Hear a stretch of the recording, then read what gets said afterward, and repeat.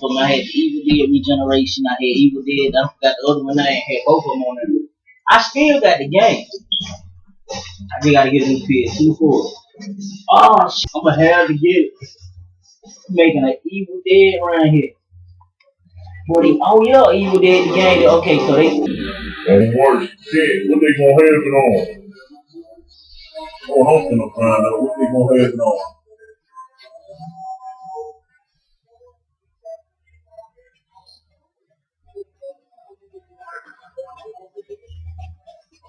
Was you fucking mad? Told you I get all this. I ain't even got no damn patience. I'm gonna have to find out what it's gonna be on. Ain't no gonna read the rest of it. But if they gonna ever have it on PS4. Mm-hmm. But I know they gonna have it on the 5, you know. Yeah. And they gonna have it on the laptop. Well, they come out Evil Dead the game. Hello, football fans. Brad Nessler here, along with Kirk Street in the booth and Aaron Andrews on the sidelines. Oh shit! It released on the 13th, so it's gonna be this one. They gonna have it on. Sports on ESPN. Today's game is May. Oh, they gonna have it on? Yes, sir. I'm getting it. I'm finna go buy this bitch. I don't give a damn how many feet with all I gotta sell. I'm finna go buy this shit. I'm finna make a sale next week. Well, make some sales next week. So, that little 400 come in. I'm just like this. I bitch leave me alone. I gotta go find it. Oh man. Oh man, I'm buying it. I'm gonna have to make me a new little thing on the phone account so I can go download it. I gotta go buy this shit. Good.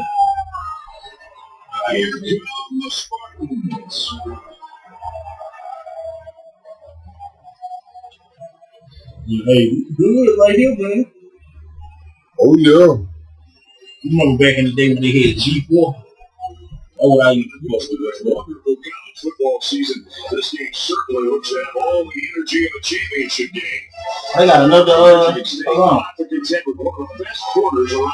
He's going to have to be in shutdown mode today because the series going up against this one. Back in the day we were growing up, they used to be shit. Teenage Mutant Ninja Turtles. Hell, someone play it on YouTube.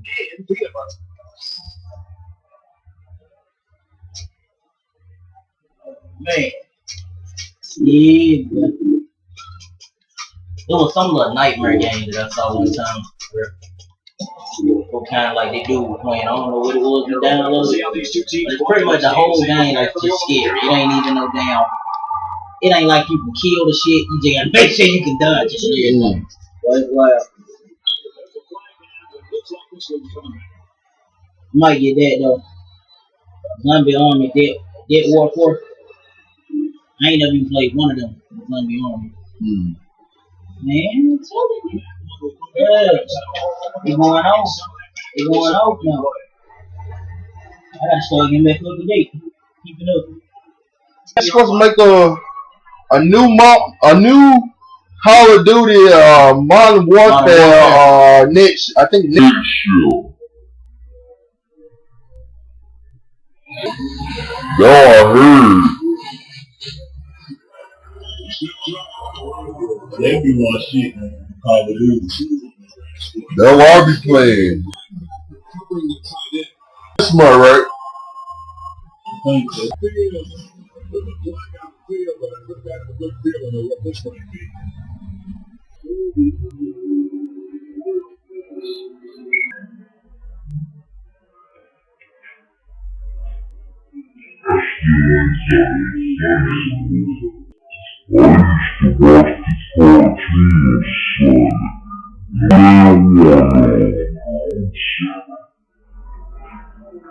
I know, I think it used to be every Saturday on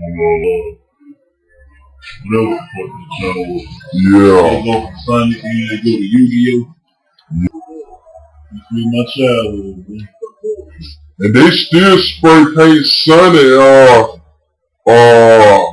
at the railroad by the bridge. On Hillby Bridge. Yeah, they spray paint Sonic. Why used to hang at under the bridge? You made like a tradition or something? Yeah.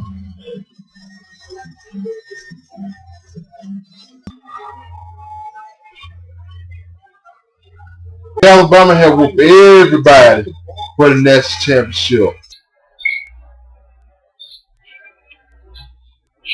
I had my classmate. I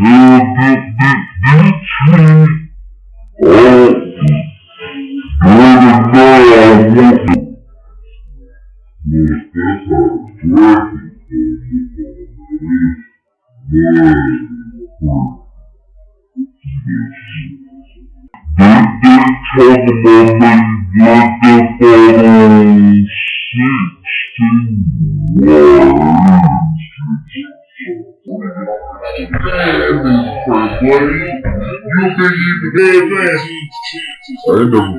Man, it ain't even just a game. It like, okay, so it started off with movies. You go from Evil Dead, then they got Evil Dead 2. Like, both of them is like, Evil Dead 2 is kind of like some what if stuff. Like, if Evil Dead would have went like a different direction, right? So it go from Evil Dead, then they go to Evil Dead 2. Then you got Evil Dead Army of Darkness. Then you got Evil Dead Ash versus Evil Dead. And they had like it was like a whole TV series. Let's Evil Dead fan, man. We big, man. We were waiting. We was like, so when they can come back with some good shit, Evil Dead. That's when they came in. That right there, man. This shit goes way back to like the 80s. You feel me? Yeah. This is like. Matter of fact, let me see when was the first Evil Dead. Was it the 80s or was it the end of the 70s? The very first Evil Dead. It's a whole lot of Evil Dead movies. Matter of fact, let me correct that. It went from Evil Dead to Evil Dead 2, then to Evil Dead Army of Darkness, then it went to Evil Dead, and they got like, I think one that came out in 2011. Then it went to Ash. Alright, so the first one came out 1981. That's before we born. Oh yeah. Well, when I was a little kid, I was like, when I found the movies, I was turning to the TV one day. Then I popped up on the channel and went past, and I was like, hold on, let me go back. And here I was, I'm a baby. Like, you know, like, what the fuck is he? But you know, over time, movies started getting hard, then they started getting soft. You know what I mean? So when I ran on to some hardcore shit, like straight in the 80s, I was like, oh, this shit tight. I mean, full blood and everything. I mean, everything was gory as hell with a little bit of comedy. Like, this is what I'm fucking with right here. And ever since that first little movie, I was like, Evil Dead my shit. But yeah, so the first one came out in 81. The second one came out in 87. The third one, which is the Army of Darkness, came out in 92. That was probably when I was damn 2 years old. Yeah, I done watched all these damn movies. Then they had the fourth one, came out in, I thought it was 2011, it was 2013. I know one thing, I saw it. When it first came out, I was in that bitch like that. Like, yo, come on, give it to me. Put it up on the screen. I'm like, this shit hard. Because I know I went to go see that. And I also went to go, were you a Fright Night fan? Yeah. Fright Night. So almost all the Fright Night. I'm pretty sure, unless it's one, it might be one that didn't slip my mind, but I know it slipped me. 20-yard line. I know I saw all of the Fright Nights according to my girlfriend. According to me, I think they only made 3 of them, right? Yeah. I think it was just 3. I'm gonna see if there's a 4th one out there. But yeah, man. When that last Fright Night came out, I was right in the movies, ready.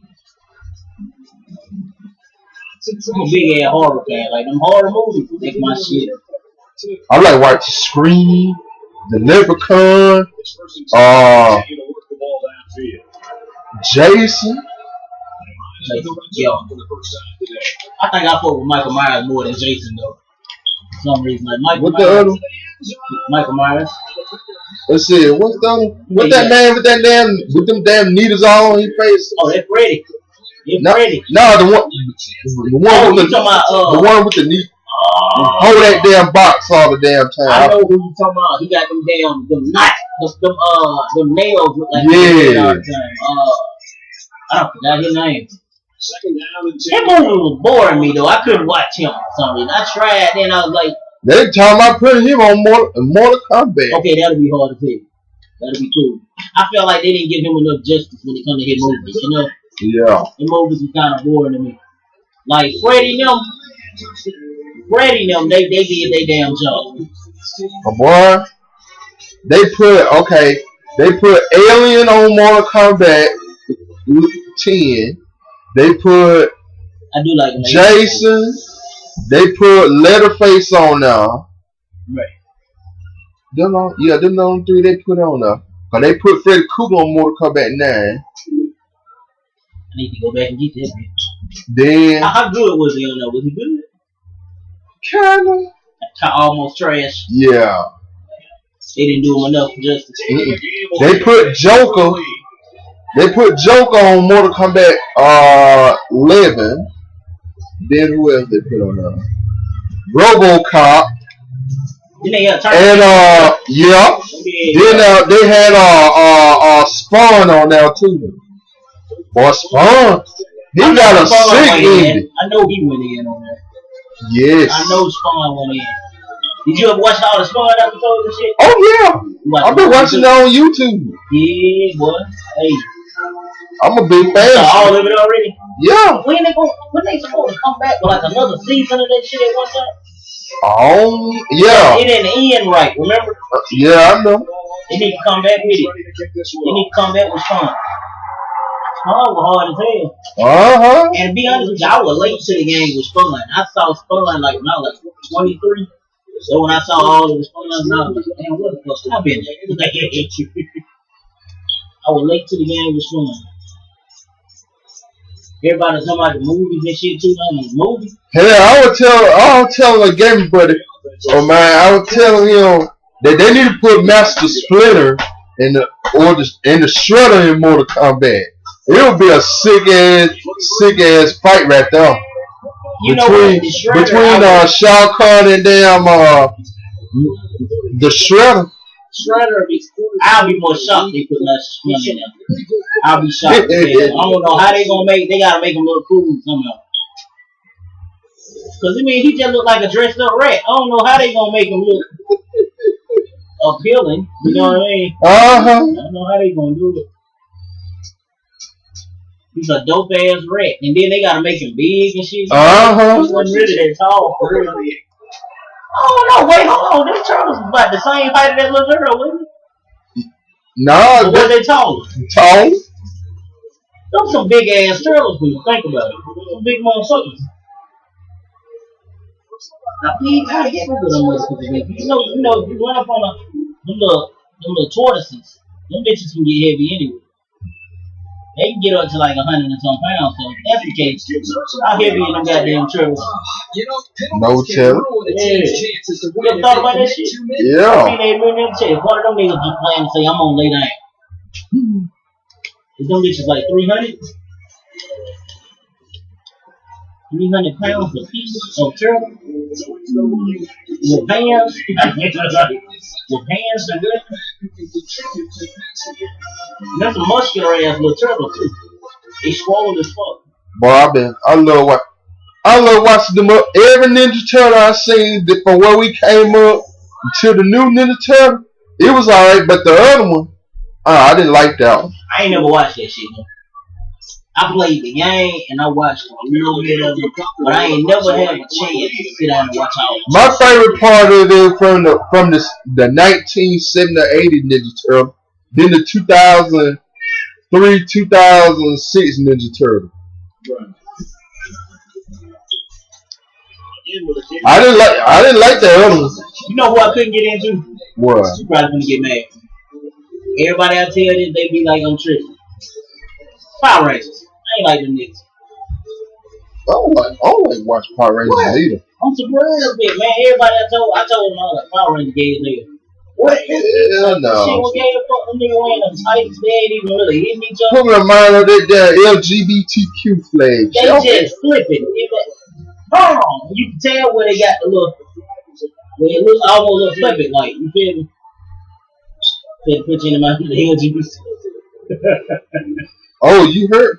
Well, hey, pretty soon we gonna have a new government.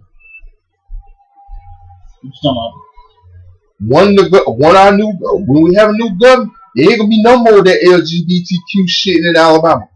They're gonna take that shit elsewhere. Nah, that ain't going nowhere.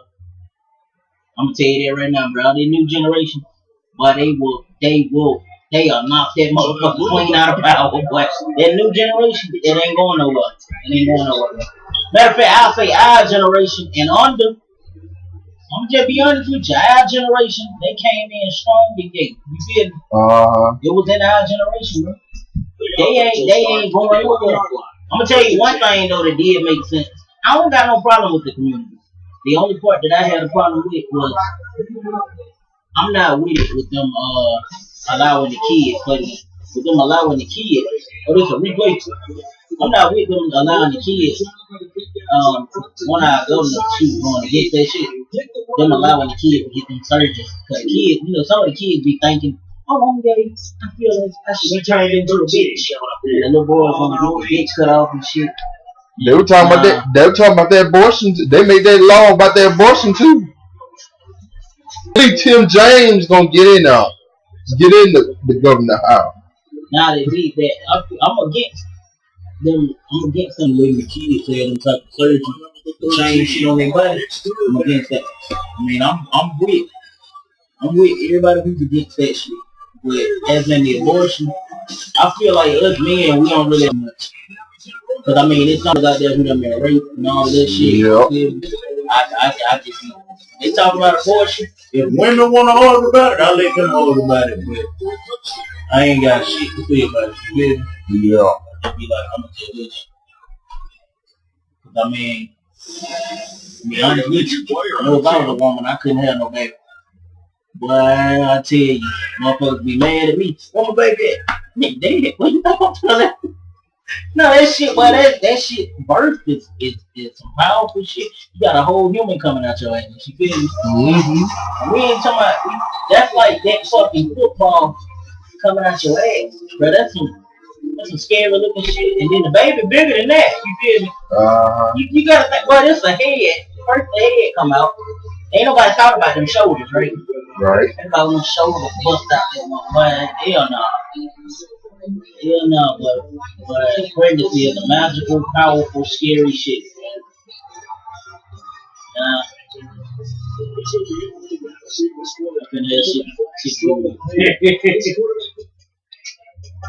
I'll knock a girl up. What? Be like, bitch, you is strong. Your ass strong than you, bitch.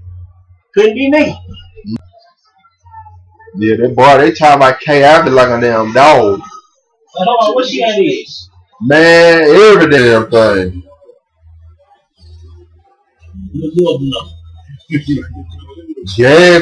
Gas price going up.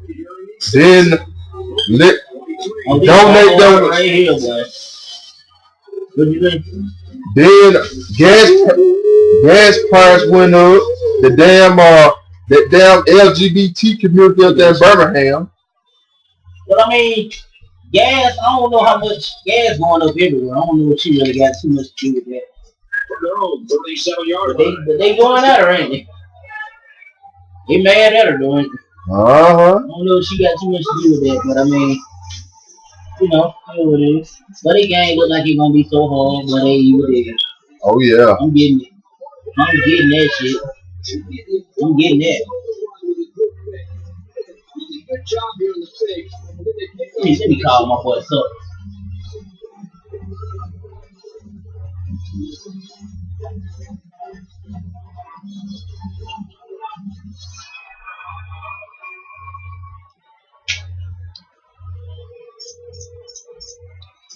First down, 10 yards to go.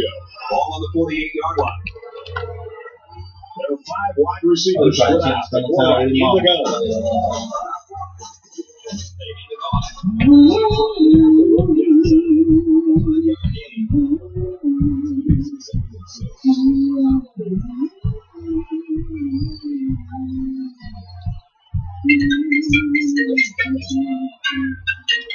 It's second down, 6 yards. What's up there, my boy? Ball on the 43. Happy Mother's Day. Hey, man, I'm over here chilling with my family, bruh. So, bruh, how about I didn't know. Bro, you know it's another Evil Dead coming out. Didn't we talk about that?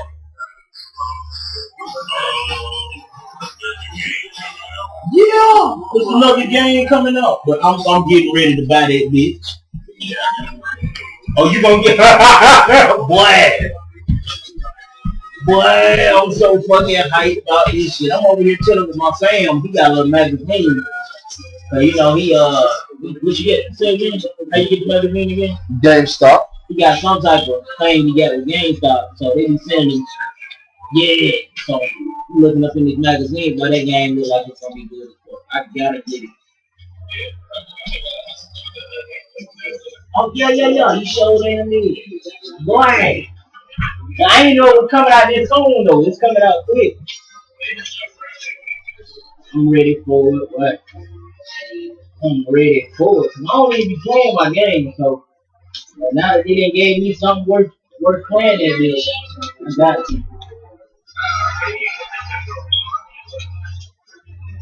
You think what? Oh shit, I'm gonna have to get picked up. Oh, what you see right here? I think they got another Dragon Ball Breaker. What is it?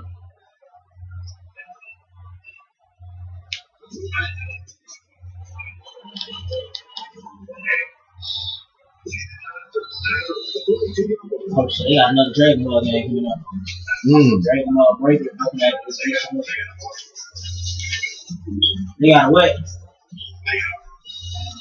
Oh, so that must mean they got a story mode with this shit. They see, I feel like they've been sleeping on the stories lately.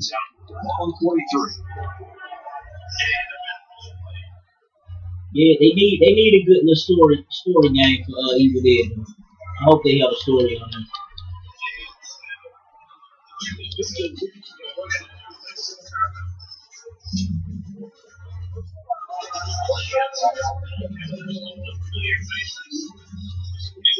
Yeah, I'm gonna look it up. Yeah, look it up, see if you got a story though. If you got a story at all. What? That shit would be hard.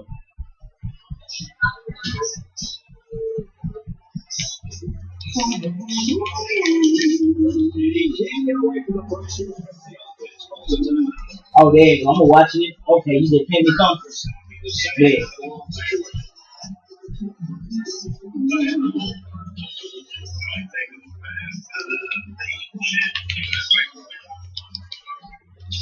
What you doing for your family today, my boy? Or your mother? Oh, you did yesterday?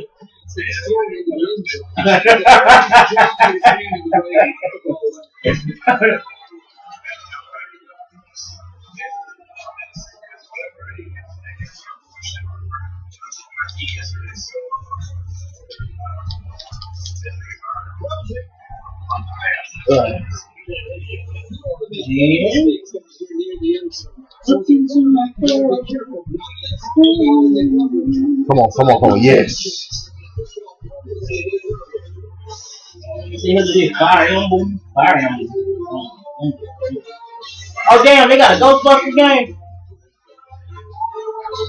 Yeah. I don't know why this shit look like it's fun to me, but I'm gonna have to try it. I see somebody I'll look it up on YouTube and see if it's good though. The Ghostbusters game. I seen somebody stream it before. Did it look alright? Yeah. And you just did your hand with a wiggle, I don't know. Oh, yeah, it's alright. Sorta. I'm gonna look it up, I gotta find out, man. Cause like, you know, if it's something like, you remember Luigi Mansion? That shit was hard to me, bro. That was a classic. That was a little hard one to me. You know, it's one of them games not everybody gonna fuck with it. It's just, I think we all got one game and it's like, not everybody will fuck with it, but you fuck with it for some reason. You feel me? Finding the formula early is the Nelson Hall for information. Now we have minutes to work with. Unfortunately, they did, They man. take down inside from the back of their spawn, so they have no back control. Huge one-on-one comes in from Cryptix as well. Kismet finds a third, so this might be the collapse. Remember, Dan Kleenex, he's going to be the player. He got red on the flank. Such a beautiful play coming in from Hydra. This is going to allow NYSL to get on that point. missing out.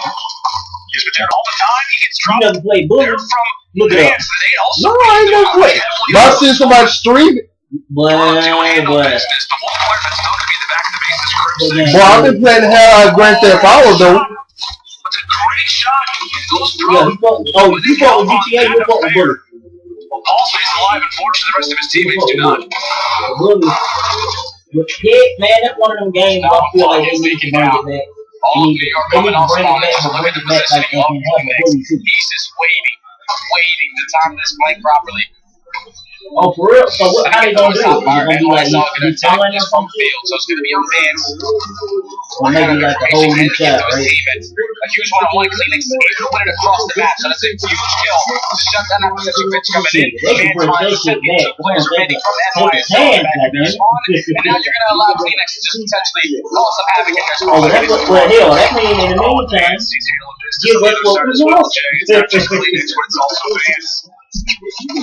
I mean, what other games do Rockstar got? New York have made a decently sized push here. The trades, though, continue to favor them, but they've not read Hydra. They were not aware of his position. Oh, yeah, they do got a couple. He's hanging up on the backside of the tank. Hydra gets dropped. What that Cryptix does as well. Another very well played position from Ultra when they didn't know where everybody was. They remain composed. Vance with that information quickly gives the info over to his teammates. They're ready.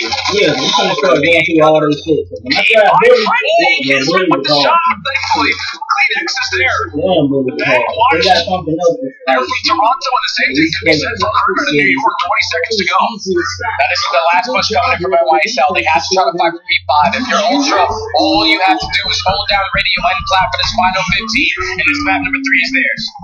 Can they have another break? They were able to do some magic in the last round. Can they fight it here? Okay, LA going. Uh-oh, they get 3. The break is in for NYSL as they find all 4. A full team What about win this next right thing? when they have to fight it. Is it magic again for the Subliners?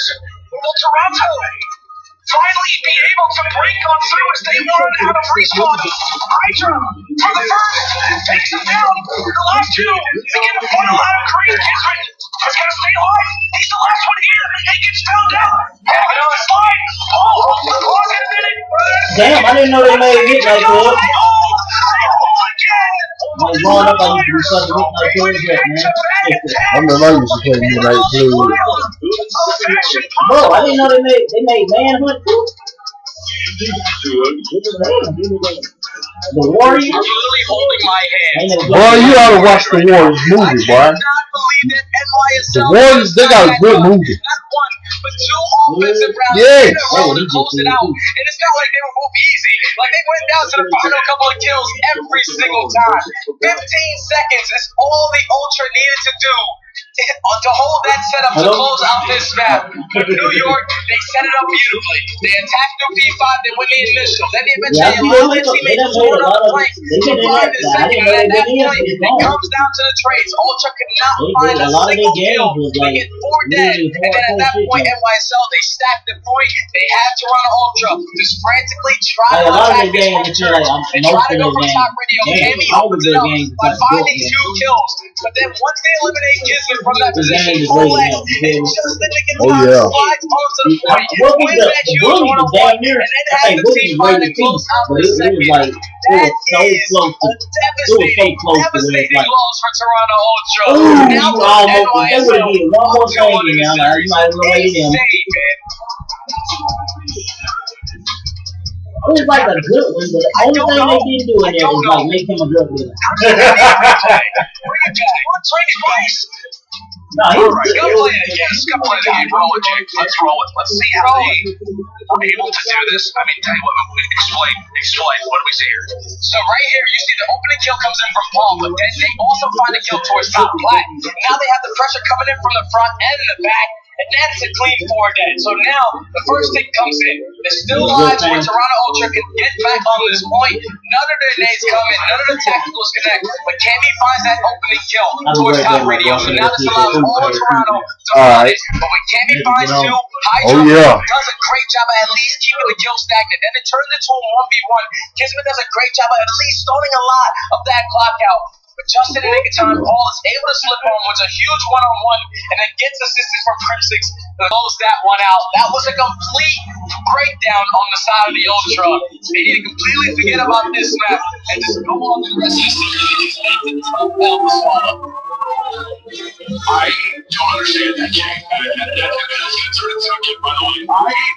I don't know how that happens. I mean, you just broke it down, but the fact that they do it twice, they do it 2 times in a row in similar fashion, that was crazy to me, man. That is absolutely wild. The fact that they were able to pull off something like that, man. That's crazy. 9% offense, dude. 9% before the match started. Insane, man. That's crazy. That's a tough pill to swallow, right? If you were in Toronto Ultra, obviously, you felt like you were in that game. I mean, I was already kind of thinking about the next star point coming up just because, I mean, how often, right, did we see a team who was up that big in ticks, up 2-1, the opposing team is not going to have to win 1, they're going to have to win 2 attacks. Does not happen at all. Incredible stuff, obviously, for NYSL, but I mean, you see the face. I mean, Kleenex looks like he has a pop. He just got surprised by a pop quiz. Like he has no idea what's going on right now. They're going to be incredibly composed. They're going to have to instantly get rid of what was a breakdown in that last game. Yeah, they gotta let it go. And the good thing is that these next 2 matches for them are a little bit more favored on their side. We're going into a Tuscan hardcore where New York have yet to find a win. They're sitting at the James Bond 0-7 on that map. And Toronto Ultra, they're sitting at 2-7. Not a lot better, but at least they got a couple wins underneath their belt. They just had to completely forget about that last map because momentum is heavily on the side of NYSL. The way that they've been winning a lot of their series have been 3-1s. Because by winning that first hard point, they dropped the search and destroy, which they haven't. Besides today, they usually come back and always just want to have control. But I'm still at a loss for words for that bad, man. Like Toronto Ultra, you gotta feel bad for the guys because that's 2 rounds away, but they could have just closed that one out. That is, dude. And at the same time as well, like we're looking at this New York team. We talked about it, Hardpoint. There was issues. They've worked on that with this new team. Kismet has come in and done wonders for the roster in Hardpoint. In communication, in winning search and destroy, whatever it may be. I mean, all kinds of different things. And then we go on to talk about how they're only winning 9% of their attacks on Tuscan. They had to because of his unbelievable plays along with the rest of the squad. Well, now they've got an 0-7 record on Tuscan, and I feel like, Jay, this just could be another check off the list. Really, an hard Kismet in this New York team. Surprise, well, it can't get any worse, right? So, like, it can go 0-8, but you can only see the upwards from here. So far in this series, Kismet playing so well at 4.03. He's the objective line for this squad. He's putting up stats like that. So you got to tip the hat to this young man. But here we go. Into the map number 4. NYSL trying to close it out here. Toronto Ultra trying to force the game 5. You can already see it. NYSL, 3 early kills in the feed. Fully set up for this P1. Kismet whips out the AR, making it look easy. This is not a good start for the Ultra. This is not at all. This is not the greatest start that you can ask for from Toronto. But again, as we said, it is early. It's early, crap. It's early. Okay, finally taken down. There we have it. Toronto 2 out for the objective. I gotta say, I'm getting maybe a little worried there, Jay. I'll be honest. You got me quickly terrified of what could be a very fast Tuscan hardpoint. What we do expect it obviously to be entertaining one. Right now, Ultra thinking about next, thinking about those future squads that haven't had the best P1 performance. This band's trying to turn that performance around. Finally does get dropped, but it is NYSL with the early advantage. Toronto now prepared for P2. Yeah, so when you take a look at the stats for this map, obviously NYSL sitting at 0-7. They do not have a favorite hill on either one of these setups. P1 through P5, they do not like a single one. Their best one is going to be that P3, but for Toronto, it's P1 and P2. They find themselves on the rotation, winning this majority of the time at 66%, and it gives them a good chunk of time here. But the only thing that they do struggle with is the P3 through P5. Once NYSL allow themselves to get set up for that P3. That's where it can kind of get scary. If Ultra cannot stop the bleeding, you can already see it now. NYSL putting a lot of pressure from the front side of this P2. They're getting a good chunk of time. They're controlling the spawns for that P3 in Toronto. They need to break out now. So, Jay, you're talking about P's. I'm seeing Paul, I'm seeing Porter, I'm seeing Nocto, I'm seeing everybody go off, and now it's Kismet's turn. They started with the P, but I'll tell you what, now it's time for the rotation as we head toward P3. Toronto, I know these rotations they would have wanted, but now it is P for Paul, Paul X. Now hanging out toward the back, I believe player 8, Clinic, does not know that he's back here. Well, they'll never know. They'll never figure it out. The rest of New York lies throughout the remainder of the map, and Dave now has got control over Fountain as well. A great start to this Tuscan HP, and it could get even better from here unless Toronto can make something happen. It's Ron Sue by the opening kill. Elite shot attacks from top fire. They have one player there by Hydra and Kismet doing a great job with the SMGs, finding kill after kill, relieving the pressure. And here comes Hydra through the middle alley. He's able to at least assist Cryptix on the end, and that's going to be another 3 down in the B. Ultra all spawning out towards the middle of the map. Hydra's not slowing down, sliding and gliding before he eventually does get taken down. Inside tries to do everything he can to at least contest it, but this has been a great hold from NYSL. 75% win rate on this hill, and it definitely showed with them having that rotation. And that's another great cut-fight victory there from Hydra, so a 40-point advantage as we head toward Church. Well, Toronto have got to be rock solid on. They'll set up Because if shop they're at not, 33 yards. things could start to get dicey. Hydra made his way up from P5 and knew he had to be somewhere near. Going to lead the way as Kismet toward the bottom. He's got his belly on the Church floor. Thanks for Toronto. They're able to sniff that snake on out, so they will have some time to work with and an opportunity to get back. What has been more of a one-sided hardpoint to win our first 3. Yeah, we're doing a great job, though, toward the field.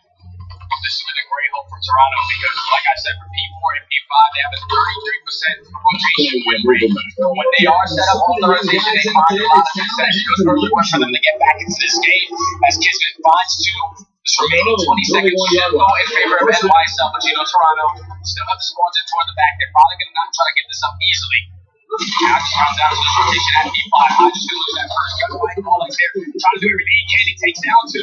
But Vance at least comes out on top now. Ultra should be set up early. And this is where you talk about right P3 to P5. These have been the primary struggle points for Toronto.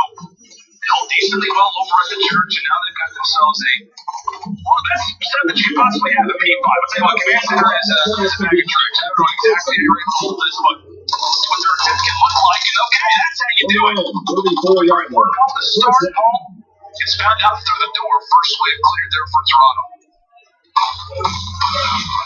That's Toronto only down by 20 points, 34 seconds remaining on this P5. You know, player Hydra is going to commit towards the flank. Potential pitch coming in as inside does hit a team kill, but they find 2. So now the pressure is in from NYSL. They're going to have control. And Kismet goes massive. 17-8 finds that 2-piece on towards oversteps. Still going to be pressure here. He doesn't get traded, but New York just keeping the game stagnant, not keeping it clean for the Ultra. Now comes into this rotation, and New York are going to be fully set up for P1. And this is what we talked about, Rick. This is the discussion point on Tuscan hardpoint. It is the second set of rotation over at P1 NYSL, recognizing the importance. You know, penalties can ruin a team's chances to win if they prioritize P1, and right now they're seeing the benefits of it because Ultra are coming in from every single direction. Whether through Vines, whether through their side, your side, or the field, they're coming from every direction. And right now, Kirk is doing a great job at locking things down, despite the multiple locations that Toronto are coming from. Once they will sneak their way through, Kirk does fall off the little spree, but Paul will answer with 2 of his own. Great work there, Mr. X. Toronto Ultra currently down by 30 points. They have to try to get back into this game or their tournament lives are all over. So let's step aside and let's listen to how the count sound with the Ultra boys.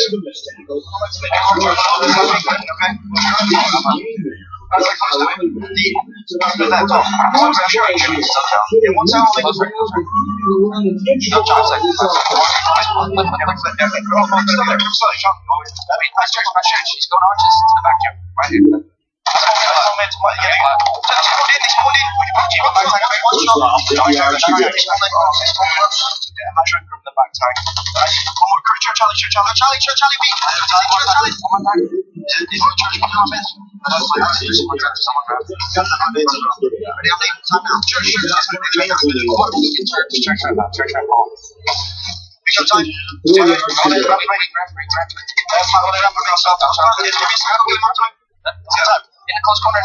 Wait. Church. Give me church. I'll get it. Church over around. Okay, tell me. And give me close to me. I'll try to pick up. Yeah, you get touch. Yeah, go around. Davis, you're behind. Alex, okay, they're right. Oh, he's close. Hydra P5. That's good. Building a push up. So if you want me to kick kids in Hydra one shot. They backed up, okay? Yeah. We need to get it to the 27. You're going to be left, and then let's go. We're looking for people. One shot in P5. It's pizza. Pretty big hill, but overall, it's a very decided Toronto. They flip spawns nicely. Really, New York has their moment in the sun, but overall, it is the boys in purple having their last lap over toward P2 at the call, but now it's time to head towards the valley. The money hill here on Tuscan, at least the biggest of all of our five. We'll see how Toronto can look to break this. A massive moment in this game, in this series for them. Cammy, the soul man, toward the fountain, eventually gets handled. NYSL with the close spawns are going to have many bodies here, Jay, but Ultra got to be careful at least to keep these guys off the last 20 seconds of time. Yeah, Ultra doing a great job of just not allowing NYSL to get a good chunk of time off of this P3. So now they're right back into this game, only down by 20 points. One group is able to win it, so the remaining 10 seconds should go in favor of NYSL. But now it comes down to the rotation fight. They take care of Kismet, but now they have to worry about the positioning of Hydra. He's going to be the guy towards top church, waiting for his teammates to get into the play. And he's holding down the overextension for P5, but here comes Hydra as he strikes for one. Kismet with the second. So you're going to try to push towards the back, potentially to play some small kills. And it's a beautiful read with Kleenex. A huge one-on-one comes out on top of that gunfight. He finds two. Last player hit for NYSL is Paul. And Toronto, they hold the spawns, they hold the setup. And now they can get back into this game, now only down 20. Yeah, man, this could be their chance. A great opportunity, just like that for Toronto. You see how quickly games can start to turn. Here on the Tuscan, and now the rotation has locked down the first wave. 25 very valuable points still left. As Insight is able to find two toward the field. Great work as Vance will handle business toward the bottom. Toronto teaching right now toward the bottom side of church. Taking New York to Sunday school, whether they realize it or not. They've got the advantages now. We head toward P5. A rotation that means everything. Both teams hover just under 200. And Ultra here first. Cammy has to try to go massive. He wins that huge one-on-one, and then Insight was the second. So now the pitch coming in. I don't know if they're going to read this as Kismet is controlling towards his top roof. Teammates all coming from the opposite side of flag. You see all Toronto is trying to attack this from below. Vance does find that open to kill. Vance finds two.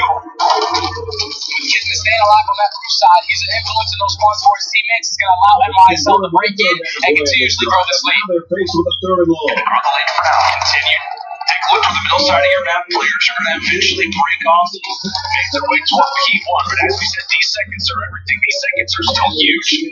Vance with great work toward the bottom. Kleenex accidentally names himself thankfully for him. Many Toronto teammates are still nearby. Paul, hey, not a big deal. You missed the window, doesn't matter. If the rest of your teammates were unless Insight is there, that's where issues can start to be caused. Last few seconds, gonna go the way of New York, but it's Toronto off of spawn. But take a look at the plays. Take a look at the plays. Coming through the Kismet, the soul man eventually gets found on out a new hardpoint. P1. Here we go. A neck and neck game. Ultra in the HP. And Vance finds two, such a big, massive kills. But look at Crimsix, makes his way in through you.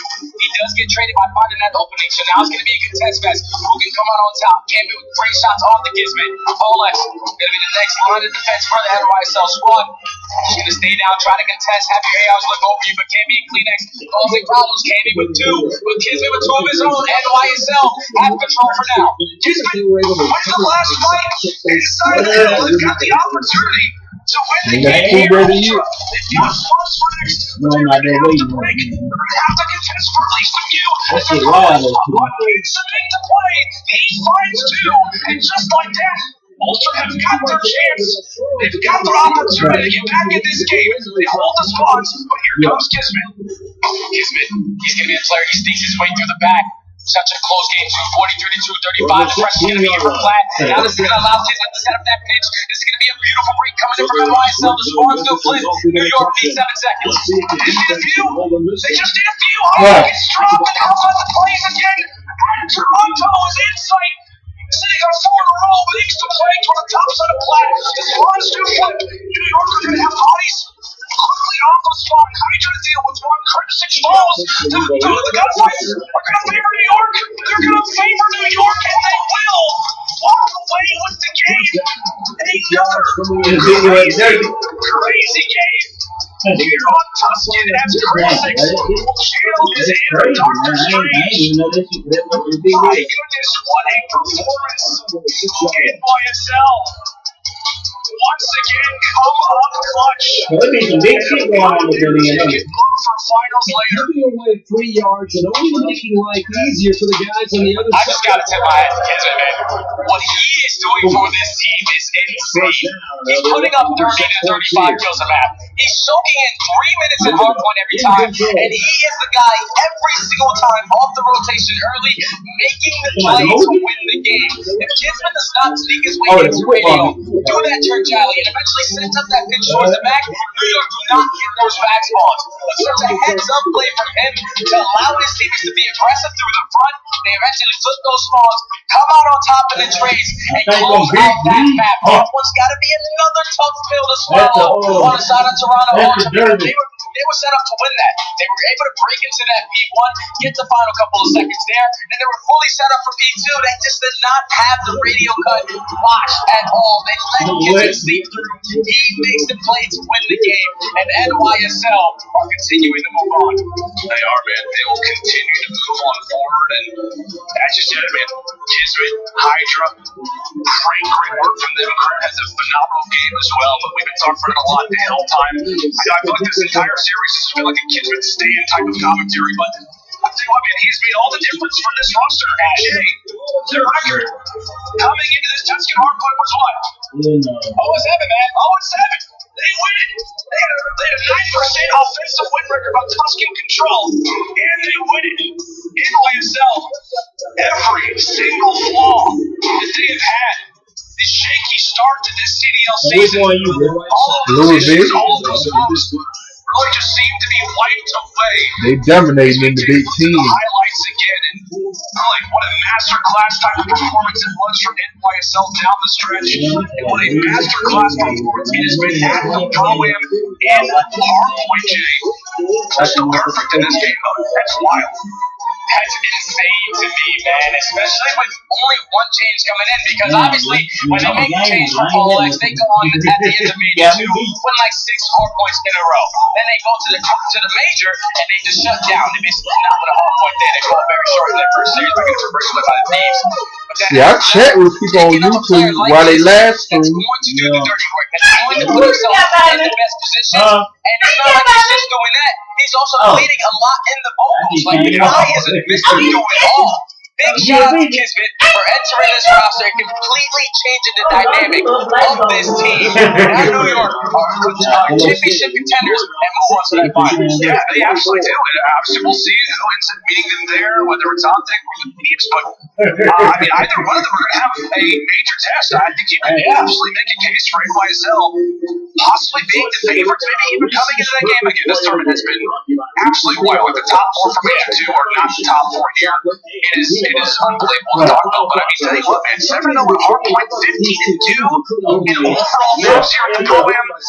Unreal scenes. I know you've got to be stoked about your team's playing right now. You know, it's all from cheek to cheek, baby. New York is rapping right now. Looking good. You know, after such a terrible performance throughout Major 2, even though they get the winners bracket, they still weren't able to contend. They make a lot of roster moves. The team with the most roster moves is here. To make that final. To make the final and try to win it. Insane from NYSL. Gotta give a shout out to all the players, all the coaching staff, but just sticking through with it, finding the right formula, and right now it's showing for the sub-finals. Yeah, it absolutely is. Obviously, commiserations to the team. I don't know how many people expected them to get top 4. They're able to do it. They're winning hardpoint. The team looks to be in such a better form right now than NYSL's days. But go ahead. Right back into the SEIs. I think it was difficult to call who was going to be the favorite of this matchup. I was thinking Toronto. I know Jay was thinking New York. Still getting in the way. Oh, man. I see Jay getting that type before I know. it's been a while, Billy. This guy, you can tell whenever Like, oh, they doing more than just hydrating plays. There's an elevated, moment there. You can tell in his voice for sure. You got that right. And thank you guys so much for the great commentary. And let's talk about the individual play as well.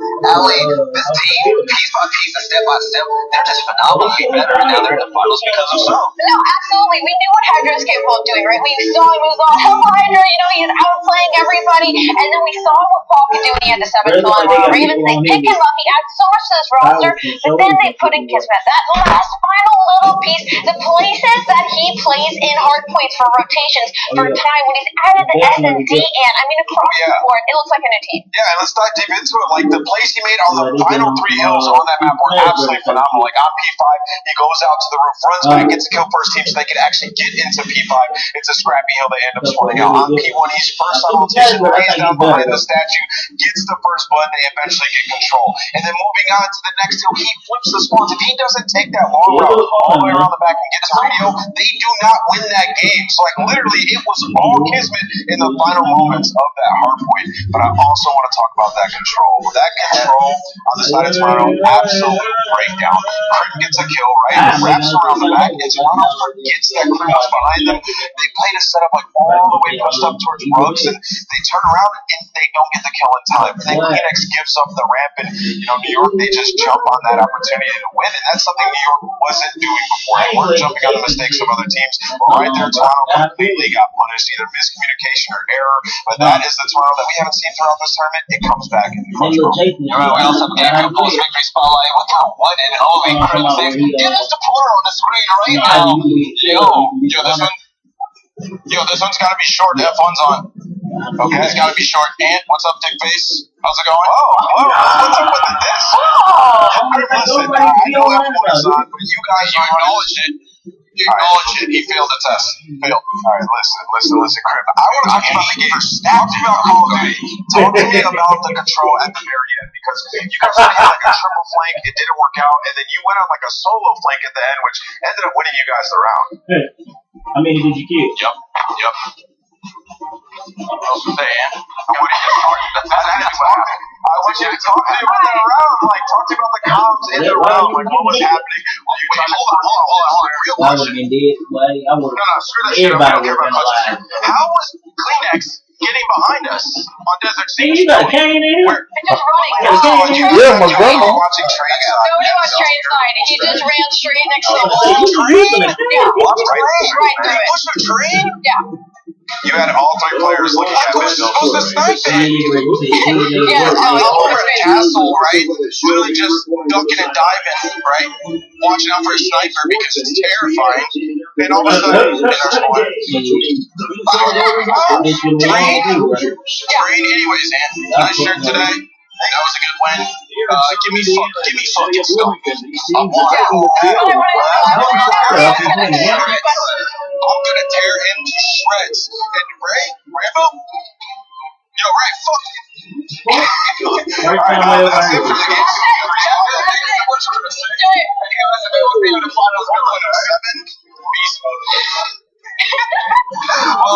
The best interviews in a row, probably, but yeah, the Crim 6, so 1.07. That's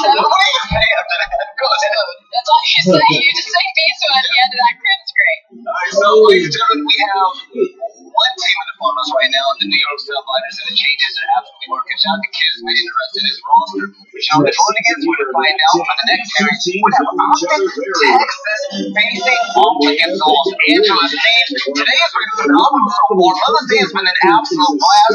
But the way the New York Subliners are taking games into their own hands, wouldn't even guess it. CDL, Royal Craft has been surprising us game after game. And hey, we have a great one coming up next. We'll catch you guys. Hold on, we can read the lesson. Reese's peanut butter. Good mix.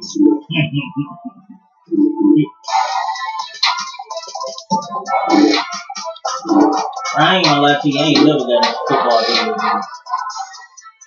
Boy. I'll go watch the games and everything.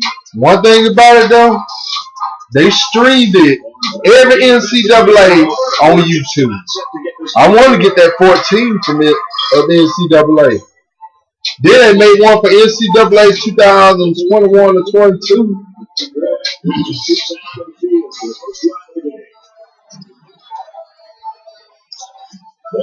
Number 19. I'm gonna have to go check it out. No, it's up. Atlanta and the last for free.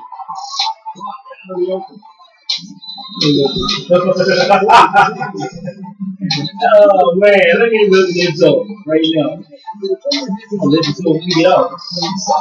Okay.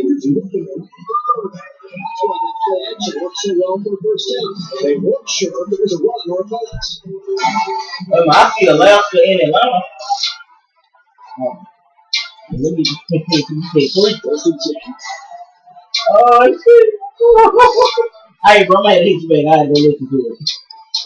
You. Alright, let's do it now.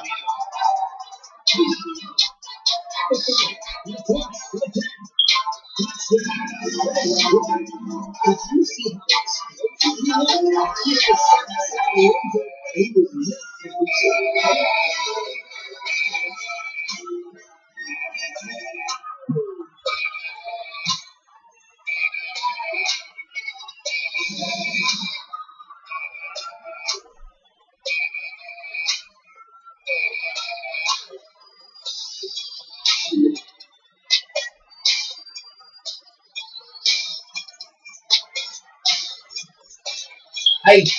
And the quarterback stays on the field as they try for the 2-point conversion. They put everyone up on the line. He'll get the call.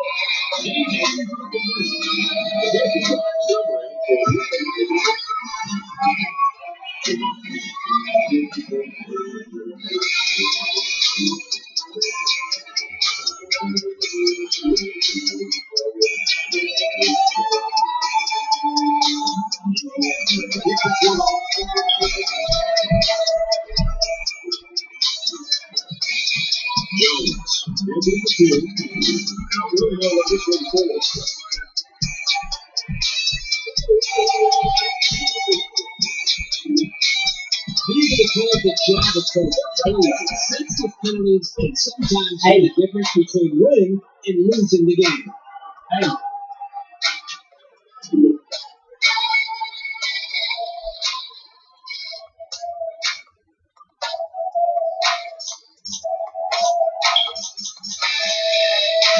First down, 10 yards to go.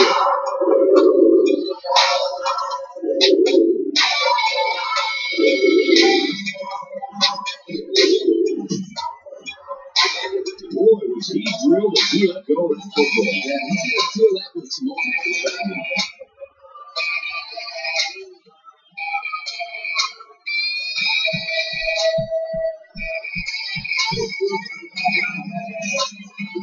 The pass.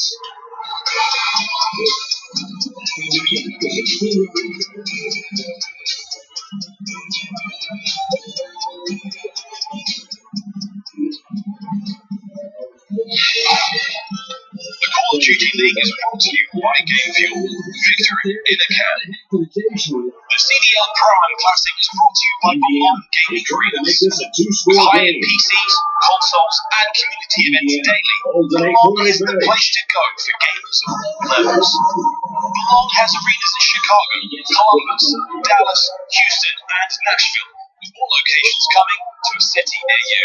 Alright, ladies and gentlemen, we walked into this day with 4 teams until Crimson Toronto moved into another dimension after that amazing win, Joe. To the New York Subliners for making their way to the finals. This has been great so far. Once again, happy Mother's Day to all of you tuning in, and all you beautiful people. Hope you're loving the show so far. We're here with the Devs for breaking it all down. I'm your host, Valley. We got Nicholas, we got Allie, and we have some more great CDL Prime Classic matches. Second series of the day, we got the Optic. We have the Los Angeles Thieves, and Allie, I mean, today is the best. That was the best way to start the day, basically. It was a very hype, exciting way to start the day, and now we get to eat even more hype because it's Optic versus LA Thieves. And Optic after that hot win yesterday. You got that right. Speaking about Optic Texas right now, nobody expected them to be here. They only had to sit out due to a thumbnail trade. General, that's the way in the big way after day 2, right? And now they're 1 series away from the finals. And nameless, do you think the boys have gas to take to do this? I mean, if they're able to pull this off, man. Yeah, Optic Texas definitely have gas and tank to do this. Search and destroy. A game mode these guys have been dominant at since the beginning of the season, and it was no different adding General to this roster. I mean, these guys look incredible. Their shots, he's so active on the map. He's getting up close and personal, playing by himself, getting those first bloods, and then managing to get away with his life and regroup with his team. They're comfortable giving up bomb sites and retaking. We saw what Scum was able to do there in that game 5. Like, these guys look like the real deal right now. They look comfortable too. Yeah, most definitely. When it comes to the game of keys of victory, 1 series away from the finals, by the way, Allie. What does Optic have to do? Well, Daphne continue his MVP performances, 1.17 KD so far this weekend, and that's even after he dropped 9 on a Berlin control. So he has been pacing across the board and get on page and control with General. 41% round win rate this weekend, 11th and number 1 this season prior to Pro Am. They are heading into a Gabutu as well, which is not their strongest. Excuse me, it is one of their strongest. They're strong control across the board. They're 6-0. So that's a good map for them in this series. And strength on strength in the control. Optic's number 1 offensive win rate on Gabutu. These number 1 in defensive win rate. So these teams are both going head to head on their best control map. Now, this team is phenomenal, but it goes even deeper than that. We saw some of the biggest collection of impact kills from these individuals yesterday in order to make it to this point. So, Optic Texas is saying you can hold up against Los Angeles. Thieves who have been tearing things up lately, okay? A lot of people thought that this team was basically I don't want many enough shit with Alabama. Proving just about everybody out there wrong. Allie, LA? Let's see if they're around now. No, I'm really on board with you when it comes to that. They are very hot and cold for me right now. They'll start doing incredible things, and then suddenly something insane happens. But the mental fortitude for this squad has been incredible. So Optic Texas really need to watch out for that. It's giving a little bit of rock to Minnesota. They will not give up at any point during the series. And what we saw from Kenny yesterday, should he bring that today into this matchup, I'd be worried if I was Optic Texas. So when it comes to the game, your case of victory, nameless? Yeah, Kenny needs to get back on track. He's played great yesterday versus Boston. He's 4.09. He's making plays with the SOG.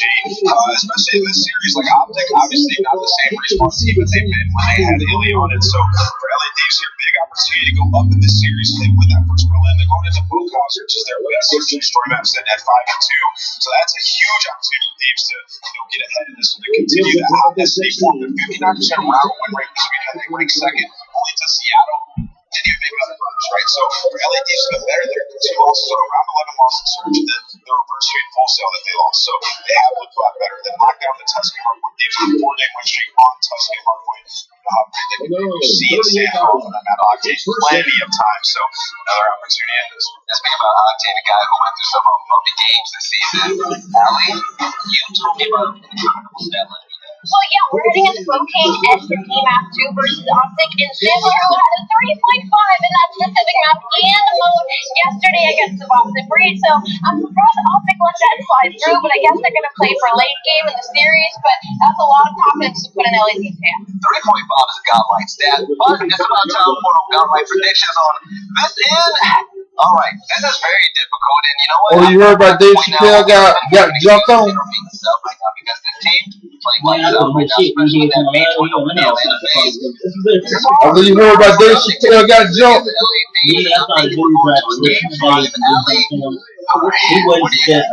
This is definitely one of the hardest predictions I think I probably have made this weekend, just because we don't know what LA Thieves we are going to get. Are we going to get the full sale LA Thieves? Yeah. Or are we going to get the V-Boss? I was surprised you didn't see Will Smith shot the hell out of Chris. Yeah, I think keep my wife's name out your mouth.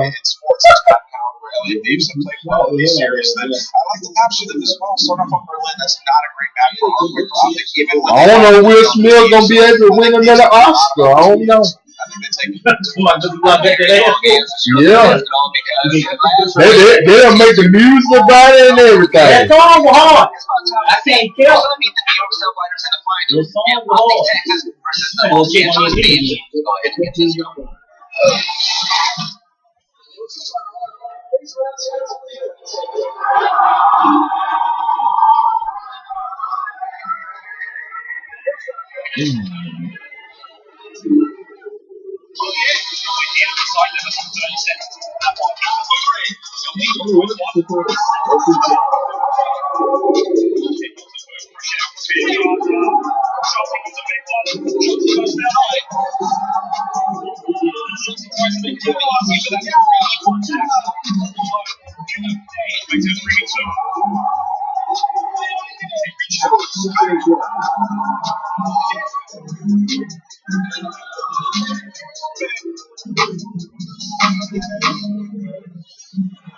Gets the ball. He answers big time.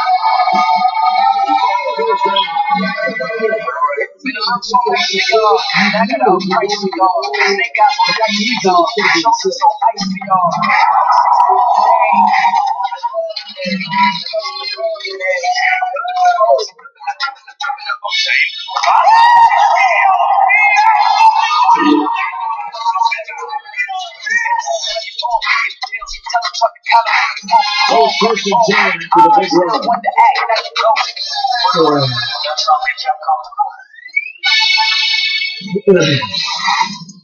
Here we go, Joe. It's Sunday, Monday. We're ready to read time. I'm with sexy substitute teacher today. What do you think? Teacher? What do you teach? What, geometry? Calculus, Joe? Calculus? Yeah, there's no way you're afraid to teach calculus. Because I do not either. No. But we've got a fun one today. And we didn't expect Op to get to this point. We wouldn't expect Thieves to either. But the fact is we are here, and it's who's going to be playing NYSL in the final. And I'm all about it, man. Let's get after it. This is going to be a fun matchup. No, it should be. I mean, listen, like, you look at the semifinal today, both of them. I mean, Toronto and New York, they've been struggling this year. LA Thieves, they've been trying to figure out what they are. And the fact is Omni has a sub, right? But I guess subs just give you some buff, as we saw at the Minnesota Major, with Smart. I just thought that this was the Atlanta Faces tournament to win based on the bracket, but I'm going out the window. I don't know what you want to say. More people keep asking me, what do you want, or what are you going to say? I don't know, because I really don't. This game has just been insane to watch. I mean, it's been a lot of fun, but it is difficult to predict. But when you saw the maps that are getting ready for this, it's difficult to predict from that standpoint just because of the small body of work we have with general in the lineup. But was there anything that maybe jumped off the page? I mean, we saw yesterday. I don't know if I want to play Optic on anything Tuscan just because of what Dashies have shots. Yeah, you can do on that map. But they do they have Tuscan Search, they have Tuscan Hardpointed, and it's still very good records for LADs on that map. I don't know if I would play them there. I really don't. But we're starting off with that Berlin Hardpoint map number 1. All right, let's get right into it. Our second semifinal. We'll meet NYSL in the final for the shot team. Helps to make the map his playground. Unfortunately, only Kenny shoot him in the back, and that's a nice start there from Kenny. Yeah, I'm a meat lover. Yeah. He's level 2. I don't even know damn potential. Hell no. Deal with this, should have shots. He hits the stairs again, setting up that pitch bolt to submachine guns to try to make it. It doesn't happen on the break-off, but they're able to do it on their second push. Draws trying to do it again when he's ready to flex. Make sure they put your barbecue on that meat. He sends his big gigs throughout the weekend here to step up. So there's some disappointing results for Thieves kind of kick off. Oh, yeah. But what did you see like from them last night? First and 10. Ball on the 31. I think Kenny just having a very solid series throughout it. Octane and the more brought paper plates out there. The more brought paper plates out there. Practice everyone is heavy moments. It's kind of what we've been waiting for this LA Thieves team. They got to watch some damn dishes up last night too. Everybody's freaking out. He's not right. He had to get comfortable. Yeah. That is for sure. And that'll be a tough one as well. And Octane gets the challenge. Dashing, but Dashing gets the better of it. That'll be 3 kills through on the feed for Texas.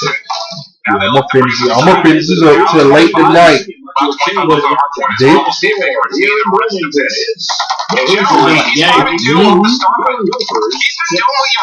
I started playing yesterday. When I got to play, when I got back from the grocery store, yeah. Been waiting so long for this moment just to see her playing with this Optic roster. I got to finish up Madden too.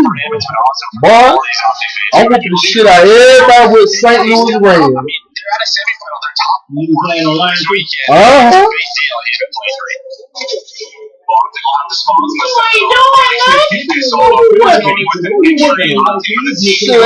Every game I see on them, I'm playing the franchise mode. Still work to do there, at least if we can test things that are not too far. Yeah. Oh, the landlord. Alright, I'm gonna go ahead and watch some anime. Alright. On your phone. Hey. I ain't forgot you, Rufus. Alright. I've been helping the woman across the street. It's Mother's Day too. Yeah. You calling me, but I'm ready to come over now. I'm finna use the bathroom, then I'm coming. Alright. Okay. Alright. Hold on.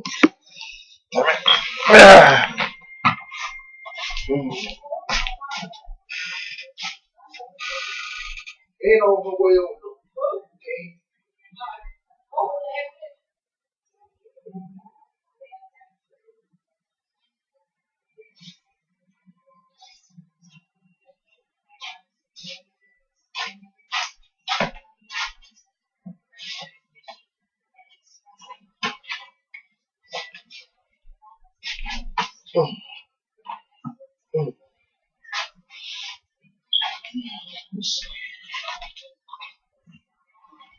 Oh, no.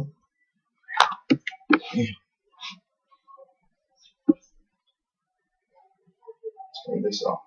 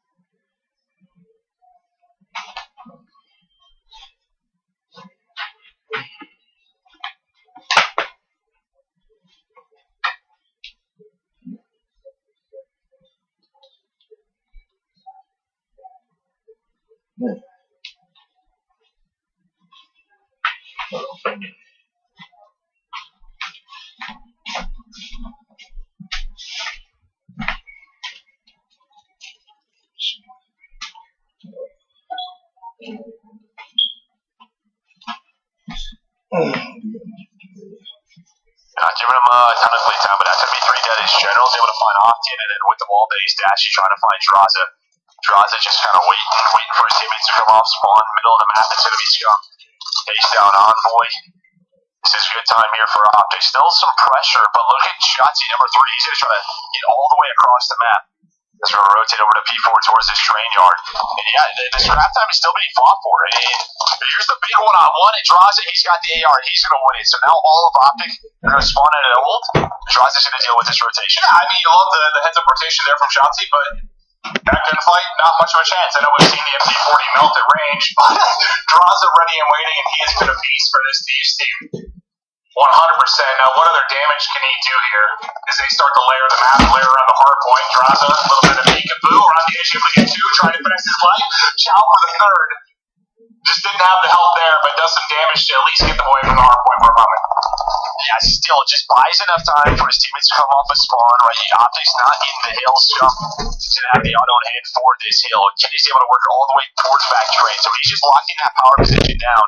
And you're just keeping this messy, trying to, as Dashy's going to find that kill, so now maybe some time, an opportunity for Optic to get on this hill. Cheryl's going to get on it, and I think LAD's are just going to try to hit some nades and try to set up for B5.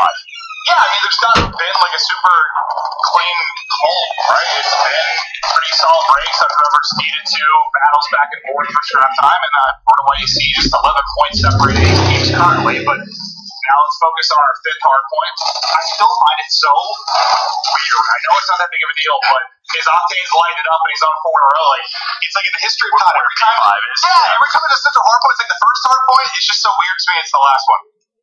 Yeah, well, while that was all going down before P5 actually pops, LAPs, they won 3 gunfights, but the one gunfight, the one for Optic was by Scum, and that was Fireside, so he actually flipped the spawns. But Octane looking for 6. I don't even know if I should have said it. It's been so elusive. It's been now he's looking for number 8. He's got the drive up and locking down rotation shots. Yeah, I know you love to do this. He's just watching a window. Yeah, popping off right now. Absolutely taking over. It's going to be a double-digit streak now, 10 in a row. And look at the kill feed. The teammates picking up the rest of the scrap. Everyone was kind of around the defense. Like, there wasn't a lot of separation. No one taking over the map. But Sam LaRue, it is done. You can see the sponsor actually put out. So they have a 40-point lead. That is a ton of time for that P5. Westcott, you are 751 behind basically in streak. This Optic going to have to break your Tommy doing a shot. Work fireside, but Octane right now is not missing. And Octane, I mean, he's always liked playing against this team for just years and years. He loves playing. I mean, he plays for Octane. But he's always pretty much such confidence with shots. He's trying to make that break happen. He does it once again, just so patient at the right moments. It's just, he has those players that want to play Optic, don't line the crowd against him, want to shut him up, but they're kind of thrive off of that. I know it's a little bit different environment here, but yeah, I think that mental play still exists, certainly. It was a hell of a sequence from Octane. Now he's stuck doing himself. They're able to take down two. Because he is the 14 and 13, and you're just trying to answer back with a solid chunk of time, but we just have 5 seconds on the hard point remaining. We're taking a look over the other side of it. It's Scum's POV and Fire versus right outside the hard point on beat general. And you've got everybody here for the fight for the next hard point. You got that break though right at P1. I mean, we're about 36 on that. Would have been a 60 point swing. Let's call it 60, 70 point swing. LA Thieves, they would have been at 180 maybe. Right, the rest of that time, probably 100 point game. But behind that break from Optic, they're still within striking distance. Yeah, like how many hard points have we casted? Just this weekend where it's been, they're down like 80 to 100 around the course of the game. Can never just get back to where it's manageable. If it's manageable, you absolutely can still take this. You can bring the swing in your favor. There's going to be some clutch moments, and they're finding the kills around the hard point right now. Yeah, big moment right here. 20 seconds left over at B2. We're going to take the P3. Teach Ross, and he's playing pretty safe. Same with Octane. They are basically playing not to lose these spawns. They're going to give up the time. Octane's going to find two. As you can just see, he is just centering so well right now. Dashy is going to play it on the outside of Docs, trying to find picks. Now I think it's going to be go time. Scum is going to go right to the middle of the map. There's going to be a really good shooter. Get LADs hold on. Well, Optic down, they have to try and rally. You're down at approximately 30 points. It's Thieves in the hard point. For what? So listen in now with Optic Texas. Yeah. Jaws is still there. Baseball strategy. Where is that? Okay.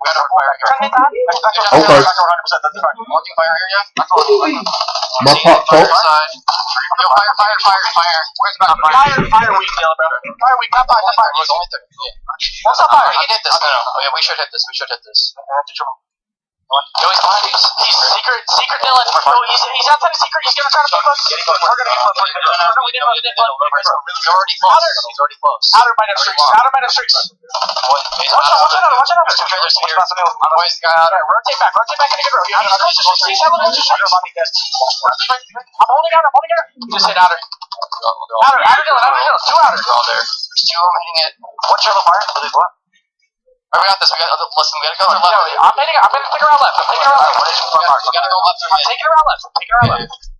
Yeah, I'm gonna have a guster mid right here. Nobody louder? Yeah, I don't see anything over here yet. Joe, it sort of seemed like in that listening, like, thieves were just a step ahead. Like they make calls. Oh, they're already there. Oh, this person's here.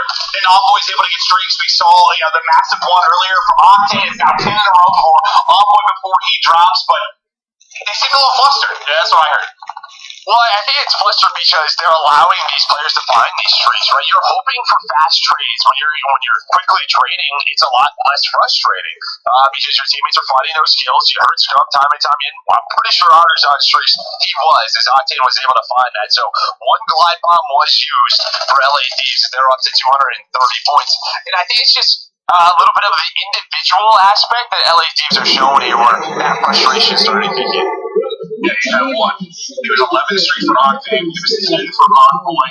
And those sequences are really where you're finding the separation right now for Thieves. They're up 18 more to secure the W as we get into fifth hard point, our second set of rotations. Early for third, but will we get there? And Kenny here at the hot start. His teammates have really gone massive around him, but there I think two for Scott. Dashy's on the feet as well. Octane getting some time, and this is where last time Thieves got a solid amount of time. if you're like this for me, I think you're just trying to win the game here. I don't want this to go to P1 because you're not going to be able to use that glide bomb. Even over towards P2, I mean, maybe you can help it if you find one of the players on the outside, but you don't want optics to chain these two together for things to get serious. We talk about those closeout moments. This is one of them right here. Well, they can do it. They can close it out here. But I think it was Timmy in the hard one. He's going to get big. That's not going to be 3 down. Not enough time left to close it out. So we are going to get to P1. And now if optics are going to rally, they're going to make this run. It's got to happen here. General has been a monster, so good up the objective. He's got nearly 2 minutes until the end of the hard point once again. Pressure to Thieves to try and break. Yeah, I mean, 2 times in a row over at P1, it was on optics to break. They were able to do it. Kelly Thieves now doing here to win this game. Number 1 Envoy after that 10 spree. He is heated up. He's on another 2-piece, 33 kills from Envoy. Octane impaled. He's in a couple more seconds. That is going to do it. They find the break in Los Angeles Thieves. Able to win for an Envoy. Yeah, it was like, for the most part, you talk about 80% of hard points, it was relatively split, but the massive stretch from Octane and then from Envoy, you dominate just a couple of hard points and you find your separation there. And I know it's a team effort, but some brilliant individual moments from Thieves. So, I mean, that's the separation. Octane needed a couple of races, they found him. This role could have been worse if he didn't have those P1 breaks. We can see it there. Envoy, he was pretty quiet at the start, but the second half of that game, everybody in Octane both have a double-digit streak on the other side. I mean, it's nothing crazy. Nobody's terrible. It's just some of those moments where you heard the frustration of those comes. Yeah, it just felt like, I don't know how to describe it other than it seemed like Thieves were like a step ahead. What did he say? Stuff was like, I think we're going to get flipped out. No, we're not going to get flipped out. No, let's push this. Oh, they're already there. No, do this. Oh, someone's already there. Like, it just felt like they were a step behind for that sequence, at least they're listening.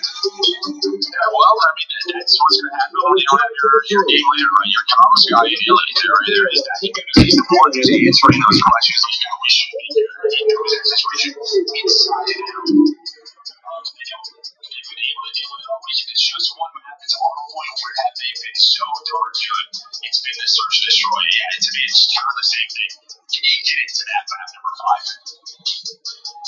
Yeah, the search has been fun to watch. It has been decisive, and you're absolutely needing here because it's not been, I don't know, there are times for Thieves where searches look good, and then it looks so bad, sometimes within the same map. So we don't know what we're going to get.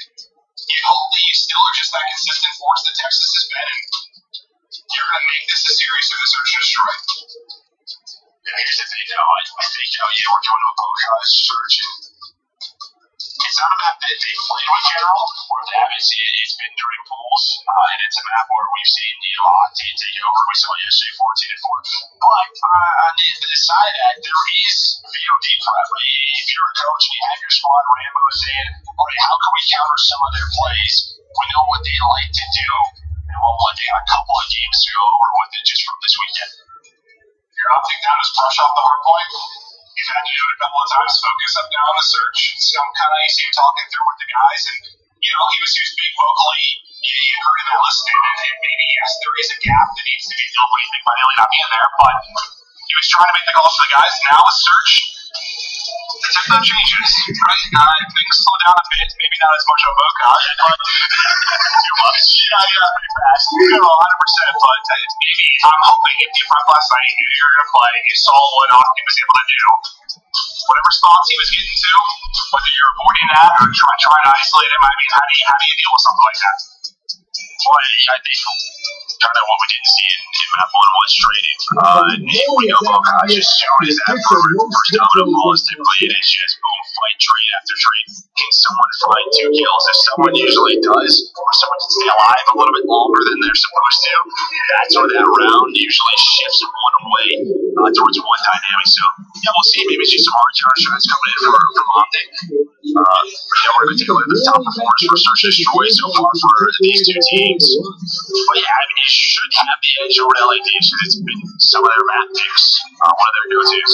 Bocage is funny because it is like, you feels like Search for a bit, right? There's a build-up. Yeah, we're trying to look for that pick, but then like, once the first engagement goes down, it suddenly shifts to hard point. And it's just insanity, like, from that point on.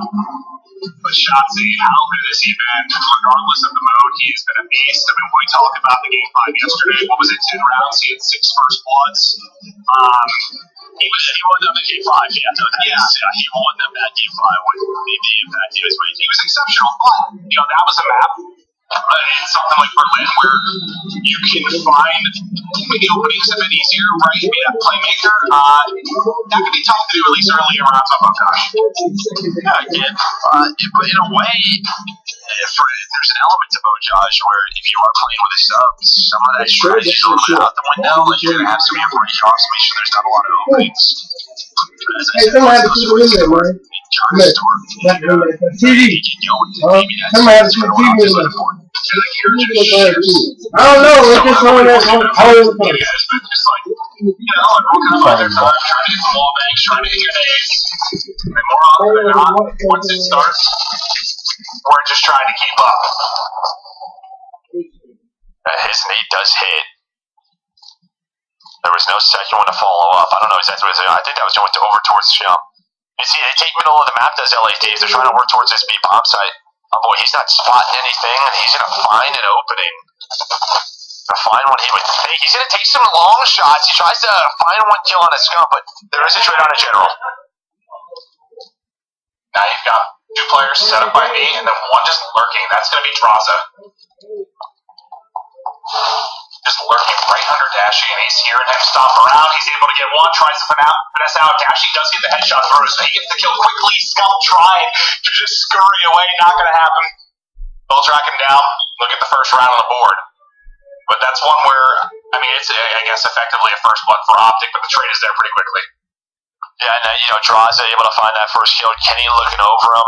And then, you know, over towards B, once you get that B bomb down during that retake, usually the offensive team gets pretty active because it's just, I mean, there's a lot of power positions where they can get you off the bomb. It's also just difficult to check it. So usually you have a player hit the tunnel, and that does happen, but because it comes to the last player alive, doesn't expect Envoy on the flank.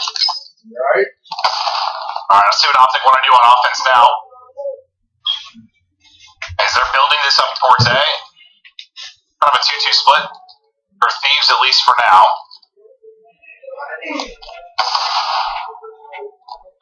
And they've got the plant wide open. Just now the lethal's going to hit.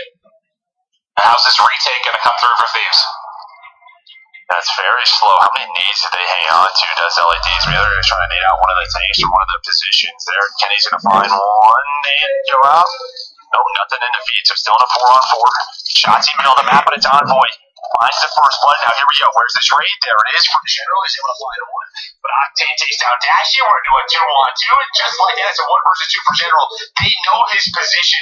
They're just trying to hunt him down. Yeah, that was a good example of what we're talking about. Just once it starts, he just goes crazy. 1v1 now. But now they don't. So 1v1, he's just going to play time. He's just going to play time. And the super sub has done it again. General with the clutch. Beautifully done. Yeah, I mean, you've got about only 15 or so seconds once he gets that first kill. And yeah, I mean, you seem confident that they might know where he is, but the fact that he gets a freebie, I guess not the case. Yeah, I mean, it was a 2-on-1, right? He finds one kill right around P1, but nobody goes through barn. He just kind of stays up top, watches the cross. Boom. And yeah, he saw a little, that's what we're talking about. Oh gosh, that's for sure. Yeah, no, 100%. But that's got to feel good for General. I mean, I'm sure for some of the Optic players, you're not playing with a lot of pressure right now, just considering the circumstances. But even General's feel it. He doesn't want to let the team down. He wants to come up and go huge. I mean, he's got 3 of their 5 kills right now. So General getting it done in the map too. Now back to offense for Thieves, and Draza like Hulk just smashing through walls. There's one right on the other side. Now Knock, he was there. And Tank's coming. Can't get away from him, but Shotzi's making the plays on the other side. There you go. Yeah, I mean, he was so That is similar to what we were seeing yesterday. How many likes you got now? How many likes you got on that now? Like, he's already involved. He's already offensive. 4,000 something. That's what they do for me. Right, like your video was quick. Hey, you can watch everything in time to let me find the space. It's so small, you can get in position so quickly, right? Like, it's just so fast. It's like you have to take a route around Berlin. It's just so confident doing it, right? Just goes for that play, y'all. Executing similar, pretty aggressive position here for Kenny. I don't know if it was spotted. Cornier's at 2 players right below him. Draws up. Pretty close to him. If they just go through it, if this one draws, he's going to peek it. He's going to peek it now. He's going to give that information over to Kenny. He's going to pop on up. The expected defense is going to get out there. He's trying to figure out he is off. found an opening. What is he It about? seems like whatever this defense is trying just isn't working. Maybe if they had just a little bit more pressure, they might be able to force him into a mistake. He actually does have the ability to drain that general war in the plan. Now up to 4-2, Shotzi with another one on 3 in a row, and it's all to Traza now. 1 versus 3. Foul play to Providence. The defense gives up some free yards. It's like the first, and he does it. Yeah, penalties can ruin a team's chances to win if they commit too many. Yeah, I was thinking, I might help you like 10 in the clip, but that's enough to at least get 1. With a big But advantage. yeah, the second he hits to the half off, he is just gone. Well, it's 2 rounds now. We're just a player stage through it. It's how turn him on around, right? Because Kenny, you would think he's in a really good position. I don't know if someone saw that from optic where he's getting shot at, right? We weren't on his point of view. But I thought as soon as he crosses some of the players towards that car tank, he was just going to be a little for it, too. But that doesn't happen. It's almost just like everybody kind of stopped, didn't move. And during that sequence, that's when Scott was able to find that first play. Yeah, it seemed like he didn't feel like safe. He's popping up and checking it like he's going to get a shot from another angle, or I mean, he's kind of staying thrown for the most part. But at least it's really frustrating to get Frogton and round 1 Frogton. Tagging for General.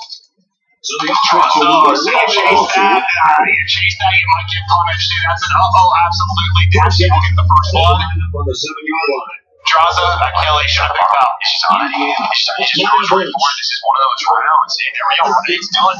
He sneaks into the position immediately, hops it. And there we go. Another shot-see play. Well, yeah, Traza. So the reason that you can see LA Daves, they take the P1 control because they just hop down to me. There's a player playing a podcast. They're watching their feet. They did not see that drop down. That is how Traza got behind the optic team. But it's like he wanted to shoot one, and he saw the player inside Grandma's. He's taking shots at Dashy. And that lifts him around. Yeah, he's going to finish one. See it start to chase it. Then it looks like he's not going to, and then you're dead. They wanted to win the round, instead he lost the round. That's how that goes. Yeah, but it's 4-1 up for Optic. Chesapeake continues to be stellar. And it's a big win there for Dashy. 6-2. It's another first month. As they continue to be so good in that regard, and another 1 more Shotzi as well. Not a ton of kills, but he has made the plays. And teams are in trouble. TSM, Kenny and Traza have a 2v4, but can we get the goal there for Traza and then the explosion? Kenny's name even said maybe gives no chance. There's a player injured, but it looks like he's just a Traza's in a really good position over there over top outside the hill.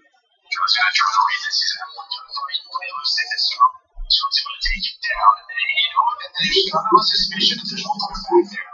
He's even going to call out when Kenny's in it. Yeah, I think the entire time in Bond is General is sort of waiting, lurking, finding his guy. And he is able to bounce out 5-1 edge. They are just smoking him right now. And look at General, right? Just constantly communicating how they're making those mid-round adjustments, finding the openings. There's been some chances for LA Daves, right? There's 1 or 2 players washed up late some big rounds, or even Traza, finding out first kills on offense. So it's a little bit different. I'll tell you what, they've shut down this round. They put up 14 yesterday, only 2 for 6 rounds. I love seeing General so local there, man. He just speaks to his confidence still in round. But the fact he is just speaking so much during it, but as I'm talking, Shotzi is a fire. Takes down 2. Last one was on the blow and hold there. 6-1 with the swiftness. They just get torched. The S&D continues to be so strong in the It was years there. Is now we're doing he always says over the door right towards that touchdown. Where they just lights out. We'll tell us get to the five, but yeah, their search destroyed. When it's done with Illy, it doesn't matter now. Like Austin fans here, this is a great showing for them. Well, yeah, because you had 10 years. He had 10 years left to put him at one and getting swamped in the search. I'm sure this is a welcome change. I mean, yeah, years ago, I was still on that Canadian search team. So maybe you know what I mean? Yeah, I do, but I just had it correct. Yeah, that's all right. I'm all aboard years ago. But it's just, it's a lot different than we've seen from this team. First down, at least in the last 5 to 7 years. But the Maxima is showing how it's going to play out the rest of the way. It was a solid way for the team to start off. They controlled it for the most part, but then the search, it just wasn't real close. I mean, what they were talking about, the quick plays from Shotzi, the replay and the diffuse, General being in his spot. They line up at the 12. It's second down. As much as I think I said them at one, I felt like listening to Tom's, they were.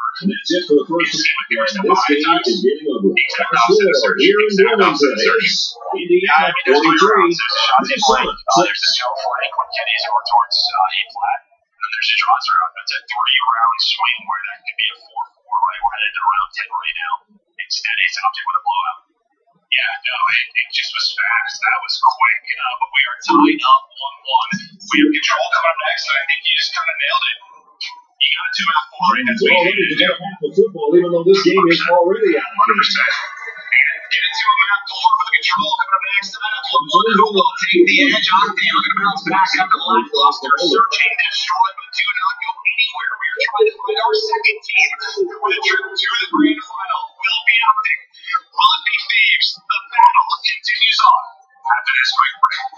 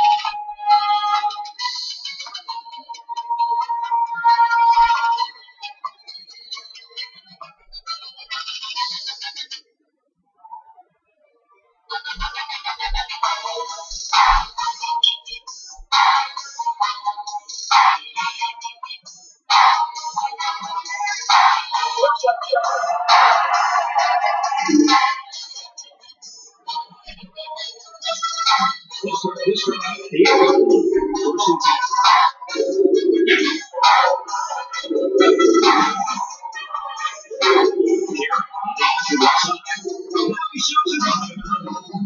Sure, what the flag is about. Let's get on the field and play.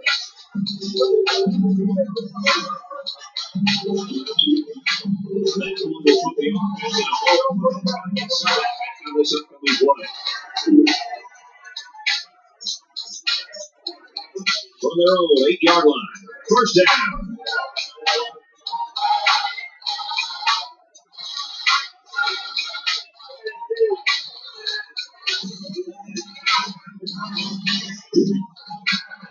Pressure, it's picked off. Heading into the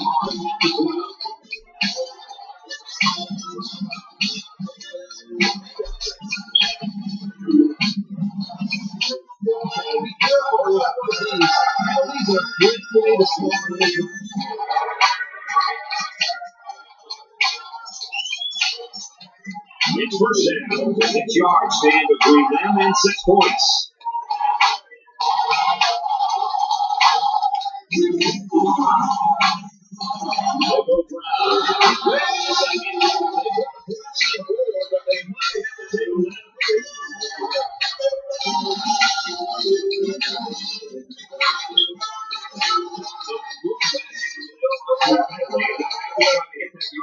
Here. Indiana up big.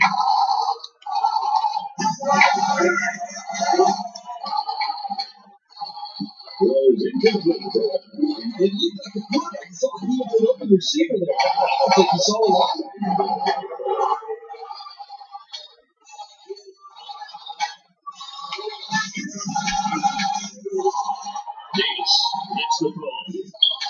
It's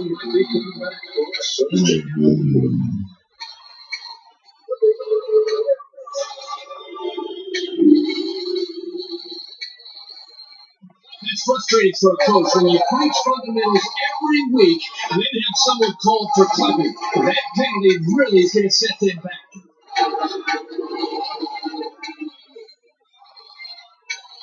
Indiana with a commanding lead.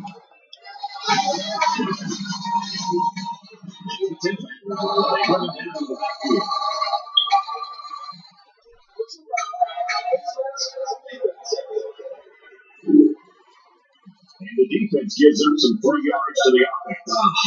Penalties can ruin a team's chances to win if they commit too many. Indiana is winning big.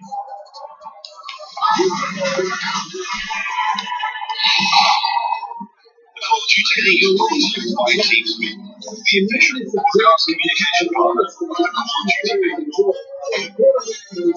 College TV is brought to you by Zenit.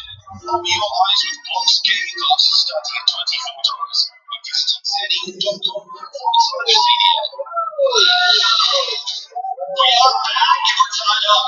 Football in Texas. Beefs. Only the whole way, Jeff. I need a game.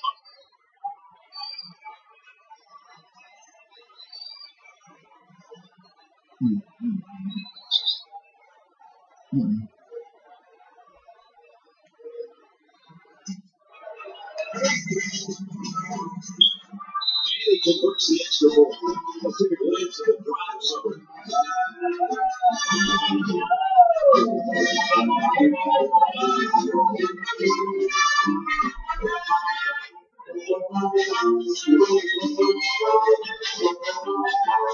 We're not loving something epic, something spicy and sexy on a Sunday fun day. I saw very spicy. We already had a crazy series between Toronto and New York. He's the absolute rookie to the final. Your Caribbean wants Goofy, so that's what he's rooting for. But this should be a fun game for too. I made a very strong map of both of these teams. It's 6-0 for Optics, 6-2 for LAPs. It's like a number 1 offensive team versus number 1 defensive team. That's a little bit different, obviously, in general. They've been trying to get on the same page. They've been doing it in search. Now they do it in control. Yeah, I'm sure Graham does want that because I don't know how much was public during how that merger happened between the 2 squads, but I'm sure it wasn't. Was on the team anymore, so I bet he wants to play real bad, real bad. He's got the insurance into there for sure, but now to control and what we're looking at is very, Devontae Yards, that's what you're going to expect. We saw it there. It's a very defensive fever map. 22% of the time, the offensive team wins. His trend has been changed a little bit. I feel like the start of the year was very defensive. I mean, the team sort of figured out a little bit more on offense. Was making this playing for LAD to keep up from game number 1, or was that map number 2 just a huge momentum shift for Optic? We shall see, but it's paying off. Hey, Lisa. Hi. Some boss that chest. Is he playing? Alright. Taking a nice little angle. He's dashing, but he's getting pushed down, trying to get out of it, able to take it, but General's there for the trade. But Kenny with some nice skills. Allow them to at least get on this point for a moment, but we've only got 50 seconds left on the clock, and maybe I'll start thinking about the objective. And they kind of just kept Envoy on this, and then they're slaying around it, which we have seen before. Right? You don't want to get done with A. If you have to, you can stack it if you find the kills. They're just worried about really just eliminating as many lives as possible for Optics, so when they have to rotate over to B, they should find that offensive round when they're sticking with that strategy right now. Estraza, he finds 3, he finds 4 in a row, snaps on his shots in the middle of the map. Looking for another one, but yeah, just slowly building this up. This lay around. Well, yeah, it's just one of those things when it is defensively favored. Like the second point can be so hard to get. It's like how efficiently can you get that first point, right? It's like you'd love to take a nice lives advantage over if you can. We're even now, but it's a philosophy there. Yeah. There's a risk to it, which is this: if you don't get done with that point early, you keep put in a spawn trap, which is Optic. They've finally been able to retake boat control, and now there's only 18 seconds left, so you only have 2 ticks complete. And this is the risk. General needs him onto the point, but General locking down Cliffside. He's got Scump looking over him. That might be it. That might be the round. LA Thieves are gonna. I don't even think they can yoke for this. It doesn't look like they can do it. No, so that's a great defense, and yeah, that's kind of the risk reward, right? You focus on the kills. You just think in your head, kind of we're gonna get A when we want to. Unfortunately, when you need to flip the switch, it's Optic doing the switch flipping. Yeah, switch flipping me. They choke slammed him into the ground. Yeah, that's pretty much what they did the rest of that round. Is they control the map, so only 2 ticks earned. I've never been choke slammed, but it doesn't sound great. Oh. That sounds like a good time. I mean, maybe it's good, but who knows? Everyone's got. You're not wrong, Joe, but it'll be a 4 streak for Scump and 3 for General as we head into our second round now. Optic's starting to try and get something rolling on offense. You're going to go 1-on-1 here. Towards ringside, it's a nice win for Dashy. It's going to help him try to get angles, support his team on the point. They're going to get on it now. It shouldn't be that hard. You think they get a slight advantage in this one is based on the struggles from Thieves early in the round. Well, they're going to go with the same strategy. They try to get Shotzi pushed up. He gets taken down. Then 8 hits onto the point. And, well, they're able to find 3 kills and then no progress done today. I mean, the one thing throughout this, though, is Dashy has stayed alive and continued to win fights ringside. Just to, help prevent them from getting pinned in too bad. He gets another one now on Kenny. He's just literally been ringside winning 1-on-1 after 1-on-1. He's on 4 in a row. And I think due to his success on this side of the map, they take the pressure to be. Sorry, Clint, I was being attacked by a spider. I got it. All right, I'm good. I'm back in. Sorry. Time to burn the house down, Joe. I lived there for a while, but time to burn it down. I'm not in Texas. I don't have those giant things, but I looked down and I was like, all right, hold on a second. I had to regain. I'm back. I got chills just thinking about it. Spiders getting F off. Not a fan. Yeah. But 5 in a row for Dashies. He drops right after it, but his presence known ringside, that's for sure. But now, relatively similar situation, except you have no points of progress if you are Optic. You've got to get to A, and you've got to be efficient here quickly. There's one person there early to be the disruptor. That's going to be Oddboy. And he's just kind of biding his time, getting ready to pounce. The nade's going to hit, and that's going to help out a lot. It's actually to the connect. As Kenny will take them off. Now, a contest on the point. Draws us, ripping him to shreds. Not a whole lot of offense yet. Yeah, honestly, props to LA Thieves with their nades because it's been 2 points now where, there's been a player on A. The nades have connected to get them off it, but they're just going to shift over to B. The LA Thieves are going to have to respond. Getting on Void fine, kills in the attacking spawn, and nade's very close again. Scump is weak, he's going to stay down. He's got Shotzi with him, but the wall bait comes in, so Shotzi's got to go. His presence is known, and he's got a lot of work to do as his teammates come up off the spawn. They're trying to get to him at P1, and now an opportunity here for Optic. Yeah, Octane has pushed up so far cliffside. They're all spawning top, and it's like, what do we do with this much time? Well, we got to funnel towards B anyway, and thankfully our teammate has been going clutch. The read is there, a little bit of flinch, and Dashy can't find another. That'll be 3 down, but you get what, 3-2 progress-wise? Yeah, they get 2 ticks there from that play from Scump and Shotzi and the spawn ups, so you take that advantage. It ends up being better than you thought it was going to be. You rewind 30 seconds, and it seems like they are screwed, but yeah, some clutch plays beachside. Yeah, really the key was when Optic got pushed up, I think it was General who was close out, he found multiple kills. They really couldn't deal with him. I think at one point it was Octane before over at Cliff. And as soon as he died, that opened up A. So they're able to get to that A point, then the transition goes on over. So Optic just had a number of players who were able to stay alive middle of the map, so they get to be. Well, a little fight there at range between Octane and General, and Octane, he is up to the task. And now he's going to get right on the point, start the progress. Okay, Scump just martyrs the entire team. He wants the rest. He's looking for Octane. Now up to +6. Because I thought they had a decent setup, and now look where Shotzi is. He's dancing around in a thief spawn. Scump finally able to get the 4th. He takes out the entire team. Shotzi still has shots to the cross. Dashy's winning one towards B, and oh god, you've got 50 seconds left, and you are just getting bamboozled right now by Optic. That was a huge win by Dashy over towards B. The clock would have paused, right? You would add one player. The setup wouldn't have worked, or it would have had to rotate on over. But Scump right now, double positive, does snap on it, Kenny, but he was so weak. With a sub on Naruto control. That is not easy to do. It is so hard on this map, but he's playing his points to perfection. Well, Scumpy's just naturally gifted. Everything comes easy, Joe. You are wrong. You guys have been doing it a while. Yeah, I tell you what does come easy to him. It's Call of Duty. Yeah. Well, there's the first one in progress. 23 seconds it'll be paused at, and they're trying to finish this if they can. Weren't able to in the first round. It's really just going to take one big retake here from Texas, and you're good. But Dross is getting beamed and trying to get down. His teammates getting kills around the point. It's Kenny that's going huge with 2. And now they're going to stack onto this. They've got 3 on it. Change up. Let's just get this done this time around, and that's the first point secured in this matchup. Yeah, they need some ticks. They're like, all right, we got to get on this. So now they have 101. Was it 4-3? No, 5-3 now. So 2 take advantage of it heading into the next round. If they don't get anything done at B, starting that push on over is going to be Octane each side, but he's got 2 players to deal with while the rest of his team is fighting middle of the map. You're down 5 lives now, so it's going to be tough to do. But they've gotten pushed up green. Well, they did until Kenny has got zapped by General, so we'll show his POV now as he's just trying to hold that lane and spot for what information he can. Envoy's trying to work all the way around. Scump will be the one holding that, and Scump is ready for it. Man, if you were Draws, I think he stopped shooting that, earlier at Dash. He would love to have that kill because he would have had ring control. And maybe you can get General out of that spot, but that doesn't happen. And now, since that moment, so much time has been wasted off the clock. They're finally able to get over towards P1, but you gotta deal with this, man. They want to switch over the pistol, but does enough damage where the trade is easy and Optic. This is the reason why they're so strong on this map. You're seeing it here. Scump is having a map now. The 21-11.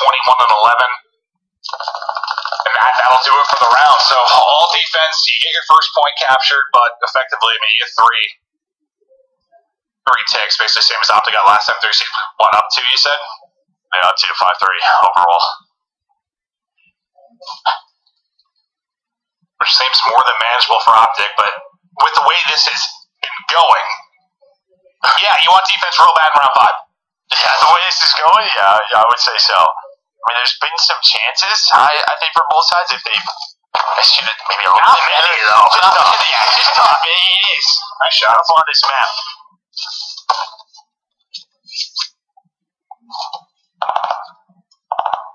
So they win all the fights at A, but it's really going to be Octane kind of getting isolated now towards B. What is he going to be able to do? Well, he's going to drop it. I think he bought enough time that Kenny was able to wrap back and help. So we just saw it on the minimap, but it seems like a while for them to try and isolate Octane and pick up the kill, and that time might be the difference. Yeah, really, that just stems from the breakout. Draws are finding that first kill, right? Cliffside, because it's a 2-2 split for Optic. They're hoping to maybe fight one player over towards P1 and then get 2 players on to B, and then the pressure's on. LADs have to figure it out. But because they're able to deal with one player, that allows Kenny an easy transition over towards B, and now they have control of the map as the Optic assault over towards A. Oh, that's a good point. I mean, you one pick before the fight's even started, basically. But look at this. I mean, Kenny is just so deep side.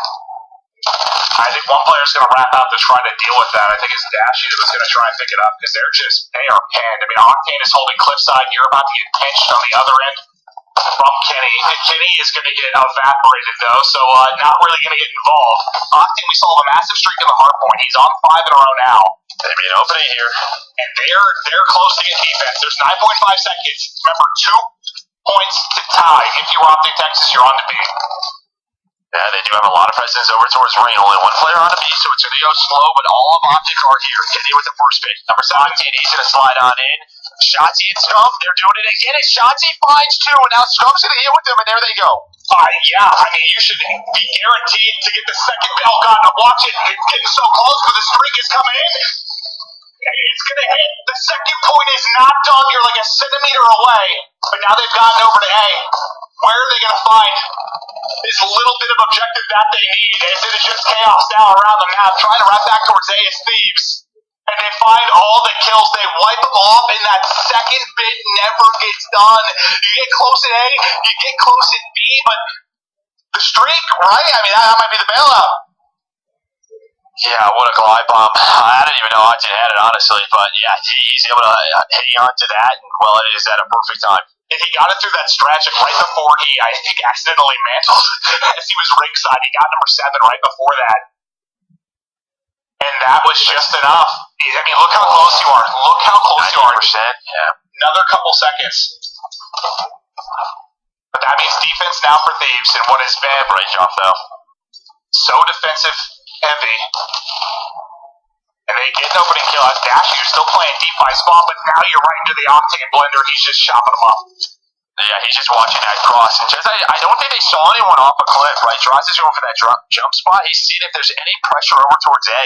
And as soon as they don't see anyone on A side, they immediately transition. And A's go over, Octane gets into a spot, and they deal with that.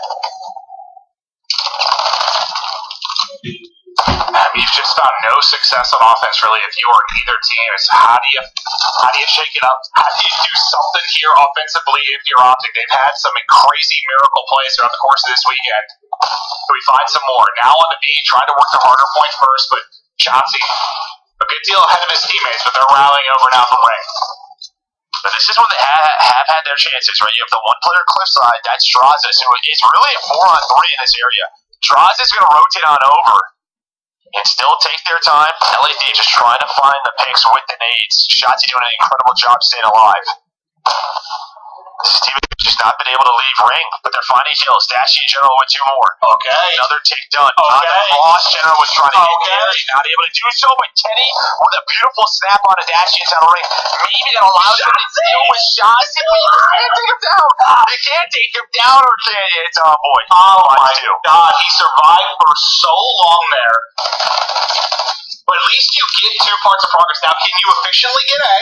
Give yourself hopefully a minute plus in which you can work it. Lives department, we're good, because when you need 1 point, I mean, you get a decent sweep, you stack the point, it's done. Yeah, well, if they're going to get A first, that's it. Yeah. And really the lives, I mean, it's still pretty close. General trying to do what he can. And A hasn't been easy throughout the course of the tournament. No, I know with the needs we've seen from LADs as well. And he's Droz and Kenny gonna find that kill. Droz is just lurking, trying to find what he's going to pounce, and there it is. And LADs, they clutch on up in that round number 5. And it stems from that defense, just making sure they don't get that extra tick, making sure they have the defense in round 5, and it pays off. Yeah, I mean, it's obviously not everything. There are a lot of moments that decide this, but you get the 7th kill, you get the glide bomb, and I don't know if someone gets the angle to get that kill before you get the second part of the objective. If the glide bomb doesn't hit, it's just enough. You're about 90% there. The glide bomb comes through. They clutch up. They guarantee a defense for round 5, and they hold on. I mean, if you're Optic and you get B there, somehow Shotzi stays alive a little bit longer, and help comes in, things got real interesting, but you couldn't close it out. Yeah, it's just a really tough map. I mean, obviously, General 15 and 27, but Envoy 17 and 25. This is a map, I think, especially with a sub, it's going to be tough to win because there's so many things that have to go your way. And LADs, they have that advantage. I mean, those are 2 of the best controlled Gamutu teams that we have in the league. Well, it's just a couple of small things, and that's a difference maker. Yeah, when you have a sub and you're fighting around A, you're finessing, you're finding kills, it's manageable. But the second you have to make that shift, you still got sub in hand, you're going towards B. It's like if you can get through past green and find a flank or find some opening great, but for the most part it's just autos locked down, holding every angle. I'm sure it's like bashing your head into a wall. Yeah, we've all been it, right? Playing range play, you know what it can be. It can be the blender.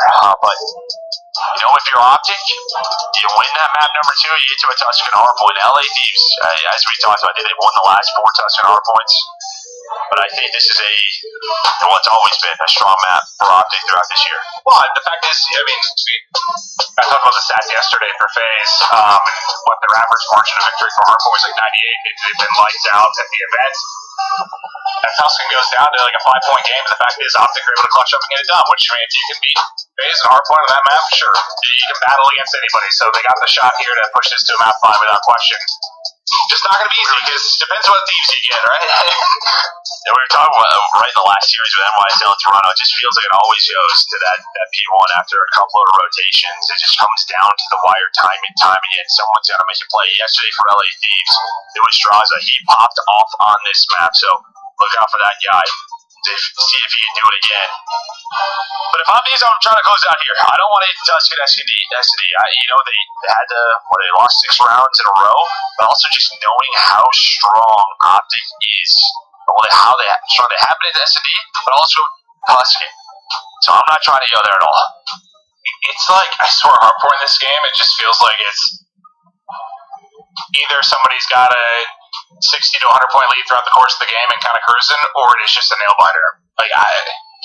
And it's just probably the spawn nature of this game and how hard it is to get outside of like a Voodoo or something where you can get really good 45 plus second holds. It's just very scrappy, right? You're hitting scrap time a lot. It just leads to these close games, and Tuscan's one where I hope we get that again because it was fun as hell yesterday. Now, this is a map. I mean, listen, I'm not a player, but I'd love to just see at least one trophy. I really would. Because I think that does kind of help you kind of have those larger holds where if you do have a break, you can turn it into those more traditional hardpoint, sort of chaining multiple hardpoints together, blowing out a team 100, 150 points. But, not up to me. Not up to me. So we look at our top performers now when we're looking at hardpoint. This is excluding the map one from this series, but Dashy, it was funny because when we were talking before this series, we were saying Dashy, for the most part, when we've been watching, at least once we got the bracket play, or maybe like final match or pools, is not. He's been struggling. He had a series he had like a .89, but he's been kind of up and down. He's either been frying or not having the greatest series. Statistically though, it's like he's been great overall. Well, I think it just speaks to the squad when we were really talking about the face series. You need your superstars, and he didn't have that great of a series. It was just these team moments where they clutched on up, and I think that's what it's going to take once again. When is a team loses a team, they got to get the dub here to get it to a map 5. The hero of map 4 yesterday, though, to get to this point, that was Draza. I mean, on Twitter, everyone is kind of popping off about Draza's performance, and we'll see if he can have another one here, but he's animated as he's chatting through something right now. I think he just likes playing this map, but I'm going to give props to Optic just coming into this, right, dealing with the LA situation. They are taking teams to the limit. They're beating some of the best teams in the world. With a sub, I mean, there's 2 ways to kind of look at that situation, right? It was the same with LAG, but you can either just be like, all right, this is it. It's a 250K tournament. It is what it is. We're going to try our best, but they have been playing with some confidence. The teams have had to play their best against them. Let's see what General is going to be capable in this last match. I'm not entirely sure what that is on his chin, but I'm with it. It's a new style, maybe you should go one. How much? Just grow that at the top of your head. It looked like a unicorn. I might be able to pull off something like that, like a little patch somewhere. Piece. Piece. All right, I'll look into it. You grow like a little ponytail. I could probably do. I mean, remember the old Tim hairstyle? Do you remember him seeing that where you had like a little man bun on top? Yeah, maybe you should pull that off. That was horrible though. Oh, yeah, it was. He looks much better bald, actually. Yeah. Well, we're just waiting to get started here. I imagine we're getting ready to load up as the fist bumps are going out. Optic believing in each other to get this to a map 5. Thieves desperately trying to close this out. They know this Optic team is capable of search and destroy, not just from watching them over the weekend, but they felt that wrath in game 2. And then if you're Optic, right, don't allow those individual moments to happen. Heck, even in that game 3, it was a glide bomb. It was the streaks in map number 1. It was Envoy. It was Octane. Make sure those trades are efficient. You can see Octane right now, 1.17. 76% of those skills are not traded. Probably because he's beaming with an AR across the map. Dashy on the other side doing his thing. Very similar in the non-traded kill percentage, but a 1.32. Yeah, those ARs, they are putting up numbers right now, but who's going to get the edge now? Into map 4 we go. Reminder, it is single elimination. Winner of this series, you are into the final. And General, he gets one, some tags into another, but Not quite able to finish the second kill, but it's going to be Optic soaking up the time early. I'm just waiting for those nades to hit. That's how LADs are able to break multiple setups and control. Not able to connect off a spawn. Draws it, trying to do what he can, but it's the SMGs who are taking over at P1. Nice start with 26 seconds, but still some time for LADs to earn. As you can see, number 3 shots, he's trying to make his way through over towards P2. And off a spawn, he's able to take down Kenny. And look at that. They got to worry about this man. It's the scrap time, so they go over to LADs. Yeah, just that one kill makes it so much trickier. Deciding how you want to deal with it, and now he continues to pick up kills. Another shot comes in. Shotzi gets some help over the top to at least alleviate one. And now look at where they spawn. I mean, you had spawn control of your LADs, but there's a couple of gunfights that Shotzi's able to make, able to play. You have control of the hill, but Optic now trying to work their way through the back. This Shotzi through the pinch towards radio side is going to start off this push. Yeah, I mean, Draza, after that sequence from Shotzi, Draza, I think, got 3 in a row, and he was doing such a great job, but now that you look at it, and Shotzi is going to get the final laugh as you've got Optic back into the hard point, trying to build this lead even more. And Scump just patiently biding his time inside a church. He's going to take that fight as we get ready for third. The rotations are coming in soon. Spawning left side of the map. It's Thieves for now. But look at that number 1 in Dashy. He's starting to wrap top side. Yeah, chance for LADs. They can trap them in. I lied. They can't trap them actually because, he said, no, I'm not going to get trapped. I'm going to beam you off this heady. Yeah, Envoy's face just got smoked. But you still have the spawn there, and you have one on the deep route bottom, picked up by Draza. In towards the hard point will be Kenny. You've got a solid setup here. You're spawning out pretty deep if you're Optic. Yeah, through the middle of the map they go, though. Shotzi with the jump up. Dashy gets them out of that trap. He does not want to be put, be put in that position. But Kenny able to deal with Shotzi. But behind Dashy's kills, Optic's going to be able to put pressure on.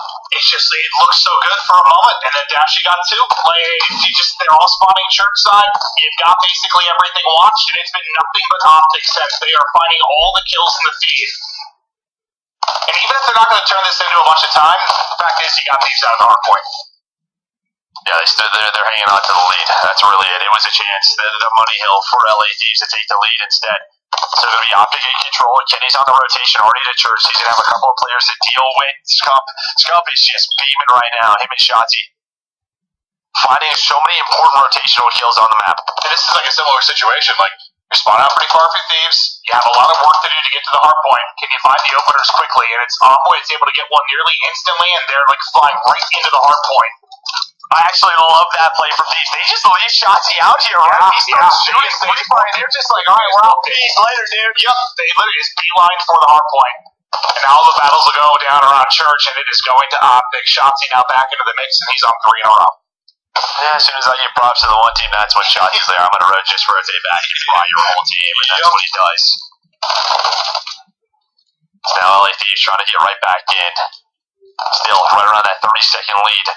Optic just hanging on. You can see, in the scoreboard, all of them playing well, all contributing. We just have 10 left. They've rotated deep. If you're Texas, you'll have 2 people inside for Thieves.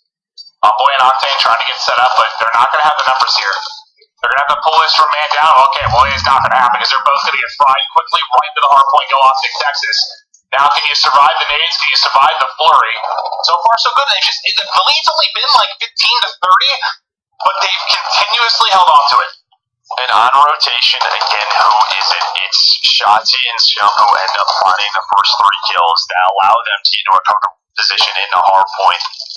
Now, it's not going to always show in the scoreline, but it makes the game that much easier for the team, and now they're fighting. Looks like you use after punch as General pulls out the MP40.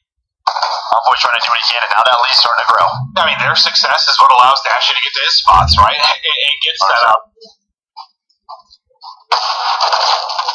The lead, I said it's been 15 to 30 for the most part. You now push it up to 50 plus. Shotzi kind of on an island over here, just getting ready for the next hard point to pop, and that's a one-on-one obliteration as Draza just gets fried. He's dropped before he knows what's happening. And you can't really do a lot more there if you're Shotzi, as the entire Thieves team is rotated. But now maybe a hard point here, and with the spread, where you can bring this back if you're Thieves. And on one side, you talked about Dashy because his SMGs are winning the rotation. Look at the other side. Octane 6 and 15. Yeah. They haven't gotten to those setups. They had one setup over at P3, and that got broken easily. Right? So you can see what happens when your subs are winning those early gunfights. Now, finally, a good hold here for LA Thieves. Yeah, this is exactly what you needed. They're starting to bring it back into it. They're making the rally. 25 seconds left on the hard point. They can basically tie the game up here. Let's go to a listen in with Los Angeles Thieves. Here, I just played the plat. He's in church. What are you like? I'm playing the plat. Absolute plat.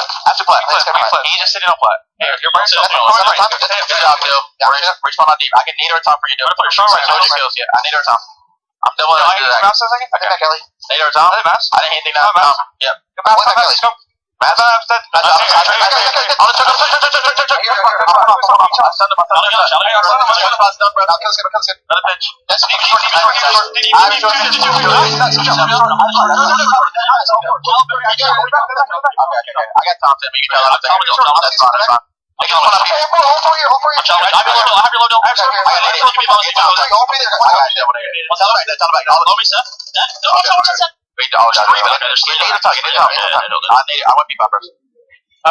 was still playing. Was it a bit? I hit him. I was like, keep up. Here, I was like, here, I got one more. He went down. I got one out right. I got Tom. I got Tom. Go. I got Tom. Reset. Play a minute slow, Zach. Low. Nothing matters behind us. Anyone close? Yeah, I'm watching. Top, yeah. Watch out. Slow down. Fuck you. The response, it has been some points where individual streaks have been huge for Thieves. Envoy, able to earn one again. He goes on an 8 spree. We'll see if that'll be the difference, Joe. Yeah, are they going to use a glide bomb here? I don't think they need to. It looks like they're able to find this break. How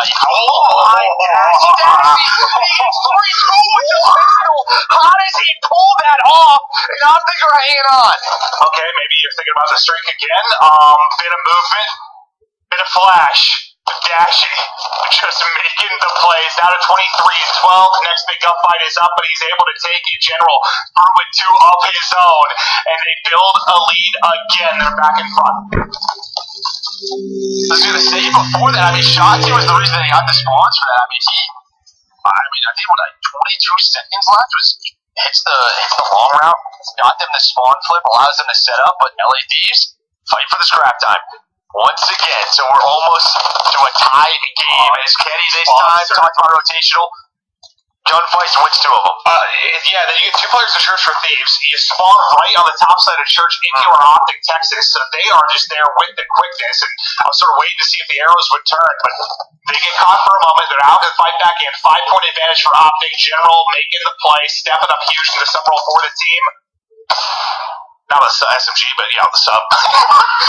Well, he's using both. Yeah, he has been. But yeah, just they don't read the spawns. We know that can happen on this hill. And well, since then, Optic, they are taking over now with a 20-point lead. LA Thieves can they find a scrap time once again? Of course they will. That's what they've been doing, keeping this game close as possible. It's going to come down to one of those moments. I think you still have that glide. If they can get it over to that P1, that's where they found majority of the time. But they have to survive. Yeah, it's like, can you get it there? Where the glide's going to make that impact. Now we get to the mixer, whatever you want to call fifth. Just it seems terrifying to be set up inside of this point in time, but who's going to go big for the squad? It's Octane trying to find his rhythm as he's not having the greatest of maps, but he's starting to find kills here. They get 3. Last guy's going to be Dashy just outside the point, trying to buy his time before his teammate gets there, but Envoy's able to push it out. And now Octane's starting to heat up. And LADs are very good at this, at trying to push out both sides to give them a majority of the time, and they're doing it right now. Zombie's trying to find control over towards roof. And this Dashy's just like, alright, I gotta deal with all of this right now. Towards the middle of the map, Kenny, he's gonna get taken down. 5 shots. This has been an incredible hold out there. I mean, they're back in front now. Thieves have locked this down. Absolutely dominated. And Octane has gone huge yet again as he gets a pair. Now the race across. Just look at the arrows. Everyone is trying to swing across. Right? You should have the streak on Envoy to try to seal this. They should be waiting for Envoy to find this kill. After he takes down Dashy, what are we doing? Are we just going to go for it? Yeah, here it is. Glide called in. Scott, take it out now. Does this lead to the win? They need 11 points. 22 needed for Optic. If Thieves are in behind the streak, they can close it out here and move into the grand final. But Optic's going to get dropped. You got another chance here. You got to go if you're Optic, and you have to go now. No one can get close in the streak. Yet again, massive for Thieves, and draws on his feet quickly as he is pumped up. But what an event for LA Thieves. I mean, just coming into this with the role change, there's been just so many question marks about the squad throughout the year. You know, and even at the Kickoff Classic, they had that semifinal against Ultra where they probably felt like they should have won that, right? Got to the finals. Since then, it's been pretty much downhill.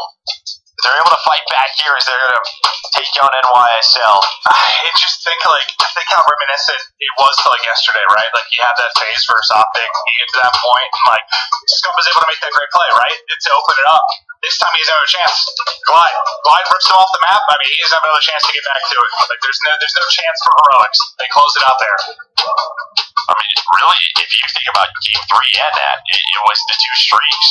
I would say glide bombs and streaks in this team have the biggest impact, like we've seen in the past in Call of Duty. But that's two examples where you can see what they can do. Yeah, Dashi puts up 30, General with 28, a solid game out of them. But LA Thieves, they just kept playing for the scrap time. They kept it close, and then they had their moment at P5, as you said.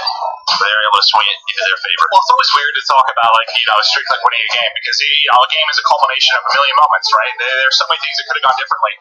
But I just think in those two examples, to your point, like, you're about 2 seconds away from getting a second point of progress and maybe having defense when you talk about the control, and then maybe probably win the map. And then here, not the easiest point to break at times, but, it's a lot easier. All the information, calling in for the streak, and then the kill behind it, they don't give it up after that. I mean, it's just two moments where you have the advantage, and that takes the advantage away from the obviously LA Thieves to securing those streaks, because you and I, we haven't seen too many of it. It felt like we were cursed, but map 1, it was a glide bomb. At map 3, it was glide bombs. Envoy, again, after that first rotation, just starts taking over to secure it. And just streaks have been a different conversation, and so many titles. Yeah, that was nuts. Just the little slide cancel out, and the fact he gets another one, like, Dashi went insane, but this is where it all goes down. And once they get him behind the streak, insane. No, it really is. It really is. We've had some wild ones over the years. Oh, that one's up there for me, based on what we have seen.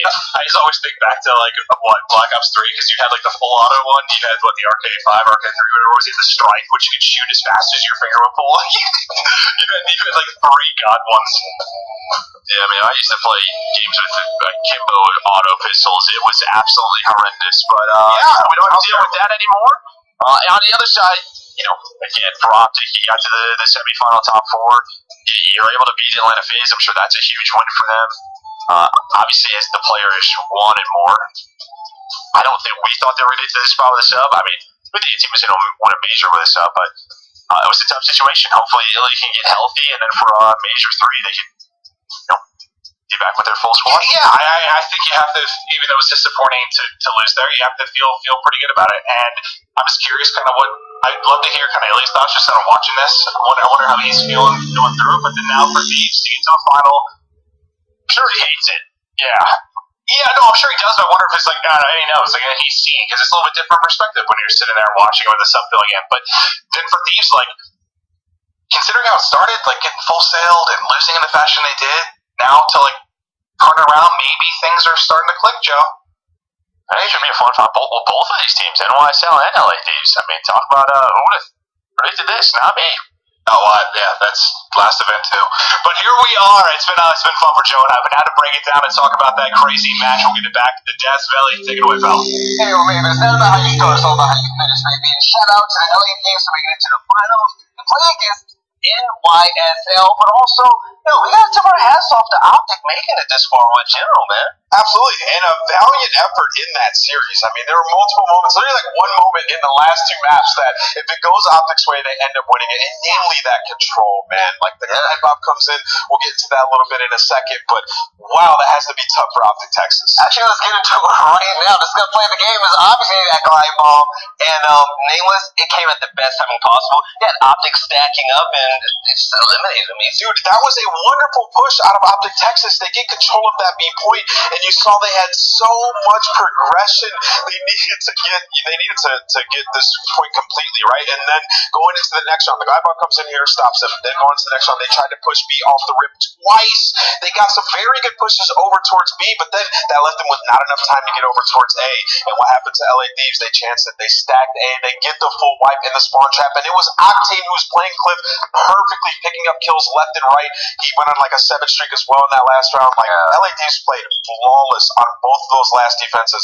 Go back and watch that. That is world-class Kabuto. You know, and at the end of the day, we also, like, LA Thieves, the amount of criticism that this team got, Twitter, Reddit, everything, they shut everybody up, and that's the best way to do it, right? Yeah. And Ali, when it comes to these players, Envoy finished that map 31-22, but not only that, Traza had a field day, Octane was on fire, even Kenny showed up. I missed Kenny. For me, yeah, I did too. Trust me, everybody else knows I certainly missed Kenny. But honestly, just a huge win for them under their belt. Again, like I said, this team's mental their fortitude has been incredible. And not only that, for them to get those streaks, but the time that they use them as well, the usage of the streaks, it was never a panic button. It was never, oh my God, I need to call this now. We're down and out. You know, it was always planned for that last streak to get them that P1 in the end there to close out the game.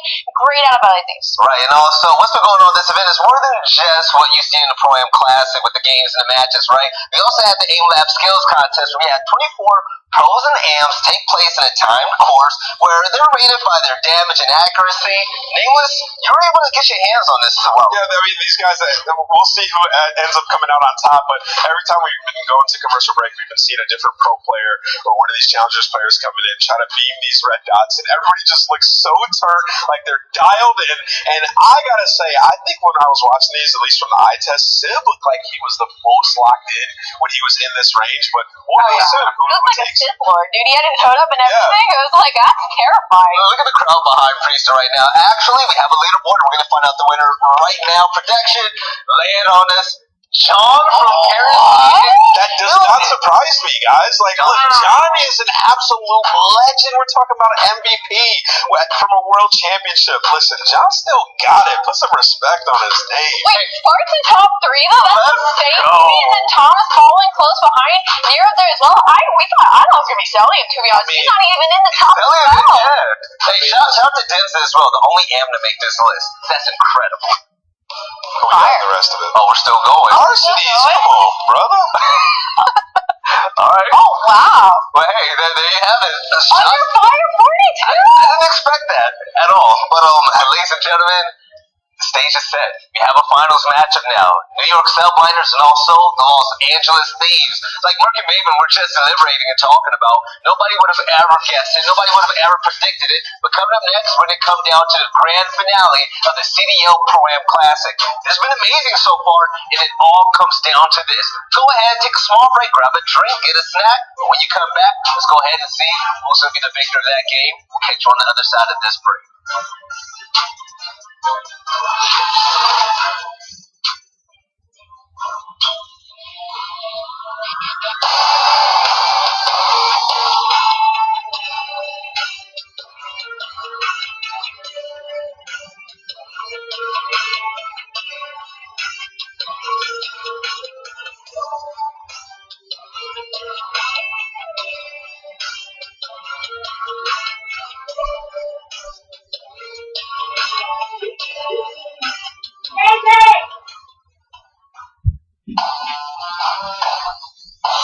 Exhausted, I needed the energy, needed a pick me up. I'm in your movie, but this is my cinema. I got the power, I'm built to devour anyone coming against me a tower. I don't care when the pressure. Some of y'all leaving here in the stretcher. Took my time to go and get better. I was reading in the red letters. Hit me with your best shot. I got time today.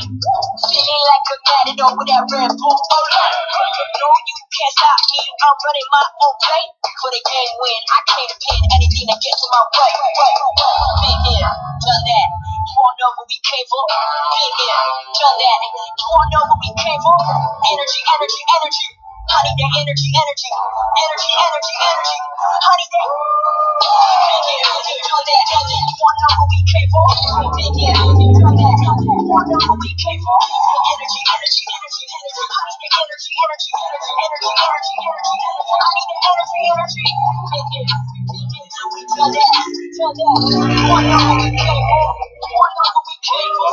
Been here, we done that, done that. Energy, energy, energy. I need that energy, energy. I'm in the game like EA. Been in my process pre-K. Shooting my shot from long range. Going over heads, good buffet. Treat every day like payday. Y'all been living so mundane. My work week is Sunday to oh wait, that's every day. Putting in overtime. Punching the clock, I'ma get what's mine. While everyone's sleeping, I'm living my dreams. I got a car and that's so divine. Girl, take the wheel like 10 and 2. I'm using energy, I'm overdue. I've been on the top ropes, hitting my clothes. Watch me hit the power move. Been here, done that. You all know what we came for. Been here, done that. You all know what we came for. Energy, energy, energy. Honey, that energy, energy. Energy, energy, energy. Honey, that. Been here, done that. You all know what we came for. Been here, done that. You all know what we came for. Energy, energy, energy, energy. Honey, that energy, energy, energy, energy, energy, energy, energy. Honey, that energy, energy. Been here, we done that. Done that. You all know what we came for. You all know what we came for. Been here, we done that. We done that. Energy, energy, energy. I need the energy, energy.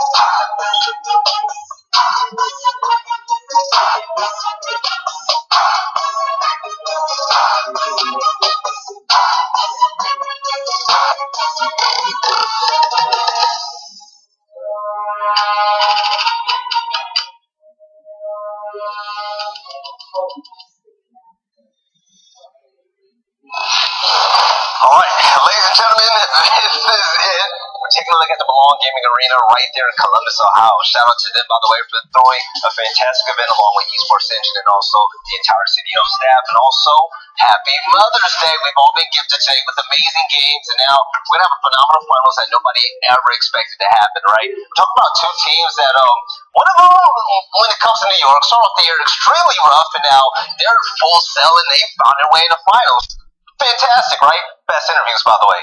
Also, the Los Angeles team start off the year as pretty much a championship contender and lost their way there. But now they're back on track and, man, they're hitting full throttle. But when it comes to New York Subliners, this team has been impressing us nonstop. When it comes from the veteran Crim 6 along with the young gunners like Paul X and even Paco, shout to Kismet as well.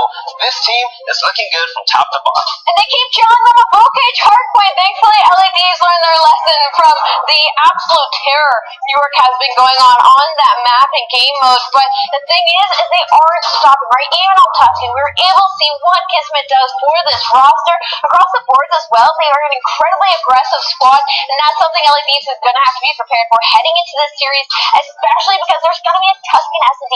That is what they got full sailed on versus New York, so they are ego challenging it in this map Vito's set, and Krim is ready to roll. But hey, they were up 5-0 before them 6 rounds in a row came in, so they still know what they're doing on that map. And for LA Thieves, they've gotten a lot better at search and destroy. But let's get into the game fuel keys to victory for the New York Subliners. I mean, this team has just been rolling. They need to continue that hardpoint dominance. 7-0 this event in hardpoint.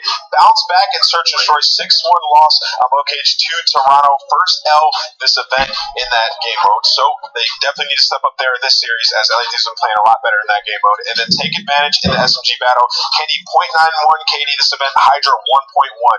We saw what Hydra was able to do, but also I think we need to throw Kismet on that as well, because he has been flying. He's been putting up so many engagements, but also having like 2 minutes in the hill every single time, and being the route man. So keep up the communication, because you have to keep track of these players in this New York squad, because they're behind you, behind enemy lines from time to time. You're right. Shout out to Carson for those stats as well, because he pointed out something really important. Now, you've seen how LA Thieves have been looking ever since Kenny has found that fire, right? His hands are warm now, but the thing is, can he do it against NYSL again, especially against the likes of Kismet and also Paco, a.k.a. Hydra? But when it comes to LA Thieves, they're looking red hot right now, just like their logo. And when it comes to Envoy, he's definitely leading the way.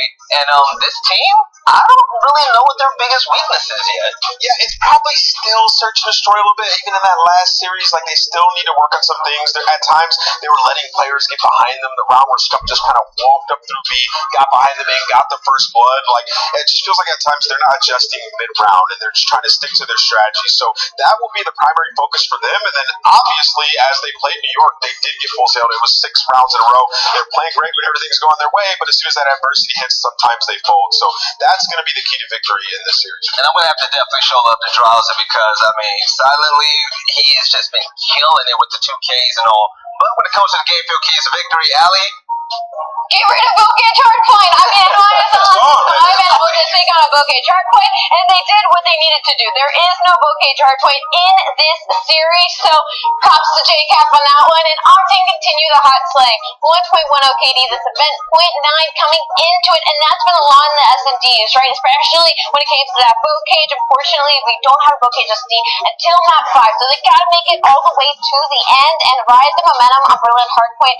They just beat Optic 250 to 178, so very convincing fashion. They take that one up early in the series. I'm worried about the Tuscan search and destroy in game 2 though, because arguably Bouquet and Desert Siege are LA Thieves' only good S&D maps. Tuscan, yes, they did go 5-0 on New York Subliners, but then they got full sailed, right? So there's also a little bit of a mental block there, but we've seen what their mental has brought them to. It's brought them to the grand final championship Sunday, so see if they're going to be able to do it. That mental block is definitely going to play a case if LA Thieves cannot close out against a team that seems to be taking wins from other teams. We're talking about NYSL, but it's going to be time for pickles for the grand finals right now.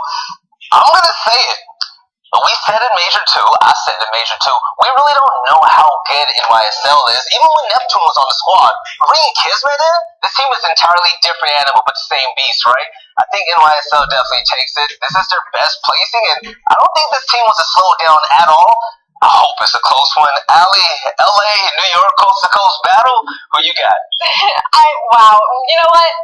I'm going to go with New York. I love the terror that they're on right now. I think LEDs are looking gross, but what I've seen out of the likes of Paul, Kismet together, and Hydra doing what he's always done, I think that aggression will just be a little bit too much. Nameless, oh man, who do you like more in this matchup? I gotta say, this is Crimsic's 50th finals appearance. Holy. Wow. He's going to hold the L, though, in this series. LADs are going to take this W. They've been looking absolutely phenomenal. And honestly, really, New York's been getting by in a lot of these series. Paul's been flying, and I don't think he's going to be able to do it against Octane and Drazo, especially how they've been playing in the last couple of respawns. So, LADs 3-1. Okay, now the game field feature player, by the way, is going to be none other than the French phenom, by the way. Let's talk about Hydra. Hydra entered this year, Allie, dropping 40 bombs. I think of 50 as well, like non-stop at the beginning.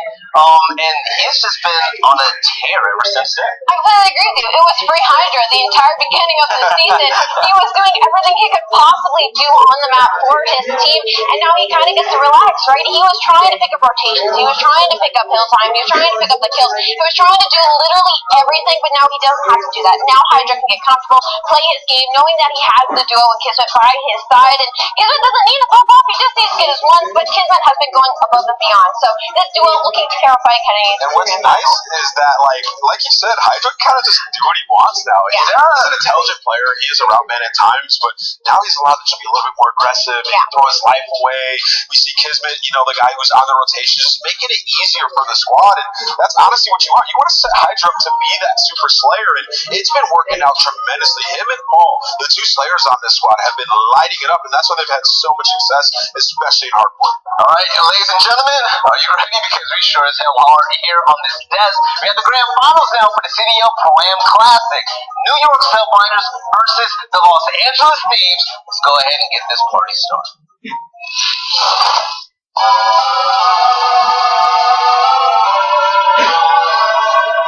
Been a little too nice to y'all.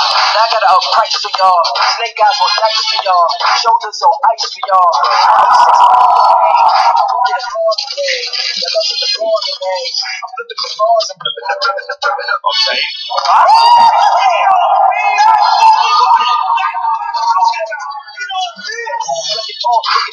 Tell him fucking collar for the phone. All record eyes. Still want to act, not the ghost. For the record, I'm done trying to make y'all comfortable.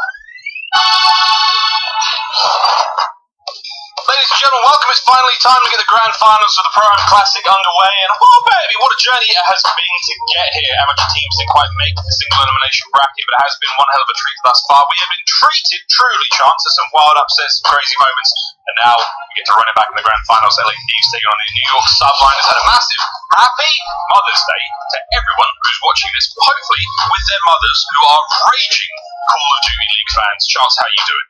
I'm doing great. Shout out to all the moms out there. They truly hold it down like no one else. Honestly, they need to be the anchors at Hardpoint. I think is maybe the problem some of these teams are having, just because of how solid they can be. But I think this tournament has lived up to sort of the expectation. But Miles, maybe there's more important things.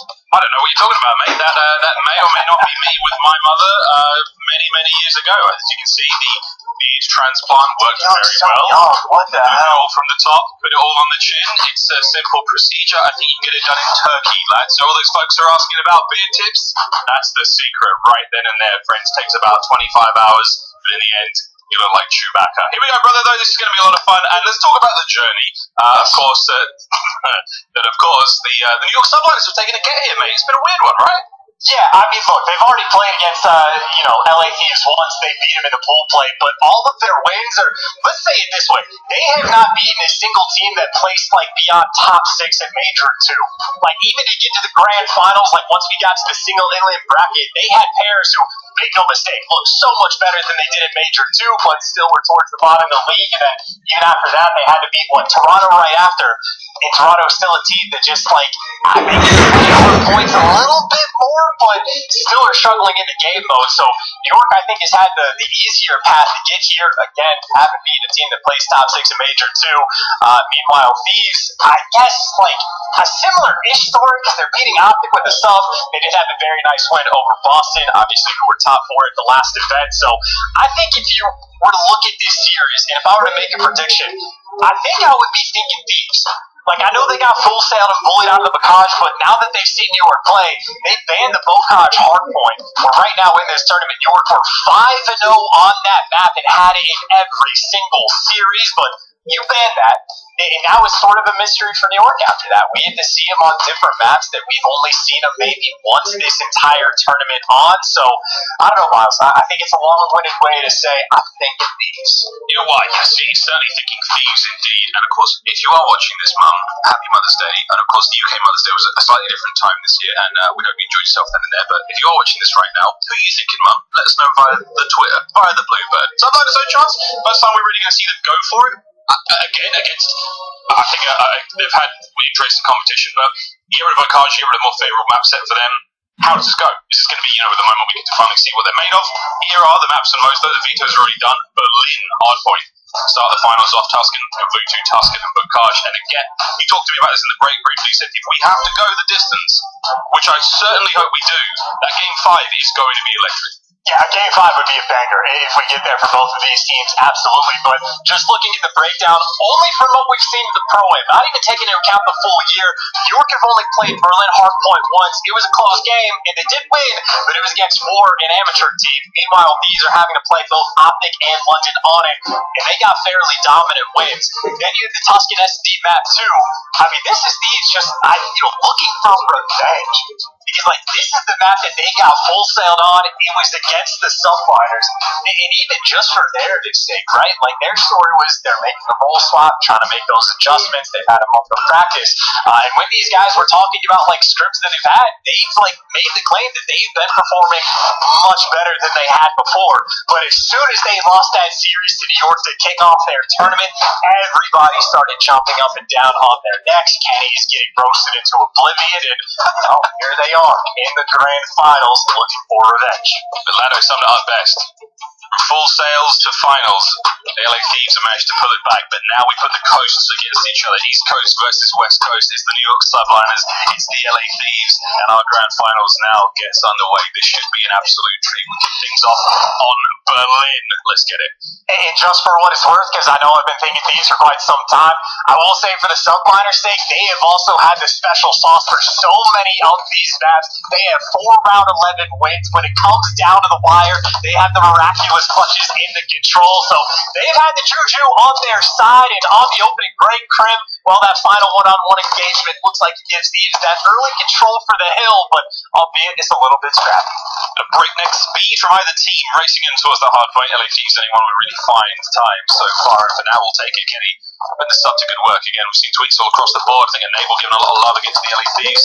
He's obviously very biased, but again, seeing them make their way into a grand finals after a tremendous role change. It's been a little bit back and forth, but hey, they're here now. 30 points now to the good. They've yet to get the Subliners on the board, but for now the LA Thieves looking fine. Rotation over to P2 is going to be all good, and for now you see those yellow arrows on the minimap. It means it's all New York's.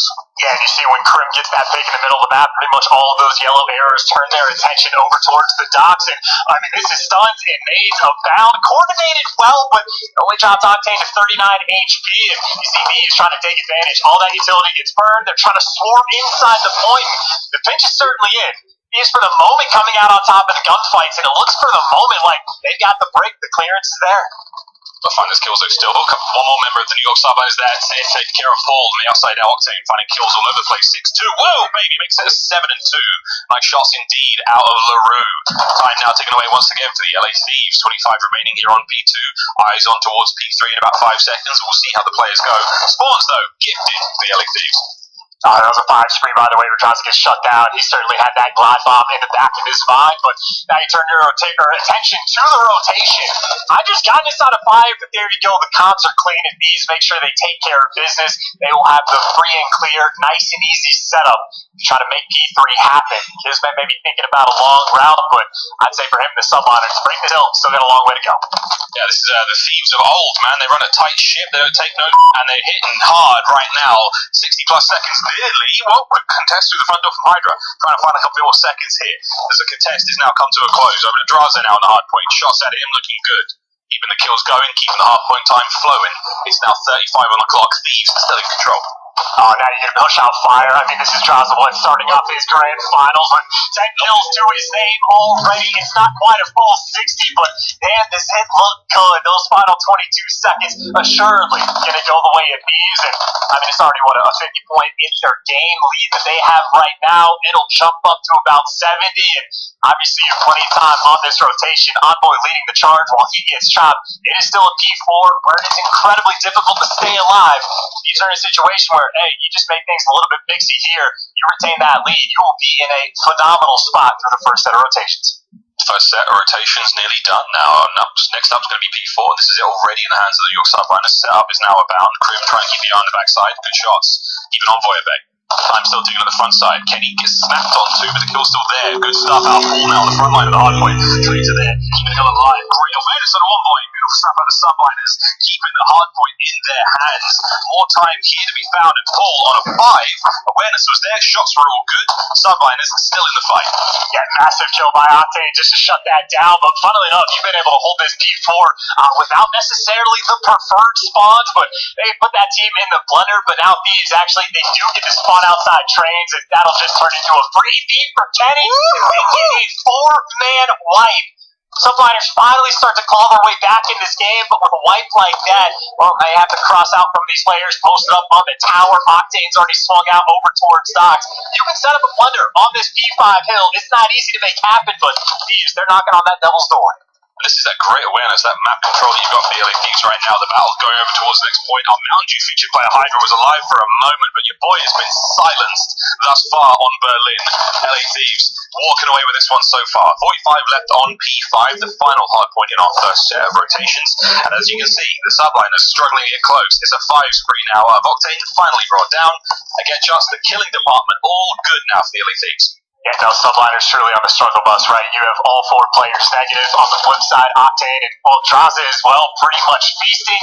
You get the spread across the board. You get a player pushed out into P2, and maybe train side will be the first thing that Subliners are trying to open up, but even still, this has been a P5 where Thieves not only win the majority of the time, but are set up on this rotation as well. Draza, the cutoff man, of course, is able to pick up the 2-piece.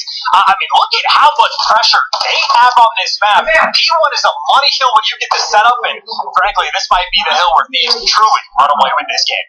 Still getting it done. Halfway time going their way. Second set is up. Hydra on screen now. A Mountain Dew featured player can barely get anything going. Can string much more together as Octane and Draza keep the kills going. And Draza 1 bullet away from putting Grim down. Here come the rest of the team though, somehow managing to find that Envoy in the flank fights too, and it's a delight. The LA Thieves time still going their way. And man alive, Envoy. The 3 spree keeps going. Yeah, I have to say though, the play of his game was just banning both Taj. Again, it has blown my mind it ever got through, because this is just not a map where Subliners are really been tested. We don't know, and Thieves are running the show. Envoy on the 7. The victory lap is it cannot be killed. What? Is he still going? This is 9! There's no one identified him. Is he not appearing on the minimap? How does a man stay alive for that long and find that many kills? A sublime performance individually from Envoy at 19 and 15 overall. We're over the 200 point mark, and you know what? Just get us into the Tuscan. Chalk it up right now, the LA Thieves. They are running away with this. Oh, dude, if it's Kenny's turn to try to make the big play, or he gets shot in the back to shut it down, but Thieves right now taking turns on who wants to pop off until Paul X. I mean, maybe the mystery of him is he always wins gunfights he shouldn't. He literally won 80 World Stars Draza, but right now you're just trying to find out, make sure you don't end up in the 100-point club. But if we're thinking about how this is playing out, These not only do they just break this hill as well with the AR showing up in the feed, but they got the rotation as well. I mean, there is simply no way York will be able to get back in this game, especially not with that glide bomb still in the back pocket of Envoy. A saving grace for Envoy if you want it, Kenny. Patience pays off as he started to get real cozy with that submachine gun in hand. Sees the little shadow of Hydra go by. A Mountain Dew featured player. Can he do something truly miraculous to try to save his squad here as P2 comes to a close? The last minute contest is going to help.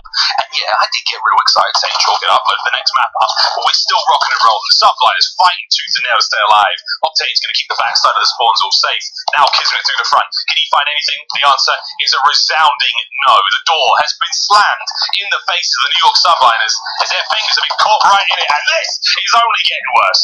I mean, funnily enough, These have actually sort of let the dots open up at this sort of hill both times around, but neither time it has made any bit of difference. 2 brand new teams in the grand finals, and it started off LA Thieves with one of the most dominant maps we have seen this year.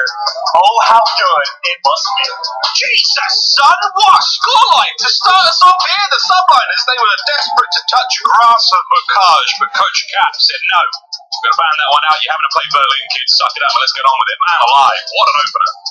Subliners, their spree and hardpoint comes to a close, and in an emphatic fashion as well. Lordy! LA Thieves, they take the first. And again, I mean, if they're looking for revenge against this New York Subliners team, that is the best possible start you can have, especially with all that momentum going into Tuscany. Now, make no mistake, right? Subliners, they have been in dogfights in pretty much almost every single one of their S&Ds. I think they've had 1-6-1 blowout win. Everyone other than that was pretty much a round 11. And they have come out on top of the close games, but it is also very much the case where Subliners, I mean, the very first series they had was against LADs. Outside of that, it's just, they're still having close games, but not having to play against the overwhelming best competition. And again, as we have pointed out time and time again, they don't get that potash bread and butter in the mix either. So that ends the hot streak of hardpoint that New York was on. I think they were something like 14-2 along those lines in their past 16. They were 7-0 in hardpoint at this pro-am, but they got Berlin for the second time, and obviously not even close. Their bodies and minds battered and broken across Berlin as this one comes to a close. You see the highlights. Full nice runs again. I mean, I think the highlight run for me was Envoy on that 9 spree, somehow keeping everyone in the subliners truly trapped. I believe this was the beginnings of it. They could not get anywhere near that hard point. This was absolutely mad. One thing is getting the kills. The next thing is the position to stay alive in the spot, 9 HP, whatever. But keeping the flow going. It was just untouchable here, man. Dude, even looking at that minimap, by the way, they just leave Octane in the hill, who, by the way, is helping out with those gunfights from inside of the hill, but every single player from these was pushed forward into their spot, and Envoy just became the collector in that moment, and obviously it just pays off the teamwork on point right there in that moment. And I mean, again, there's only so many things that can be said about a blowout like that, but for both of these teams, welcome to the finals. Over to the finals, Tuscan Social Story coming up next, and hey, it may be Mother's Day, but your daddies, the LA Thieves, just went 250-85 on that map 1. Now we run it back here on Tuscan, which is going to be a lot of fun for, I think, for New York Subliners fans. It's like, cool, this is where we got to see that full sale, that full 6 rounds in a row. The LA Thieves were sitting on map point, a historic thing that happened in Call of Duty. It doesn't happen often, but can that happen again, Chance? The odds of that exact scenario unplaying are unfathomably low. If that were to be the case, I think the Subliners should, I mean, honestly, it would be more profitable to go and play the lottery. Because if you pull off 2 back-to-back full sales, 100% you're going to win whatever the jackpot is going to be. So I would do that instead. But no, outside of the full sale, not expecting that to happen in the slightest. But I'd say the bigger question is sort of like the mental resolve of both of these teams. I'd say for the Subliners, obviously it's the bounce back, to get 100-point club in map 1 of the finals. And obviously for Thieves, just saying, hey, we were up 5-0. We were dominating on these guys, these exact same 4 players on this map. We just can't let it slip. We have to be quicker with the adjustments we're making. We got to make sure we have absolved ourselves of any curse that might have been placed on this team, because certainly that's what it felt like just a few days ago. But the revenge story, the redemption arc, fully intact right now for LA. For Subliners, again, just looking for that bounce back. You know you can beat these guys on Tuscan. You've done it before. Make sure you try to tie this series up 1-1. Yeah, because we want to get to that Bogage final map. All right, Cam, you just knocked Octane's Mono out of place. Chill out, brother. He's too turned. Get him off the stage. He's too twisted. Get him out of here. He's going to walk across camera as well. Oh, Cap, come on, man. You're 2 for 2, brother. 3 strikes and you get kicked out of the Belong Arena in Columbus. Here we go, though. Map number 2. Social Destroy and Tuscan, this should be a lot of fun. Subliners, again, we've been here before. You can do it. You called it, Chance. You don't want to go down 2-0 in a series like this. Grand finals, best of 5 as well. Tuscan S&D, here we go. Hey, speaking of Cap, by the way, I mean, I think we mentioned the fact that, Kenny, there were so many players jumping up and down on his performance the first time we had to see him with an SMG, and I think he dropped, a 0.6, so obviously did not perform well, but people went crazy with that narrative. It has been the same for Cap. People have been calling for his head for whatever reason. I guess, I don't know, they equate the team success purely on the coach, but whatever the case may be, he has a smile on his face, at least for the moment. Series is not over, but again, right now, LA feeling good, playing with confidence, and off the rip, trying to get that mid-map control as well. Hydra gets out 1 HP. The question is, can these nades connect? But I think Hydra playing a close corner gets him out with his life. Hey, here goes Hydra. Mountain Dew featured player here in our Pro-Am Classic final. His shots were good all week long. He's yet to really get anything going here. But that mid-map control is very much in the hands now the LA Thieves. Hydra trying to make something happen here on the flank after Kenny's first button. I think he might have spotted. He did. Nice shots out of Hydra. Stays alive. Ooh, slips in a cover. Maybe I'll get a second out of this one, Chance. Yeah, it was good teamwork, by the way. Number 4, Crim 6 making the appearance, because if Crim wasn't there, I think Hydra gets traded straight away. Look at that timing. The freebie kill, and he gets out. And I think Envoy might have the trade towards the middle of the map, but Envoy is in between everybody. Subliners with a quick round that they needed. Get underway off the back of some aggression from Hydra. Nice plays on the outer A portion of the map. And I mean, I suppose technically, if we're keeping track on Tuscan S&D, that would be 7 rounds in a row. The Subliners have won against LA Thieves. Technically true. Very true indeed. Round 2's on its way. Smooth moves out of Hydra as he stays alive. The old hit and run. Very challenging thing to do against professional players, and he made that look relatively seamless. Stay on board. Oh, Lord. The snipes are up. Hydra makes it to cover. A bomb site is within reach now for the New York Subliners, but that sniper overlooking the A side of the map could get real dangerous. Pressure is on though. They're testing Octane's metal. He has been forced back once again. Well, I think the play call is what? Back that sniper down and then just get the bomb down. You have Paul X in a deep corner of the map to watch the flank, and I mean, more or less. Well, I suppose you don't have it for free because the fire side has actually been left open by New York, so this is why they're taking their time, trying to play for picks. But while they're waiting, Kenny with the nade is able to even up the odds at 3-3. And right now, Thieves are making a pretty big adjustment. 2 players rotating all the way around for a P5, and Octane up top with the snipe, trying to catch him on rotation. There they come. Octane might be able to find at least one hit. Oh no, Sonny, that sucks. But he stays alive, he gets away with it, and he is running, son. The rest of the team making their way forward now as well. Spread across the map right now, the LA Thieves. Octane's got to get 1 kill out of this to make this a fighting chance. And a bloody plant pot has cost him the life. He's dead, he's down. Time's still ticking. The bomb's still going. And now the players are on point, and oh my god, it's fallen to pieces. Subliners stay the round. Oh, I mean, just a tragic round right there. A misstep from Octane. I mean, the first part of it is he reads the rotation coming around, but gives up the pre-aim when, I mean, that was looking like a guaranteed kill. And not the fact that he got caught on that plant pot towards the end, but he was actually trying to, not mantle exactly, but strafe up and catch a really nice line of sight to actually watch the full flank from. But it just took him too long. He wasn't quite able to get it, and then ends up getting caught. So, a little misstep. A little bit of unfortunate timing from Octane, but Subliners happy for it. Got that 2-0 lead.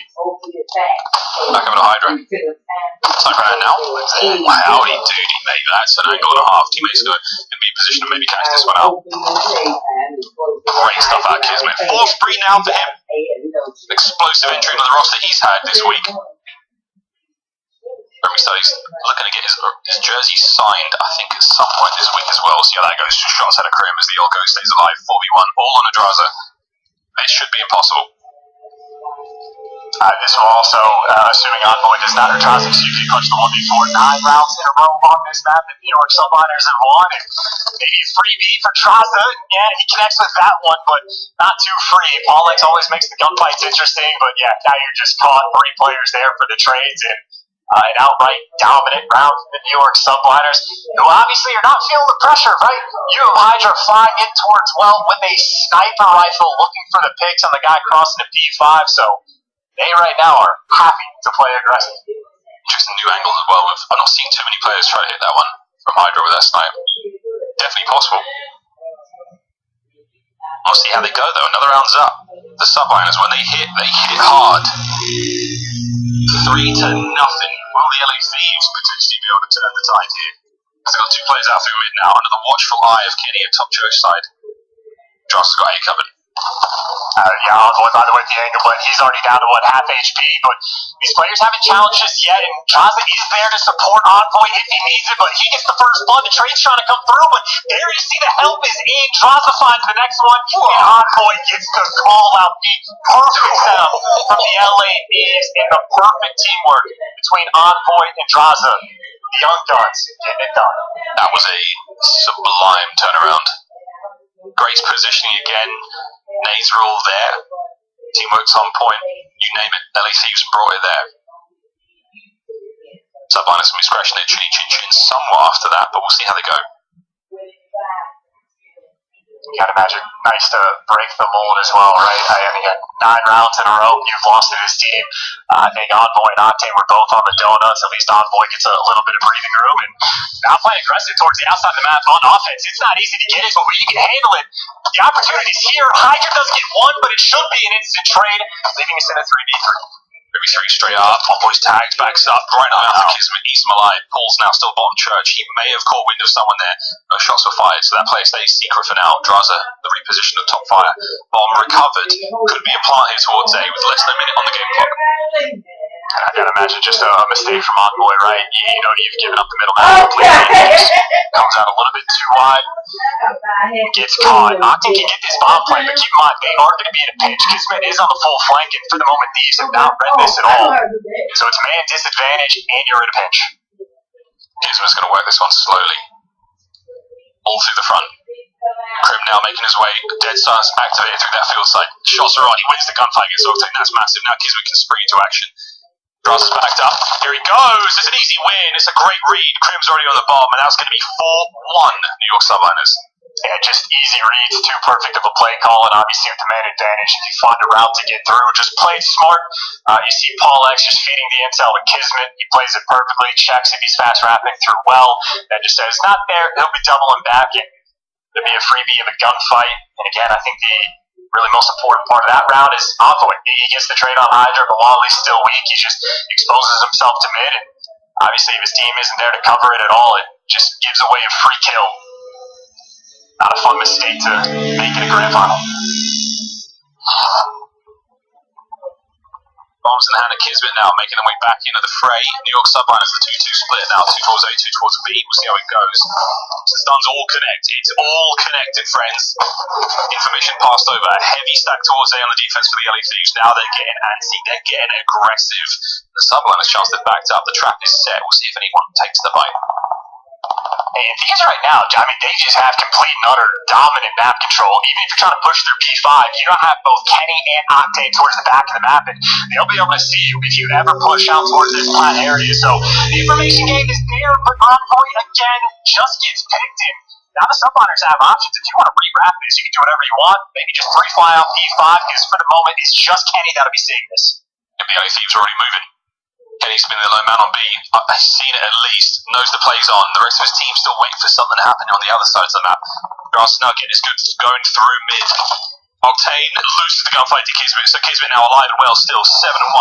What a search he's having. Kenny completely caught unaware. Paul X lying prone finds the easy kill, and it's a 3v1 now for Draza. A very tough spot to be in. And Paul X, once again, the old drop shot, nails it again. Drop shots OP. Like laying on the ground, dude, the number of years we've had in COD where like the drop shot hasn't been like overpowered, so it happens less and less over time, but you're exactly right. Paul X just getting another one, another feather in his cap, so to speak, going prone, but whatever the case may be, another round where Envoy just gets picked in a freebie, and after that, Subliners don't make any mistakes. The swarm is perfect out towards the actual bomb. You get it down, and make sure you've coverage on all the gunfights, which, by the way, Octane still yet to win one. Boy, flying through mid. A lot of clearance here. Oh, good God. Get out of there, son. Safe and sound. Aggression from the New York Subliners. They've gone the scenic route, let's say. And they're about to land themselves in the spawn now of the LA Thieves. Will they catch anything here? As the LA Thieves are looking all over the place. This much time has passed. Surely you know something's up. Here we go. Because they're on the force spree. Gets the party started. Just such a big first blood as well, because now you have so much more map control. You got a couple of players wrapping around through church, and gunfights are there. Envoy wins a big one, but now to the actual aim point, it is trades on trades. Draza staying alive as well. A big moment for the moment, and well, there you go with 2 versus 1. Crim last alive, and 20 seconds on the clock. They're fanning out. They're moving through mid. Crim's in trouble. Draza's got the eyes on, but when he doesn't land the shots, Crim nearly punishes him, but the team work there. LA Thieves stay alive as another good round comes to a close, and maybe a spot of good luck there. That 1v1 Kismet versus Draza, he hit the drop shot. He's like Paul X, tell you that. He came out of ADS, and that would definitely cost him in the gunfight, man. That could have been very different had he gone his way. and the success that these have been having, it really seems to be off the back of Envoy and Draza working very well together, staying alive. The bait switch is pretty consistent. Maybe Envoy especially is just sort of that player. Like when he gets hit, the route falls apart. If he even just wins that first one, they'll have success. But keep in mind, if Steve's loose here and Octane does not get a kill, he will be James Bonded. Well, he's technically... There we go. He ruined it. Technically, Alec Trevelyan with covered this chance. 006, come on, man. Know your bonds. Well, if he had lost that round, he would have been 0-7, is what I'm saying. Don't worry about it. You're right. Don't worry about it. Let's not be very particular, sir. It's 5-2, and Kismet, if he wins this, he's a bloody legend. Statue of him possibly will be erected in New York. The dream is now dead. LA Thieves managed to keep it going. And that round just comes down to picks. Draza wins his first one. Octane finally gets on the board, and you breathe a nice sigh of relief. I know he does have sort of a miraculous status. He has dropped a donut with his team actually winning the game, but not here, not when you're down, and certainly not in a finals. Get a little bit of production out of him, and he's down, but not out. Obviously, Subliners again. Get bullied in the map number 1. Trying to take care of business as quickly as possible. And they're going to try to just hit the outside of A. They left it open before. Funnily enough, these are trying to take over man. Paulax challenges. He saw everyone. He saw the whole team. He saw the whites of their eyes before they tried to take the fight, and no one died, thankfully. But pulling forward straight up fight now. Envoy catches Kismet. Kismet, the bigger fish in this equation, finds that kill. Ball making its way over towards the B side of the map now, or is it? He's going to double back and maybe A from the top, but we'll see. Can he try to lead the charge? Check the corner, this doesn't check Hydra out though. Ooh, the trade comes through from Draza. Good stuff. Grim now trying to pick up that defensive line over towards A. The shots are in. Draza goes down. Octane now in the 1v3.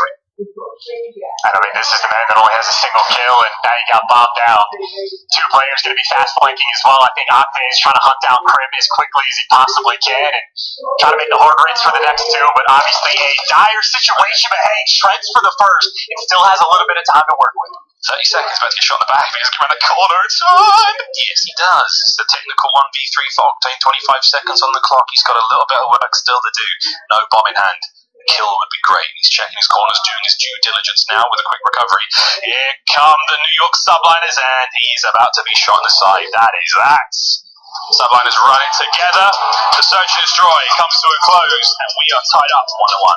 Hey, Kismet, by the way, popping off. I think Lando told me a stat where we've mentioned quite a few times how many round 11s that we have had. Kismet has been crying in the clutch, and in that moment where it's not quite 2-1, only tied up 1-1, but another one of those games where New York, the pressure is on, and Kismet turns into the fry man. Couple first bloods, quite a few gunfight wins against Envoy, and obviously 9 kills to his name. New kid on the team having quite a bit of success, and if I had to take a guess, this might be Kismet's first finals ever. I'm pretty sure. The pro scene, maybe, brother. That's a very, very interesting stat. I mean, again, it's the story of this tournament and the story of Vanguard so far. With 4 tournaments in, we're going to have 4 completely different winners as well. Why not add Kismet into the mix there? 9-3, 1 for stopping him there on Tuscan. Again, the LA Thieves are able to really come out on top over the subliners when it comes to Tuscan search and destroy. No matter how good they look, they just don't have that special source. Going to control though, coming up next round, of course. We will be seeing that Tuscan hardpoint as well.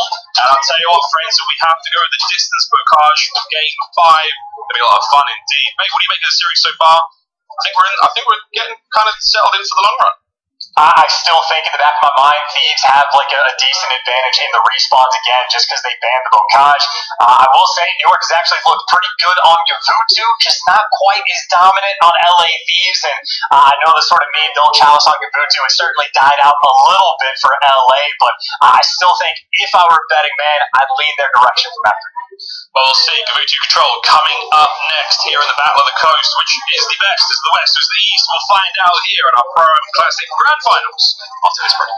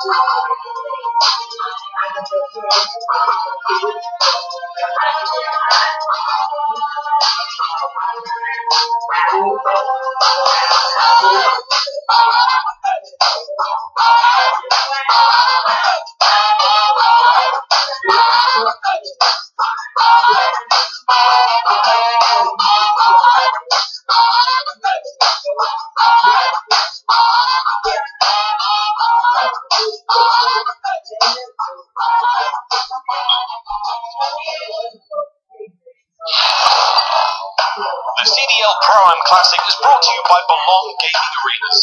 With high-end PCs, consoles, and community events daily, Belong is the place to go for gamers of all levels. Belong has arenas in Chicago, Columbus, Dallas, Houston, and Nashville, with more locations coming to a city near you. The Call of Duty League is brought to you by Mountain Dew. Upgrade your game with a Scuff, the official controller of the Call of Duty League. Match 3 doing our grand finals about to get underway. Coming at you live from the Belong Arena in Columbus. It's the Pro-Am Classic and things are just starting to get spicy. Chance many of our players here enjoying themselves in the grand final. For a few of them, first time in a long time. And for a few of them, first win in a real long time. I think I have to correct myself a little bit. I think this is Kismet's second finals he had. He had one for Paris back in the day at like a Week 12 London event when he's playing for the Paris Legion in NW. I think Hydra's second appearance, Paul X's first, but a lot of these young guys are certainly early on for the finals for them. Meanwhile, Krim, this is his 50th. I mean, how many players in this league haven't had 50 tournaments yet? Meanwhile, this is basically Krim's home. I'm not even sure I played 50 games of ranked play this season already. That's something. My man, he's the go for a reason. But here we go, Gavutu Control. This is map number 3. And there's his stats so far. This is only the trends, up until the halfway mark, I suppose, of the Vanguard season chance. And hey, it's changed a lot since we first ripped the plastic off the box and got involved. It'd be fun to see if either of these guys have anything cooked up special, especially since you saw if you go to A off the rip, you have a 20% chance of winning towards the end. And if you have a lot of success towards B off the break, you can make something happen. But I think Envoy right now just trying to feel it out a little bit, play with this side of the map, but really just draw attention from the subliners. And while a couple of players have to rotate back that direction, now we can try to play up and look for kills around these players towards the boat. And finds the first, wins a nice one against Krim, tries to help with players up the top boat, and he's right now swarming this A point. Swarming indeed, he's still all over it. Octane. It's a slide on a kiss. Here comes Hydra though. Still, Mountain Dew feature player with good reason. The shots are all nice there. More players to take care of, but he's attack to retreat, to re-engage. Teammates all over the point as well, helping him out. It's going to be Krim. Once again, good look so far out of the subliners here on defense in round 1. In that moment, Hydra just sees his envoy and says, thank you very much. The reach out come through, and you'll take the easy win. And now you've got the trap truly set up, and Paul X is trying to get hunted, but he at least drags one of the grave with him. As LA Thieves slowly trying to get out of this setup, but anytime you step off point, you get traded so quickly. Even Draza gets chopped down in subliners. I mean, this is pretty much as perfect as it gets on defense. Even when you're fighting for this ring control, he's able to get a couple of kills, and then Krim wins a big one. Subliners holding strong. Man, Krim wins 2 big ones. Again, that ring control, that's going to be the priority right now for the subliners if they can keep off 8 for as long as they can. And here comes the pressure now. New York hitting the go button, 15 seconds remaining, trying to let anyone from the LA Thieves get out of spawn, and if they do, they may be able to get that slow contest. Krim should go big here. That's going to be a massive kill. Keeping the teammates on it. Here comes Envoy. 4 seconds remaining. Kill. Dive into the point. Goes Sun. Stops the clock. 2.9. Can he stay alive? Draza wins 1. Trying to keep this going. Hydra can end the game right here, right now with this kill. The stuns are in. Forward they go. Here come the nades. You name it. It's all onto the go button right now for the New York subliners. Get off the point. Find the kill. There it is. Oh no! Draza. A brief moment. And there we go. The final kills are there. The round comes to a close, but the subliners managed through everything on that last point in A. And I think only a single tick came through as well. So maybe not quite a perfect round on defense, but you will be incredibly happy to be that dominant. I mean, you had Krim winning quite a few big ones over towards ring. Hydra was constantly just playing on the backside of the boat near that middle tank, and anytime someone steps on that point, you hear the very loud ping in your ear. He swings out challenges and takes care of business. Hydra, by the way, 9-3, so he's certainly feeling good here in the finals. Stepping things up, he had a rough run so far. Envoy now on the flank, trying to find some space here. We've got the Thieves now on defense. Smoke takes care of a Krim 6, and that is going to be the first blood. Still got the pressure on towards A. The first segment's already gone. Johnson now. Advantage going the way of the New York subliners. Oh, these trades too. These are tricky gunfights. Draza just shreds them. A lot of times you don't actually get aim assist when you're going from the top to the bottom of the boat, but he makes it look easy. And now you've got the true setup. Again, you were tied on 6 for the moment, but this is the blender sort of spawn trap you're looking for. Players on the boat, players over by ring, but then Hydra guns too. It sort of opens up the levees there. They do break, and subliners find the pressure on it. And when the levee breaks, we'll have no place to stay. Right now, there's no place to play whatsoever for the LA Thieves. They're getting pushed out all across A. And he's trying to take care of these players, make their way across cliffside. The shots were not there. Get the submachine gun back in your hands like you were trying a minute ago. There's a pressure still mounted. Subliners back on point. Second segment gone. They're having a wonderful time here on offense. And it's looking like they've actually poised to capture this as well. You get pressure towards ring, and again, you'll probably constantly drag the LA Thieves' attentions over towards B. That's actually not the case. Everyone up is geared up around this point. Hydra down low, 14, making 15 and 5. Triple positive. I think he's happy to be here on Gavutu. 30 seconds remaining here on Gavutu. You're going to see the capture of A hopefully come to a close. Thieves have been trapped into a teeny little box over there. Oh dear, Krim's just come through, poking him with a stick, and his stick just got a little bigger as the second kill comes through. A full eruption to the heads now, the LA Thieves, as the pressure is on. They got to get out of this board quick. Kenny managing to buy a lifeline just for a brief moment, but Paul is in from behind, and here goes Paul. Eyes on at least one, eyes on a second, and this is going to get ugly. No, Octane stays alive. They've got ring control as well. Woo. Wipe the sweat from your brow, Thieves. You're alive still. And those comms came in the nick of time. I'm pretty sure as soon as there was a spawner up for LA Thieves, they're screaming at Octane, someone's on the flank, turn around, and I know Paul X get ones, but it ends up panning out perfectly. And now you get stacked up, ring control in your hands. Kenny watching the deepest of flanks. I think Hoop was the first player to show off this spot at Major 1, but now it's getting good use here in the finals of the Pro-Am.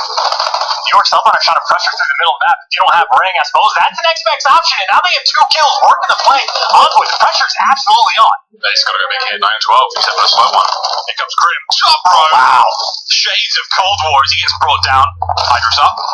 Slices his way forward. The king of the beach now. 30 seconds remaining. They're off. One of the contestants still on. There's the kills. You got one more player there trying to get this one done. That's it. Clock ticking. You have to make the run now for the subliners. They're going to get closer to that point. The 2 members of the LA Thieves holding hands on the inside of that boat. Octane and Envoy making this hard. 20 seconds. This is going to be tough. Hydra's making his way forward. Chance. This is going to go big. The kills are there. Surely the LA Thieves win the round. And just drag the pace down, keep things nice and slow, hold that L trigger pre-aim, or fly out and finish this kill. There you go. Ring control fully intact, everyone much too far away, and it was much closer than the round before, but LA Thieves win the gunfights when they need to. to even up the round count at 1-1. That being said, as far as that tick advantage goes, Subliners off the back of the dominant round one that they had. I think they got a 2-tick bump. About ring control being one of the priorities there when it comes to defensive teams and offensive teams are one of the most important parts of the map, especially when attacking that B side. Preach it, brother. They do a great job of it there. Hydra once again having a sensational map. 17-9 out of the Phenom. Everyone else pulling up the rear. The 2-tick advantage is certainly going to help going in the defensive that final round. Team with the most ticks or segments captured here on the objective play will take defense. We'll see if they can keep it going. We now make our way on towards A. And you've been handed bow control, so these really need to take advantage of this because they just spent the entire time getting picked apart around this zone. But I'm going to feel the pressure. I think the tax in nades has been so on point for New York, and it really does pay dividends. Is now you've lost the bow control, draws the forces back down because he's got 8 HP. And goes for a couple quick challenges, but it doesn't get traded. And you are just back to square one.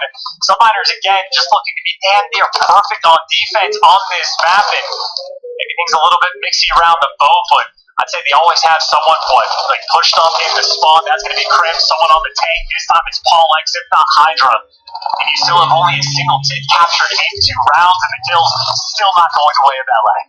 It's tough, man. Finding it correct spawn. Nice nade out at one point. Trying to make their way towards bow again, but you can see the pincer now. For the New York Subliners, Hilo Arrows on the minimap now, enclosing around the LA Thieves place. They're trying to get out of their spawn, but all they're doing is running into Kismet, and he's gunning them. Absolutely ripping them down. The reinforcements are gone. The cavalry is gone. Kismet stands at top ring now, 3 kills in a row. And kind of wild too, because after the map on the LA Thieves had, I just figured, you can take momentum like that and just steamroll into a 3-0, but Subliners bounce back are now looking incredibly strong, and the momentum that they had is collapsed like a lead balloon. See if they can make a bounce back of an next defensive round, but they've got absolutely stuffed on both of their offenses. Yeah, that's strong defensive work out of the Subliners. Keeping it all together. It's like defense round 5 if we get there for New York, by the way. It's like just guaranteed. It was that dominant. That worst case scenario, they just get defense again. There we go, the LA Thieves choosing the other third, trying to make their way back in a final round. Potential to turn this all around. The V2 control has not been a strong showing out of them so far. Difficult to contend with Hydra. Mountain Dew featured player 20 and 11 overall. Currently on a 2 spree. Nice HP. In he goes to the point, trying to find a few more. He spots the player on the cross. By the way, look at number 4, Crib 6. That number 5, Envoy, actually crosses on the flank, but maybe Crib was actually too far away to win those players through, but even when Hydra is weak, he's still able to find at least 1 kill, but I think just letting that flanker through sort of staves off the pressure, and you are back to square one. I mean, this is just, I suppose, critical defensive rounds is what this is shaping up to be. Yeah. Crib's still fighting his way out. LA Thieves front line moves forward. Kismet does slip the net and he gets in a B. Wow, brought down immediately. Dream dead. Raza now working forward. Hydra is going to gun him. Space down a move for the New York Subliners. Out they go from spawn. Finally, now they made it down the cliff. They're running to Kenny. Bloody Kenny. Here he goes on a force spree. This is exactly what you want out of the LA Thieves. Kills all good. Ball. Once again, fights his way forward, but so difficult to make way up this beach chance. I mean, it's just, the full lockdown control. Honestly, both teams having sort of similar styles is the perennial problem of this fat player. Just living over towards that middle tank to catch you off the point. Hydra nearly went to the second. It could have been a nice little opener on the hill, but instead you were just back to the spot where nades are landing on your face. Trades are coming through for the pinches, and Kismet actually has an opportunity to win another one. Draza's looking perfect angle, trying to take this player down, but meanwhile, New York are just adding the ticks to the pile. The second one on board, but I'd say right now, again, they already have a guaranteed defense. They're trying to say, hey, maybe we can get the 3-1 win instead. Right there, yeah. Nearly finished the work towards A. Here comes Octane. Draza gets there first, gets the kill. Hydra. Oh, wow. Draza manages to get another one. Brilliant stuff. I think they're on point. Octane again involved again. Less than 20 seconds here in the round. LA Thieves hold it down for a moment. A brief lapse in the defensive control, and now you've got the Subliners on point. The capture now going through. That's 1 man on point. You might be able to get a second just to speed things along that bit more. The 3-player hit through boat, mid-map. Kenny, you've got your work cut out for you now. And so far, this has been one of the most standard Gavutu controls we've seen so far, but Now with the lives very close to tied, subliners can at least turn their attention over towards B. Kismet looking for the routes, and he's found it for at least the first freebie of a kill, but his teammates are literally across the entire map, so how many kills can he find, or maybe none at all? Actually reads his flank coming through, so there's number 2. His teammates still, though, are just trapped in their spawn, so Kismet, even if he finds a couple more openers, and there's number 4 in a row for him. Finally, he's got a little bit of help as Crim6 is nearby. How far can Kismet stretch this out? That was it. Comes to a close. Shot in the back by Octane. Still, Crim's managed to get his way forward now. As Kismet's spree closes out, 25 on the clock. You talked about New York Subliners trying to get this done 3-1 chance. The opportunity is here. 2 of them are at ringside. Envoy can't get it done. He's done. He's been cleaned up. Here comes the stack. 2 members now. The New York Subliners on the point. They're getting cleaned up. Kills coming through. No more lives left. They're still managing to get the capture now. Slowly but surely you have to contend with the hit from the LA Thieves. Here they go. Right out of spawn. Into the mix. Kismet locking it down alone for now. The contest. Hydra can't quite help in time.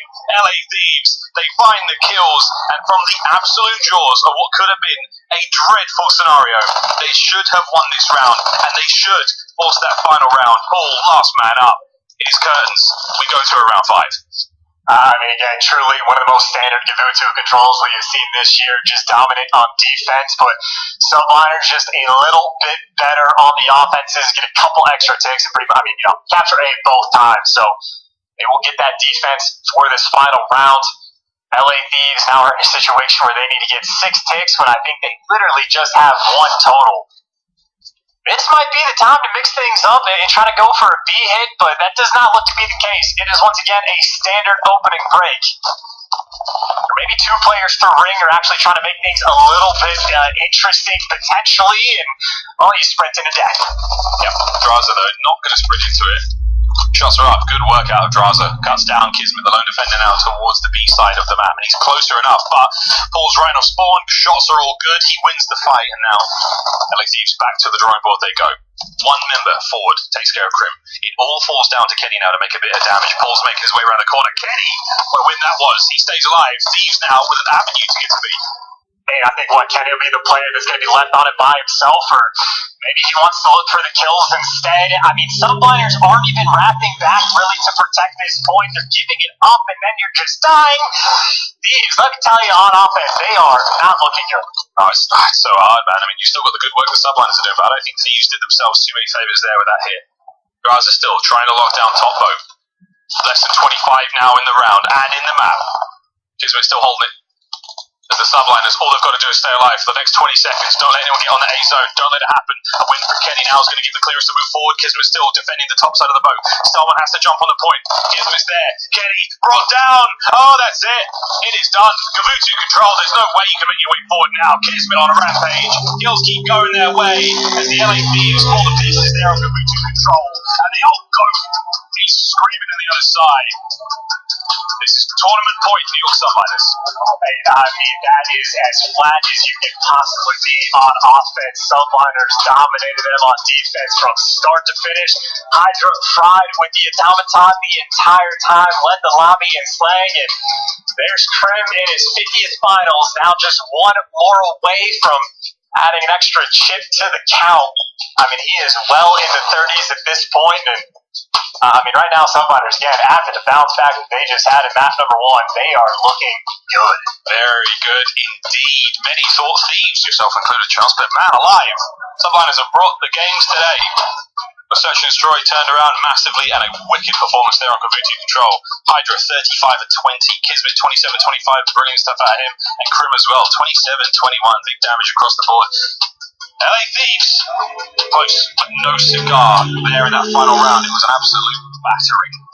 Now, though, another hard point. The LA Thieves, the magic they've had there in the game mode all week long, and the same can be said for the Subliners, a showdown. To force the game 5 for the LA Thieves now to win the whole damn thing for the Subliners, baby. Is old Blue Eyes, is he warming up? I mean, that White Dragon thing coming out with those blue eyes, but whatever the case may be, something that did catch my eye is not just the fact that Hydra led the lobby in slaying, but on offensive kills, he was actually dominant. So the main factor why he had 16 in the 2 offensive rounds that they had, and obviously there was a couple players in this game that weren't much past 16 kills total, so we hail Hydra for good reason. leading the charge for his team into this Tuscan hard point. But one of the reasons I was thinking Thieves at the start is, again, the Bocage gets banned, and I still think that Thieves have the edge on this map, but I don't think it'll be nearly as clear-cut as the Berlin. And I mean, honestly, the way Subliner's been shooting these past couple maps, you truly never know. Hey, man, it could happen. Let's face it. The most exciting thing for me about this event, again, is we're definitely crowning a brand new champion here in the CDL 2022 season. Tuscan Hardpoint coming up next. We will see if that scoreboard reads all the way to the bank, ladies and gentlemen. Hydra, the man, the myth, the legend, had a brilliant run there on Kavutu Control to force his boys now into a tournament-winning situation. The Pro-Am Classic has been full of drama, chills, spills, thrills, you name it, all the good stuff. One more map, boys, is all you need. The LA Thieves stand in your way. They're looking to force this Game 5, stay alive here in this competition. It has been a season of woes for such a promising roster. So you can feel that tension, man. It's getting spicy, Charles. It's getting a little sticky in there. I think the Ultra Boys packed their bags up as well. They saw that map and they were like, let's chalk them out. So fans stand up and get on out of there. And now the last minute words to be passed on. The subliners. This could be it.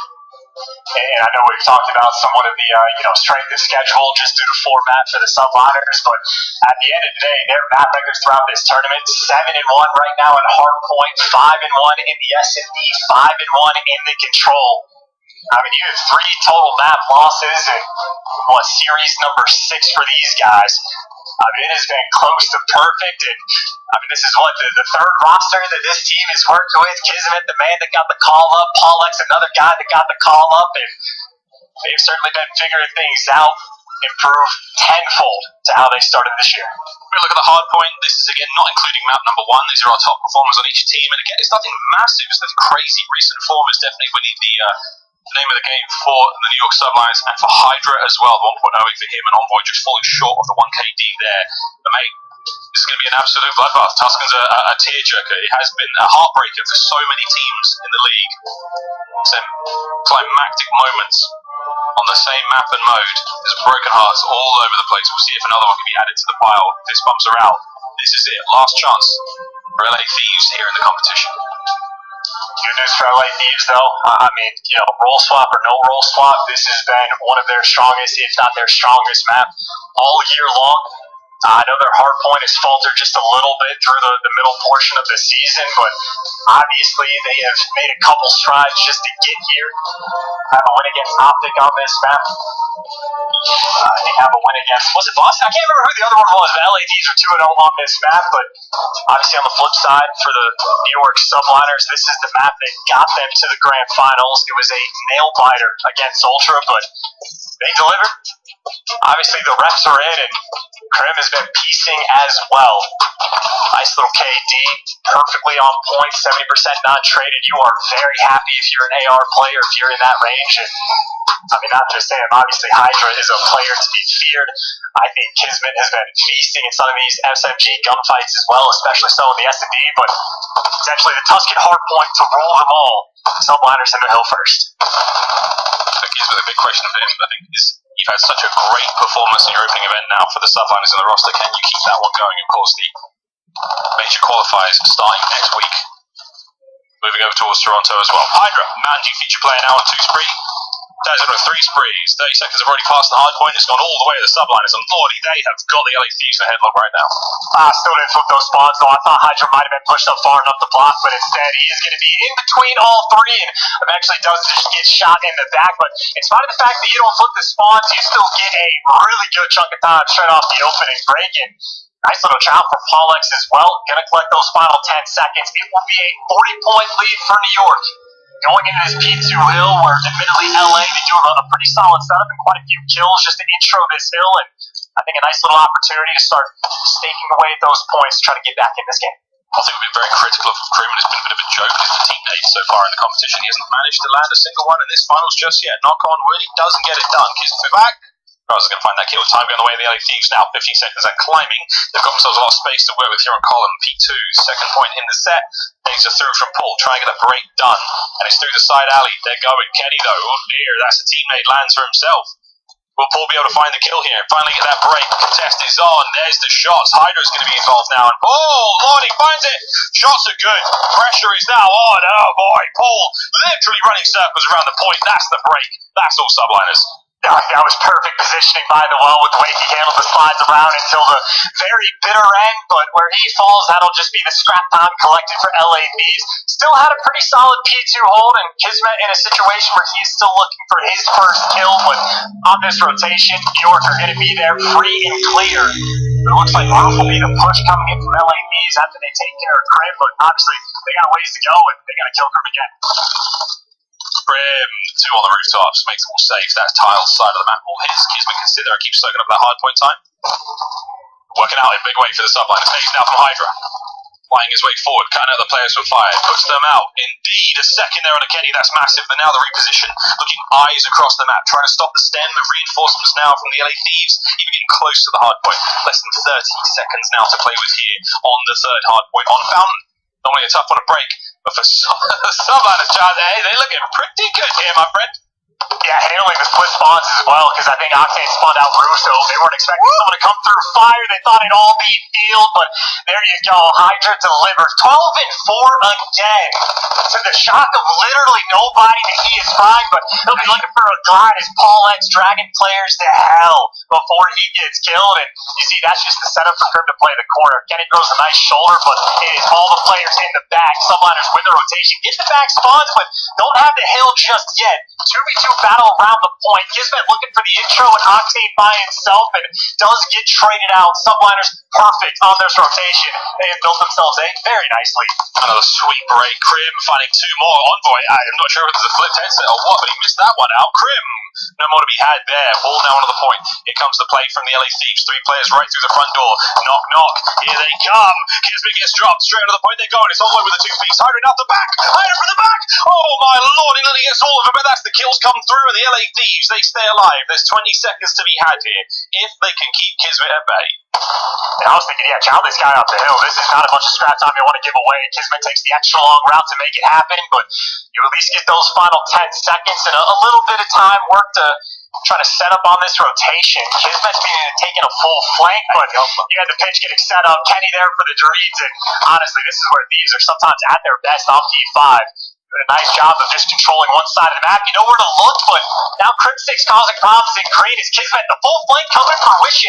He's trading out for Paul, gets inside the hill, but these hold strong on P5 so far. First 20 seconds do go their way. A dicey moment right there. Draza doesn't win that 1v1. That's the break, and you got the hard point now.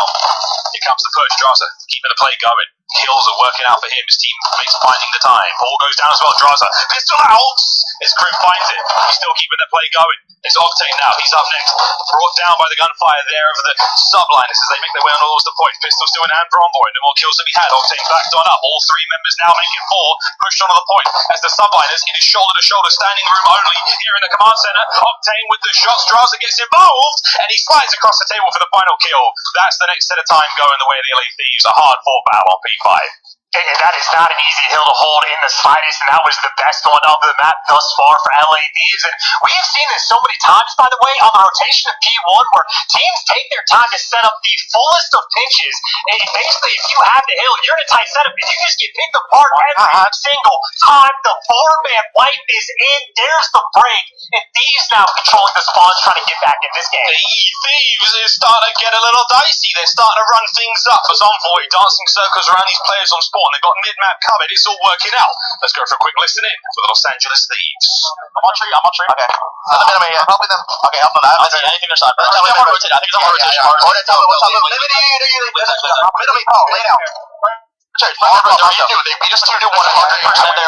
They are in the back. Yes, I flipped. They are slow down here. These rotation kills. I'm going to we don't need a break. I know. I'm going to back. We can go with Ken here. We might be wrong. I'm challenging. Give me mess. Back up, guys. I'm at this.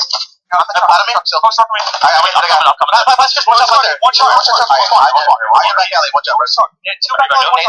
Nades on top. I have no time. I'm on a stand. I'm a master. I'm a master. Let's go stairs. Go stairs. Down up the stairs. We do a rush off. I'm Marcel. Back out.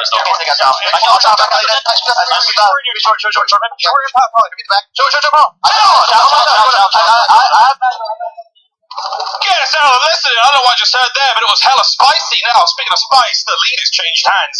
Subline is now on the back foot, looking to make the break with 25 left. Quick listening now with NYSL. What's absolute back left? Jaws, he's one back out. Sit this. I'm going radio. One time. Wait. Short the time. There's two on my looking for. Draws it, Kenny.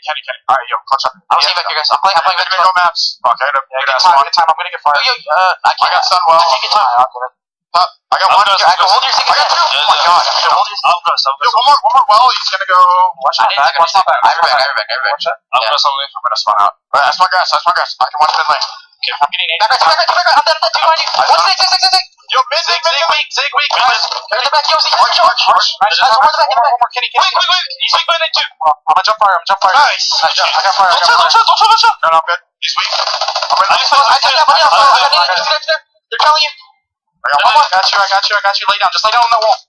Sam, one shot in the back. Just lay down, Porter. Just lay down. I have you, Sitting. I got him.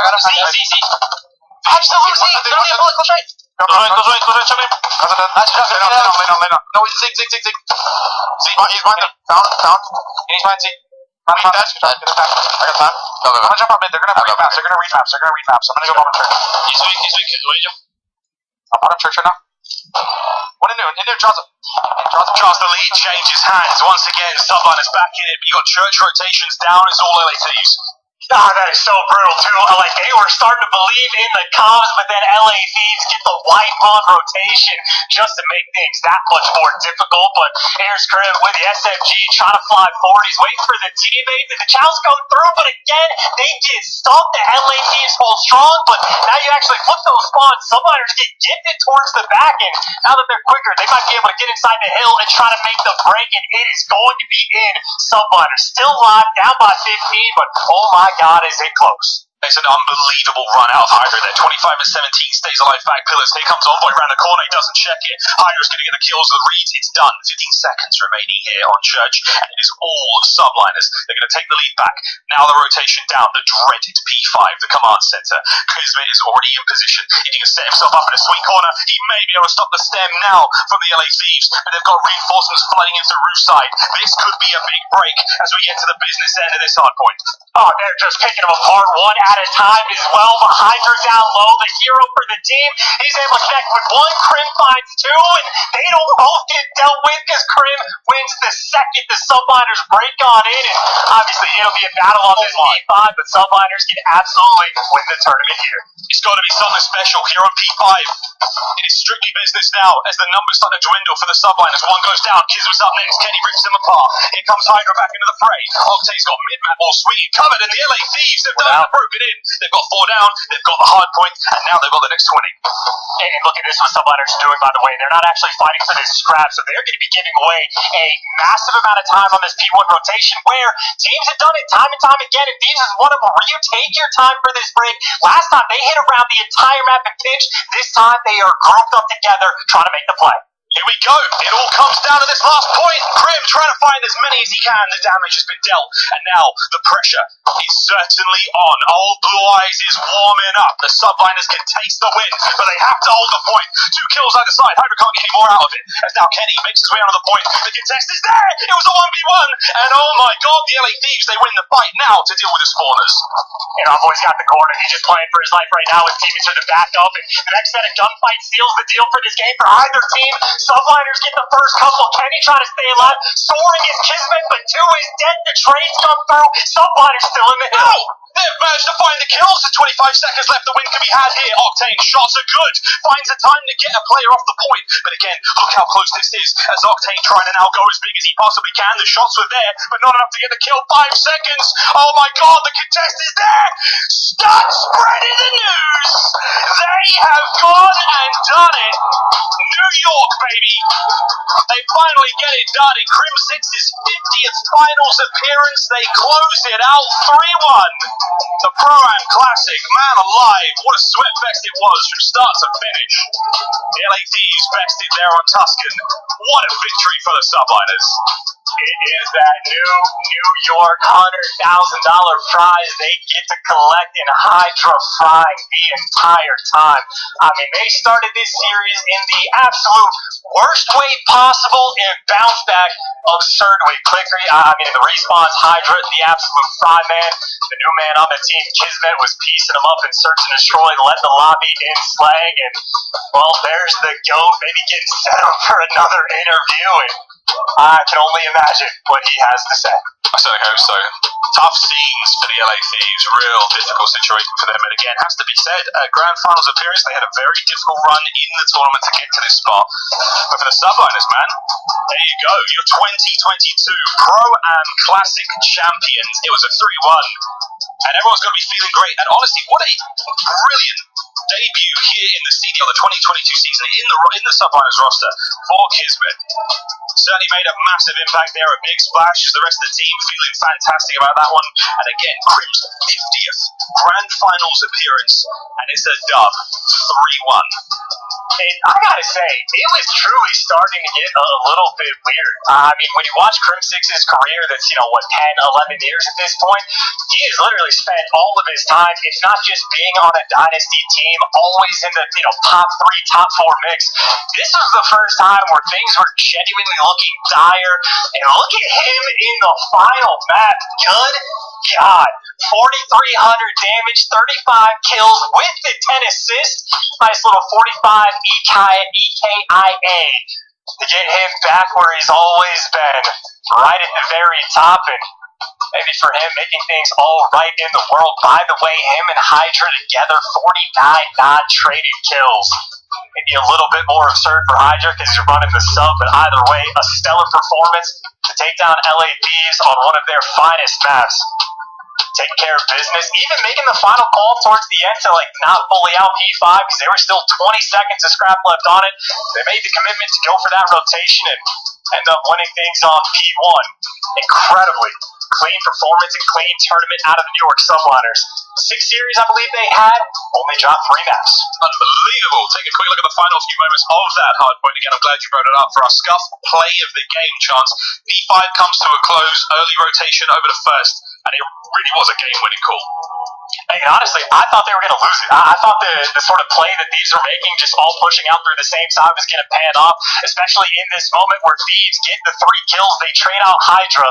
Envoy trades the final kill on the flank, his last man standing, but he dips out in the way for the hill, plays a corner, and I guess it really just comes down to, off this next life, all the gunfights that the Subliners are able to win. Crim wins a long-range AR engagement.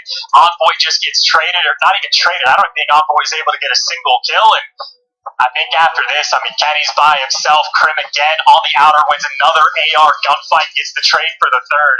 You talk about your life that matters the most, and Crim is able to come and collect at least 3 kills before he falls. Just a masterclass performance in those grand finals. A tournament-winning moment right there. The old goat's still got plenty left in that tank. An unbelievable run. And hey, got to give it to the Subliners. They came to play this week here, the Pro-Am Classic. A lot of folks wondering, what it'd be like to see the amateur players go up against the pros. Now, for New York, it was trial by fire. Kismet have been in the team for not too long. And that is a wonderful display against some top talent here in the CDL. And again, a team like the LA Thieves who came out swinging as well. They can't be too disappointed with that. Second place in this grand finals. Not a bad look for them whatsoever. Kenny looking fine on the sub. A little bit of work to be here or there, but they have time to do that, of course. Qualifiers starting again for the next major. Next week, we're right back on it, friends. All you complaining about, we took a big old break. Well, ladies and gentlemen, we are back. It is non-stop from here on out, boys and girls. All right, Desk, save me before I do something absurd. Grand finals, ladies and gentlemen, we did it. What's going on? Hey, we got a new champion, by the way. Great cast. Boys, can't wait to see you guys next time. But hey, big congratulations to the New York Subliners. Allie, all those changes paid off after all, right? Finally, the Hobbitanoing hopefully gets its stalemate with this giant win. And I gotta say, it's just a composure throughout the entire Tuscan, right? There was a little bit of an error on the LAD's part there, where I feel like we saw them do before, where they focused so much on P5. They threw so many bodies at that scrap time, and then when it came to the rotation to P1 to try and break it, nobody hit the split off. Sam hits mid, but 3 of them fall in through Church and P1 side, and that just gives NYSL all the information they needed. Dylan tried to stay live, watched the mid-pitch, but I guess he was so worried about the chaoticness of it all. He gave himself terrible timing when he went to check their side P1 and then wrap back mid and then just get shut down by Kismet, who, by the way, dropped like 13 kills for the win in that, but Carry the whole team. Let's go. Yeah. I mean, Party Hill time, he did what he needed to do. I mean, you talk about the flood, and it was definitely a little bit of a sus play, but it actually ended up like kind of working out because they got the final kill. I think the bigger error was when they respawned there. They just tried to flood once again side church. If they sent somebody mid, they might have been able to get control of the map, maybe get control of P1 and end up winning the game. But what does New York do? They send two players right through middle map, gives them multiple different angles of attack, and they end up closing it out. So, like you said, it's the composure from this New York team time and time again. From the first time they played Thieves and the reverse sweep to Full Sail, and now into that one where they clutch up at the very end. Like, these guys deserve that victory. You got that right. We also have an interview. Paul likes to give you a post-victory spotlight. Paul, congrats. Man, when you joined New York, you guys were nothing like this, and you guys overcame just so much adversity and dominated on your way to the finals. You're looking good in every game type out there. How do you feel? Honestly, this is a big, honestly, I had a chip on my shoulder going into this. Just a lot of things being said on the internet, so I just came in here to prove a point, and it feels amazing to, come out and win when, nobody expected this. They had us losing instantly, 3-0'd, but I always have faith. Congratulations, Paul. I mean, huge win not only for you, but for the team as a whole, and for your confidence as well. I've got to ask you, when it came from that first hard point, you guys lost by a very large margin. What was kind of that regain like heading into the rest of the series? Because I saw them try to rechallenge you guys again with Tuscan S&D, and clearly your confidence had to be high going into that. Yeah, Porter just kind of told us just brush it off. They literally just came off a series against Optic, and we didn't have a warm-up scrim, so we were just kind of sitting there waiting. So we kind of knew it was going to be like a hard first match until we got warm, and there's nothing much you can do when their guns are hot and they're just flying at you, and so. Yo, Paul, listen, man, I'm going to need to see a smile. You just won a championship, baby. This is your first W. Congratulations, my guy. And I got to ask you, you're a confident player, man. I see you shooting bodies. I see you talking trash on the timeline. Like, what fuels you as a player? Because you had to go down to the depths, and now you've come back and you got a championship this year. Honestly, it's my mom, my dad, honestly. It's like thinking about them and all the hard work I put in. I'm finally here to do something back in the league. Literally a month ago, I was an amateur, and I don't want to go back there again. Awesome, man. Hey, shout out to Cruz. Let's pick up that headset, man. Thank you, Paul. Thank you, Paul, thank you so much. Congratulations. Sorry about that, man. Oh, Ant, what's up, man? Best friend? How's it going, my guy? Are you going to be hanging out later? I got to have some words to tell. Hey, Crew. Yeah. Hey, listen. The free floor is yours. There's delay on this. You guys got to fix the delay. It makes us sound awkward. But thank you so much. And no more Coronas, all right? We're too old for that. Okay? Fair enough. Modelo's time? Is it Modelo's time? He's cultured. Yep. Modelo's are the play. Yep. All right, well, Krim, usually we're here, asking you questions, and you take control of the interview. Is there anything that you want to say to the COD community at mass? The floor is yours, my friend. Yeah, one thing, right? Listen, where am I looking here? It's Mother's Day, all right? Call your moms, all right? And maybe I'll call them too. Well, congratulations on the victory. Go enjoy it. We'll talk to you later, Krim. Take it easy. Thank you. I'll see you tonight. Let's get crazy. Let's go. Let's get crazy, definitely. So, there you have it. NYSL pulls out the big win. This is just insane. The way that they started the year compared to where they're at now, that's great. Can't wait to see what the Major 3 qualifiers are going to bring us as well. But also, we have to tip our hats to the LA Thieves, man. Yes, we do. So stage 2, they struggled. They didn't look good at all. And people were saying, hey, something might have to change with this team. They came into this event, and everybody picked it up. Yeah, the Searchers really looked a bit better throughout this tournament. Still a ways to go, but there's some good signs for LA Thieves. I mean, Octane was back in human turret form. This guy was absolutely frying. Draza looked incredible in the new role. And then Kenny as well. As the tournament went on, he began to be way more comfortable. So LA Thieves, they continue on this trend. They can be back in the discussion. I mean, this is a grand finals appearance. This is a big deal. That's going to do a lot for their confidence. You're right. Now, talking about confidence, Toronto Ultra walked into this event in a big way, right? That team also struggled, but hey, they got a really good top 4 finish. But also, they're going to be winners of the game field tactical play where Benson Candy clutched that 2v4.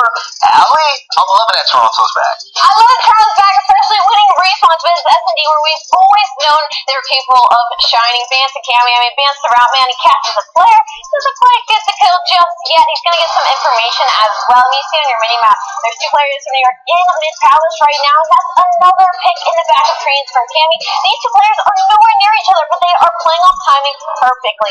Cammy gets a guy bomb, plays his life, and then suddenly it's a 1v1. Polex versus Vance. Vance is still back there in Desert. That was a huge 2v4 clutch for them. Unfortunately, though, they weren't able to finish it out to make it into grand final. I'm so proud of that team right there. I love those boys. But I have a question for both of you right now. When it comes to MVP, this is going to be kind of hard, right? Because Undoubtedly, no, it's not hard. Who takes it? Without question, it's Hydra. The man Paco, I mean, we gotta give him his flowers. He's been doing it for a while. I mean, like, this guy just takes over in game. So many times we see Hydra pop big 2-piece, 3 pieces for the squad. That last map, like, he sealed the deal for that game.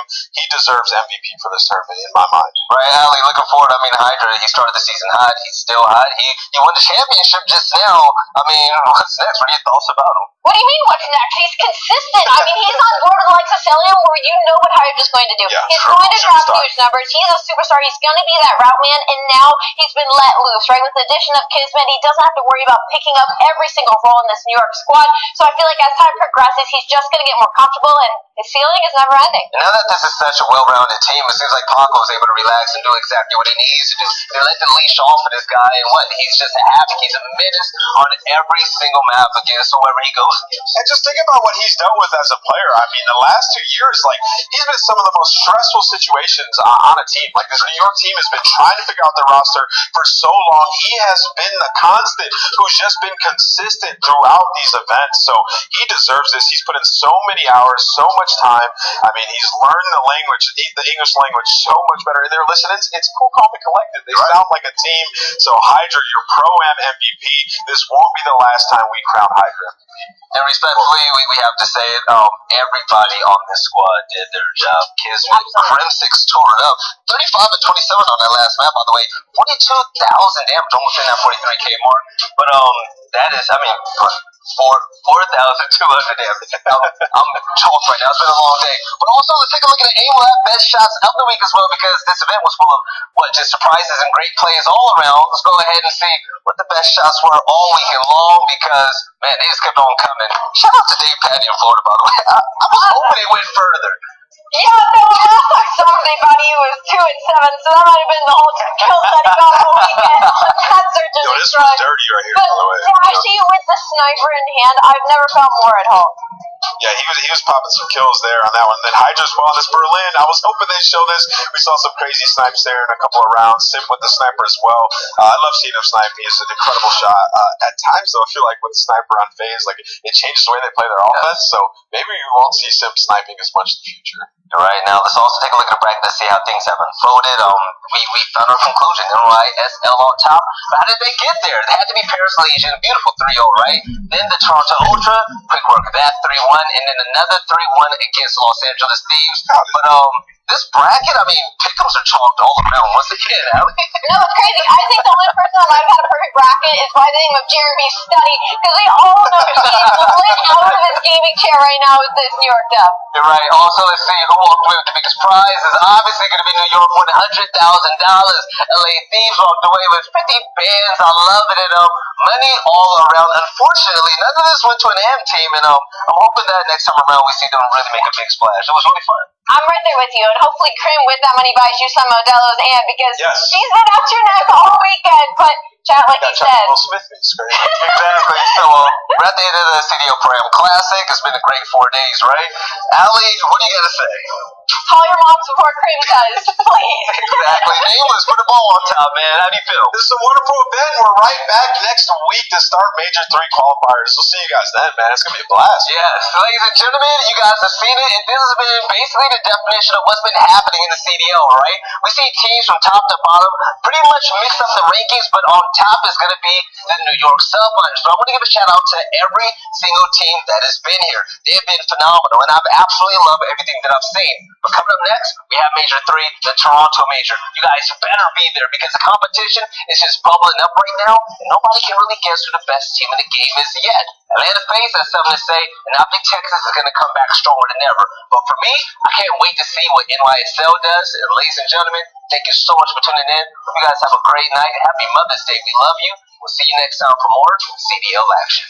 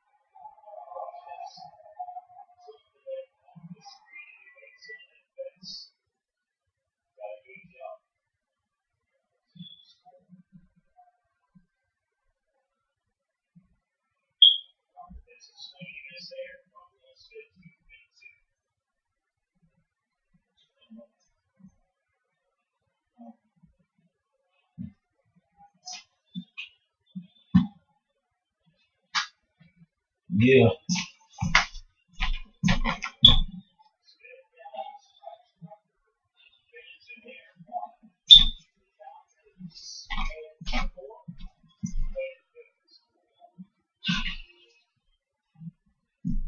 Right. I guess.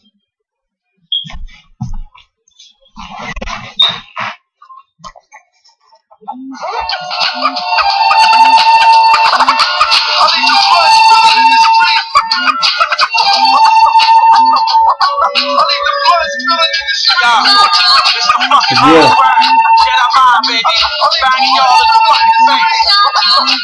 Alright, so yeah, man, I was kind of out of it a little bit. Now, what you said your thing was, we were talking about it earlier.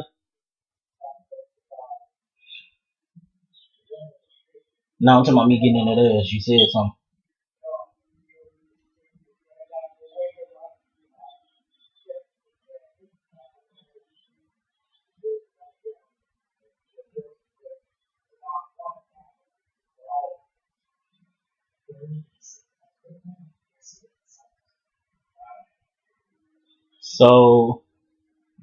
So what? What you say? Alright. I was just making sure that what you said.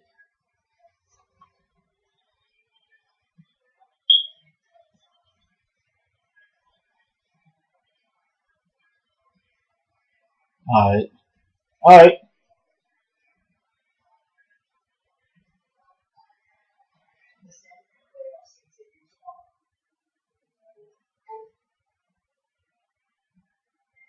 No, I chill with Punt today. Yeah.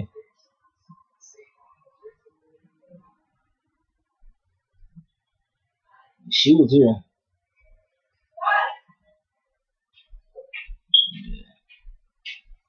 I found what I was looking for. So what? Oh. They looking for you out there? Yeah, I came in here and found something I was looking for. Oh.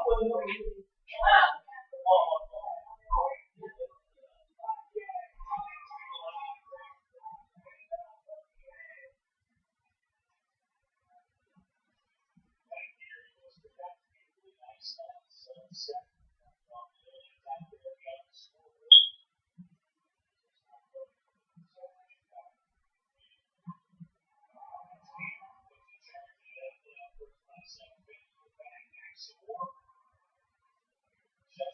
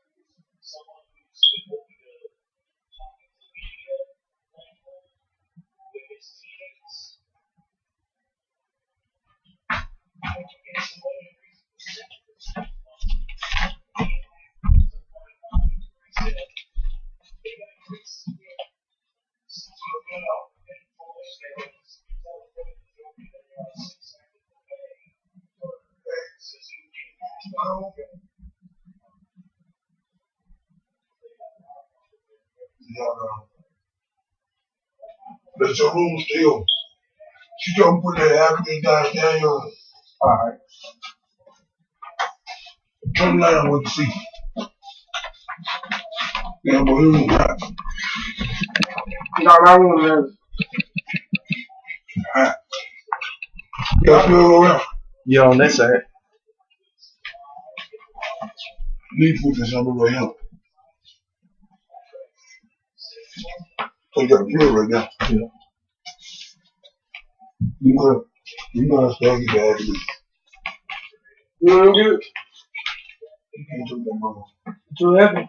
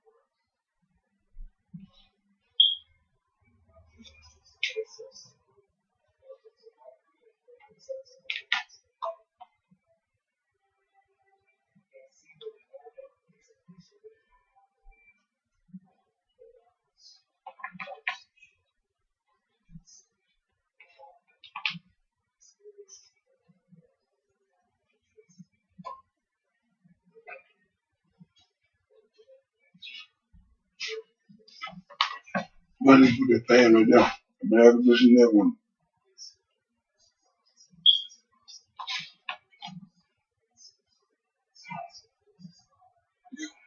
We'll put it in that one. Then I have to blow this one. Yeah. If I put it that way, I have to blow that way, and then somebody can break in or whatever.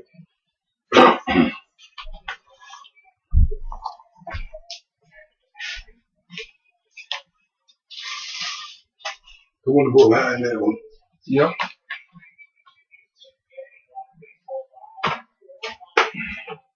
Damn on that one. I'm just gonna stick it in. I'm just gonna stick it in. Okay. And then I'm gonna go from there.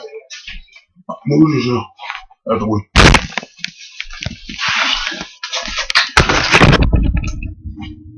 I'm gonna make this room so goddamn cold. Step the hell room. Step the hell room. Step the hell room. See your hand at the mouth. Don't look like me. Grandma baby too much. Beat him up. Beat him up. Yeah, over. Say.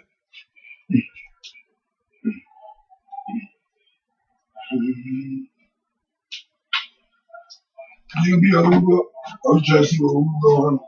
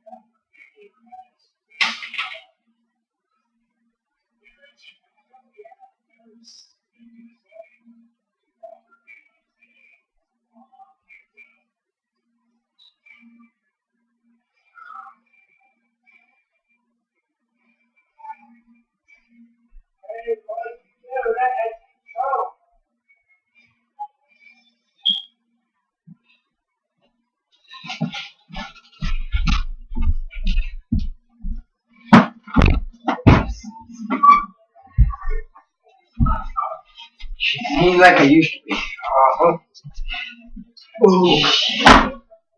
Hey, daddy get it. I just roll the blinds up. Ooh. You? No, I ain't gonna pay the number.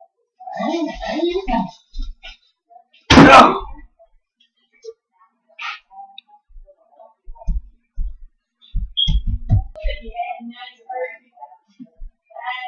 Y'all need some scissors to cut the ball. Cut the ball. Cook the ball.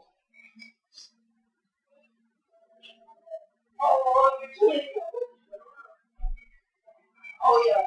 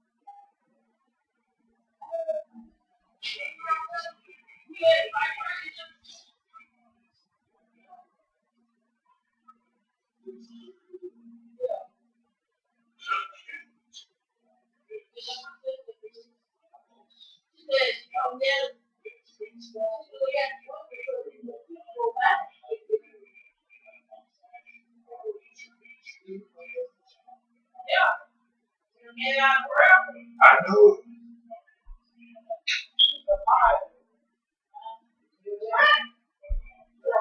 Room. I'm sitting there having this shit in the room.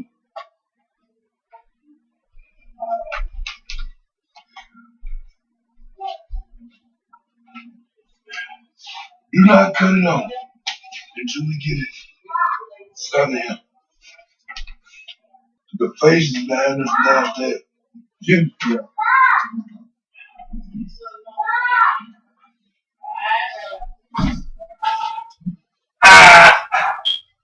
The motherfucker blow out his coat out.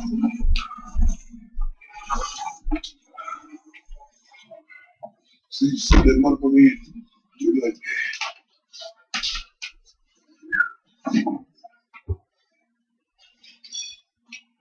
I bought the screen, put it out, and get paid for it. Huh? I'm gonna tell you, I'm sure I'm gonna do. I'm gonna cut the screen. What? You cut yourself? Who? Two better outcomes there. You fit just like that. Nah. No, my bump is bleeding. No, you did. No, my bump is bleeding. The bump. On this one right here. So that's why I asked Ruth for a band-aid. No, I ain't no band-aid. It's right there. You get a band-aid? Yeah. You get a band-aid.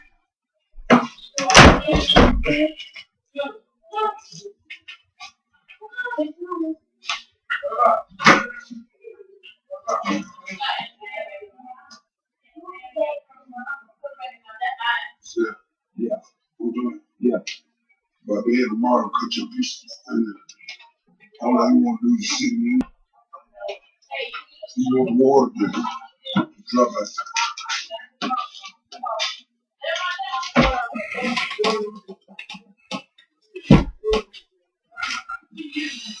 Yeah.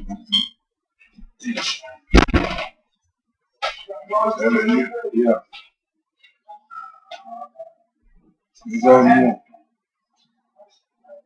I ain't got no 10 minutes. We'll cut a piece to go in. Yeah.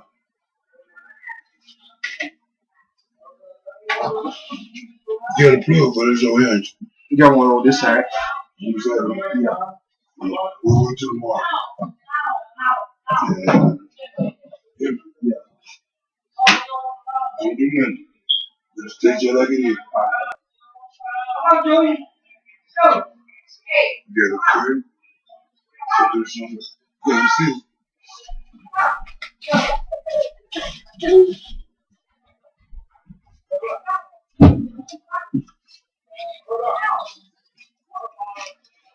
Look at this. Look at this. Yeah. Yes. You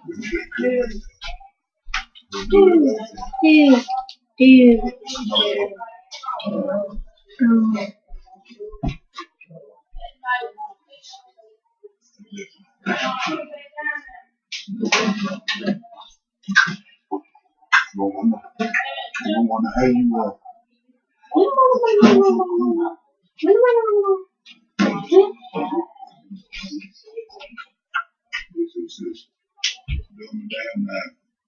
Let it kill him a piece of play with me across this. I got a piece of chunk. Let it go like that. Let it go like that.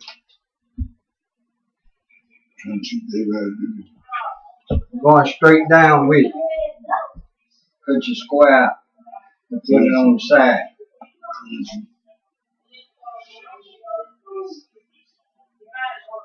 Oh damn, let me get the front touchdown after this. Hold on, I gotta go get it. I left it. Yeah, let it go like that.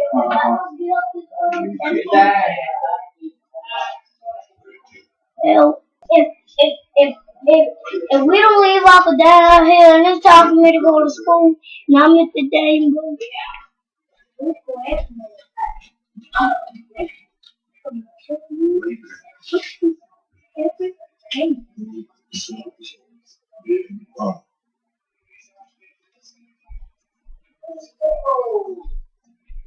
Eight, 2. How about you come here? About Wilson. Because the legs out to you. Call him up. That's what up. Okay, like to you.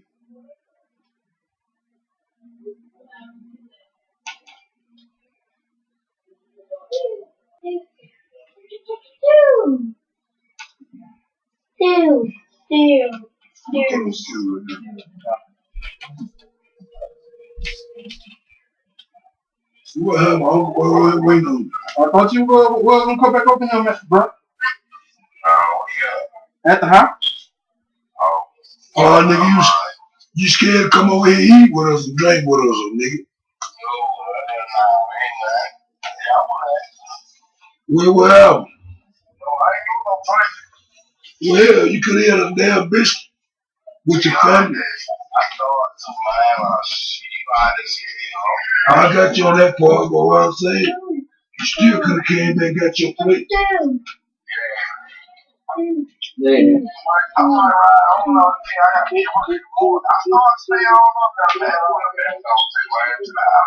Nigga, I gotta be at work 2 in the morning.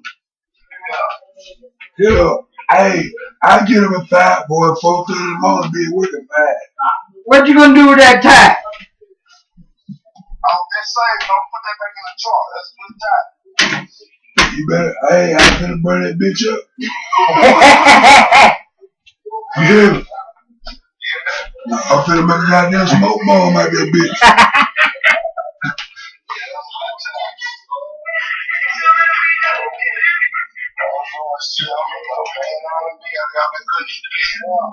What's that? You said what you said? I said, I ain't doing shit with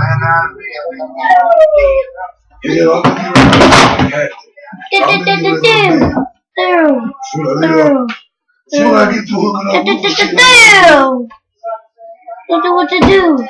Yeah.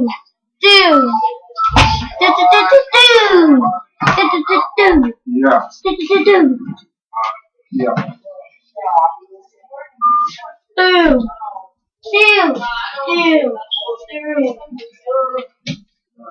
Hey, Ruth, I can leave it like this.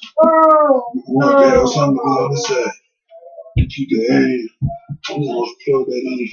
That'll keep you cool. Turn them over. You got an old Federation Hill. What a Federation Hill. There's a Federation. Yeah. What? There's a guy in it. Show me what it is. Huh? Show me what he got. See? I can just see it. Dad, I'm ready to go. Dad, can we get ready to go, please? You cold one. I'm ready to go right now. You I'm tired and sleepy. Is that one now? Yeah. You're not cutting over. Let me say I'm cutting down 65. I'm cutting it up.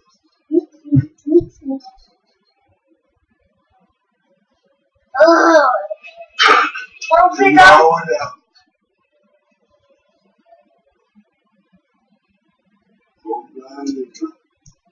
Alright. Bye, Rufo. Mom, Dad,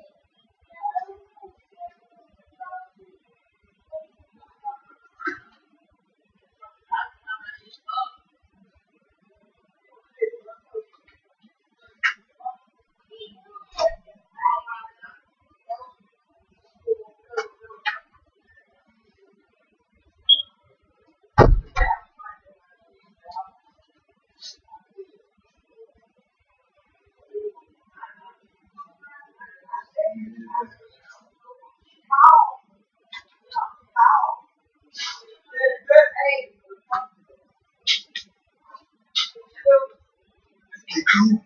Oh, yeah. Huh? I'm letting you put your phone. Yeah. Alright.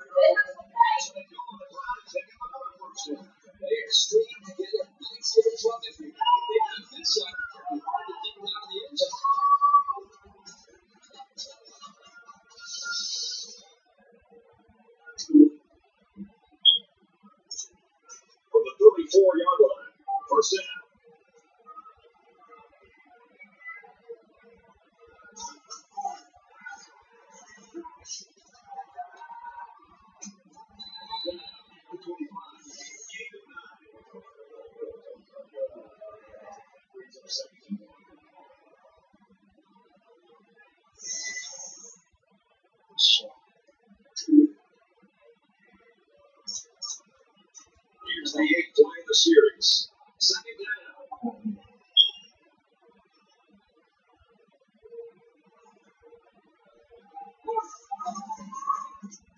Looking for the corner.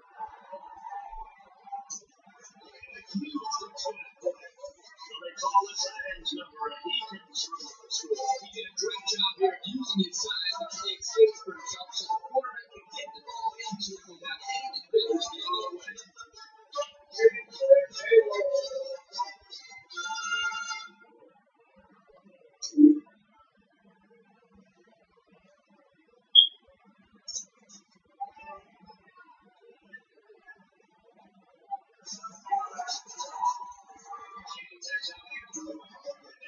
Look at the drive, so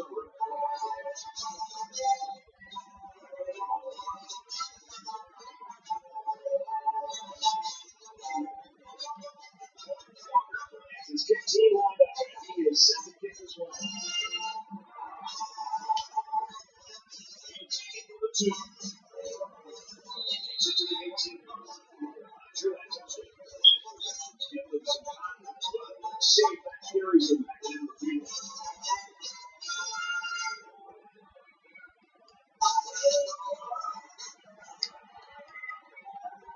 First down, Brian Town. He's taking it at 45.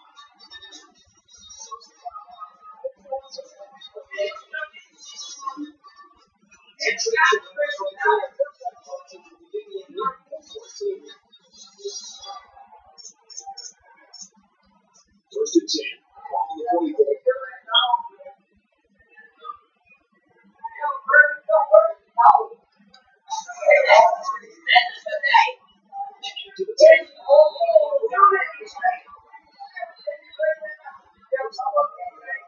To the 10. So the offense will move a little bit closer with it. It's first and 10. On the 23-yard line.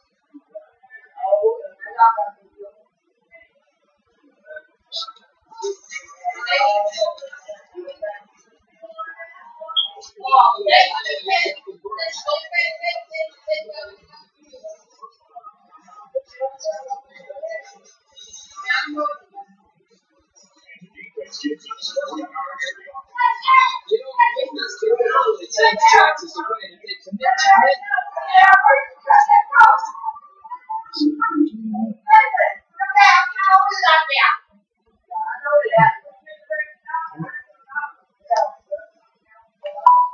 Yeah. Check out through E. Oh no.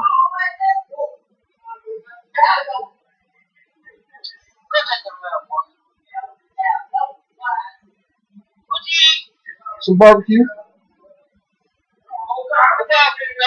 Yeah. I think you were leaving in a minute. I said they're gonna get ready to leave from here in a minute. Yeah, he came to my own. He follows up there to Mama Gray.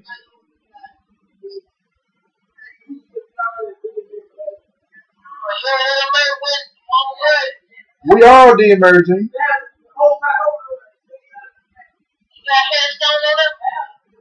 No.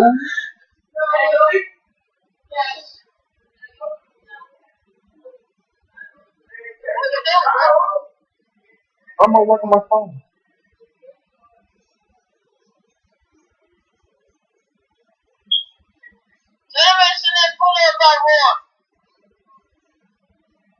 Hold on.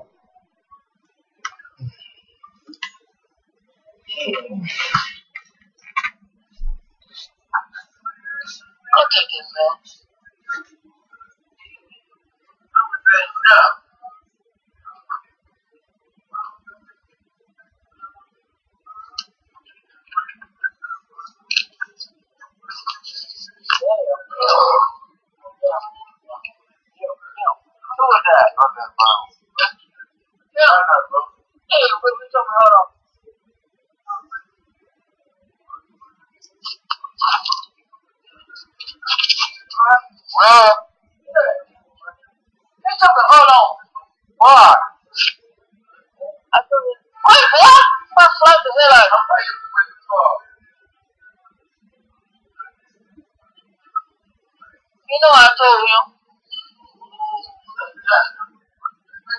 You don't got this many years.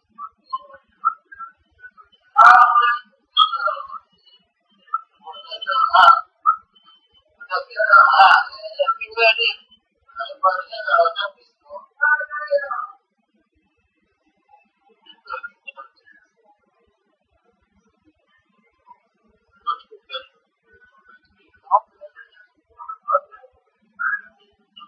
So they might send that bullet by road. We can't do one.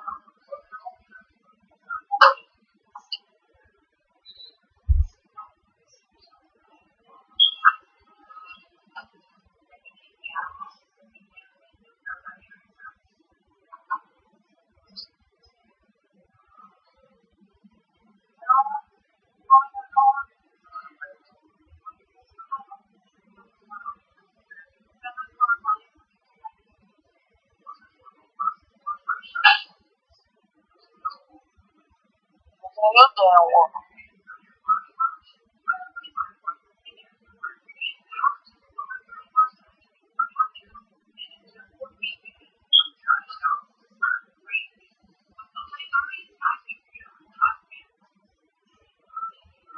Still on merging?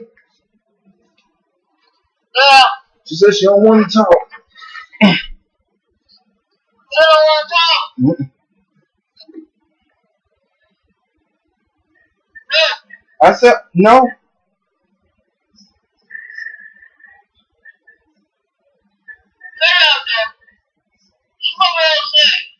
No, she ain't upset, Mary Jane.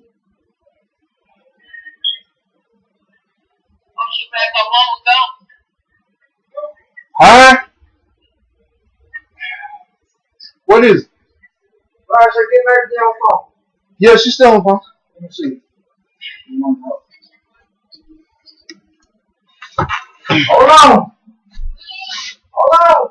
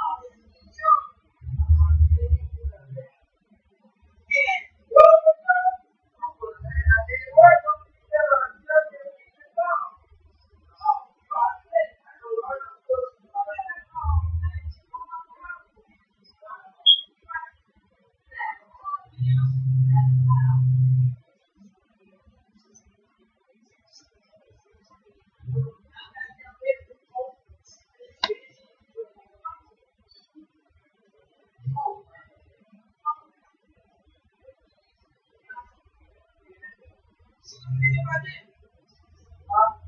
I'm gonna watch that.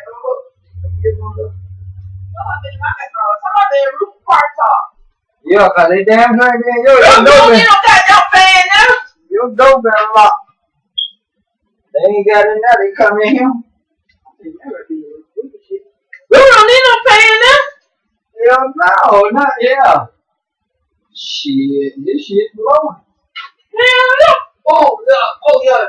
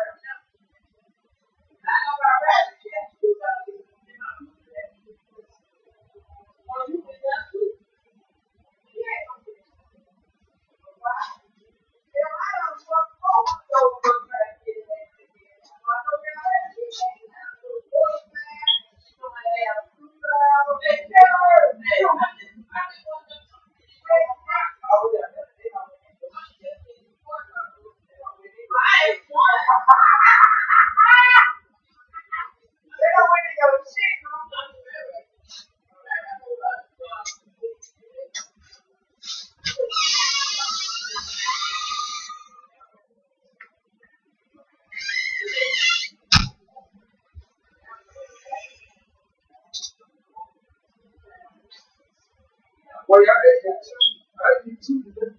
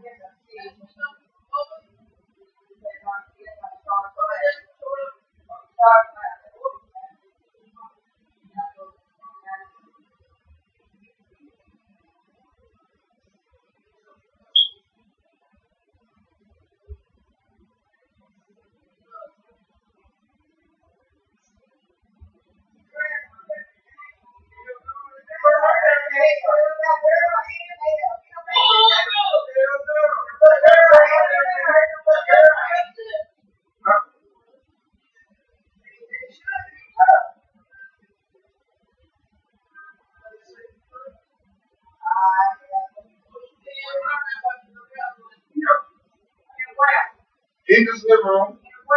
In this living room. Stretch my foot back on. I gotta make payments on.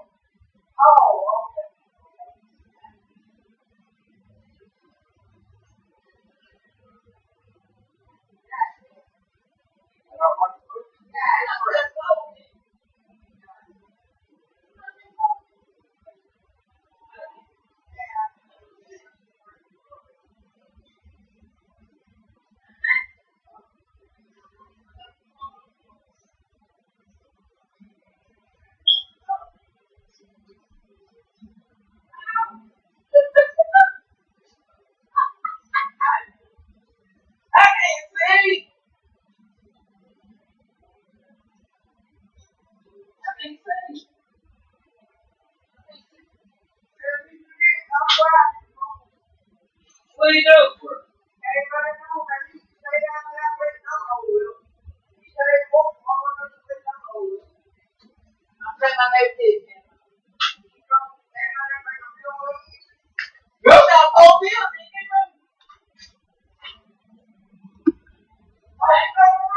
What?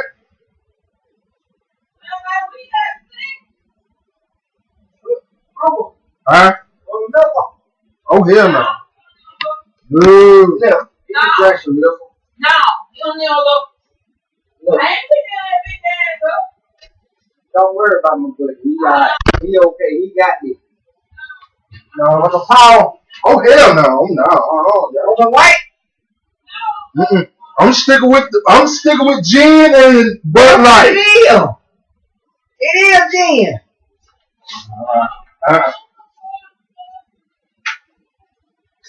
You don't want none? Oh, no. Oh, you gotta take your medicine. Yeah. Nah, you gotta take your medicine. That's all right. I'll take care of it. What's wrong with you, girl? You ain't no baby.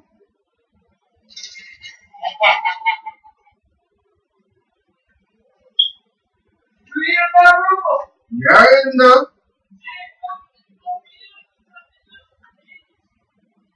So what? I say that for tomorrow.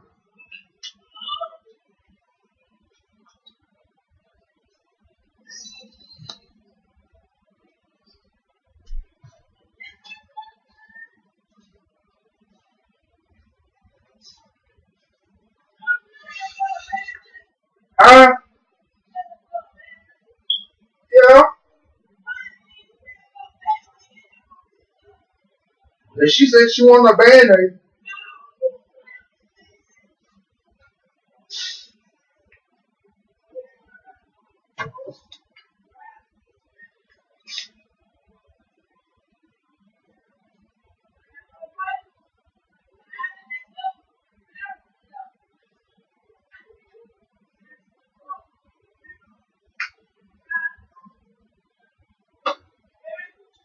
Yeah, I heard.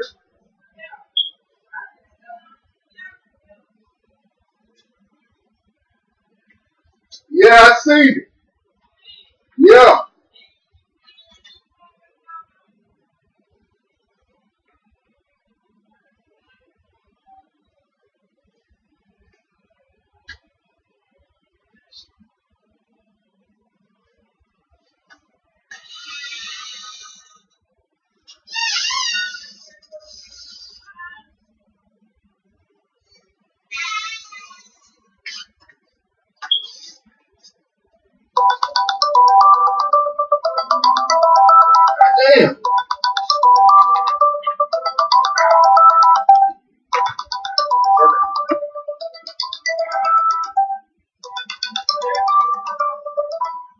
Yeah. Yeah, I'm back.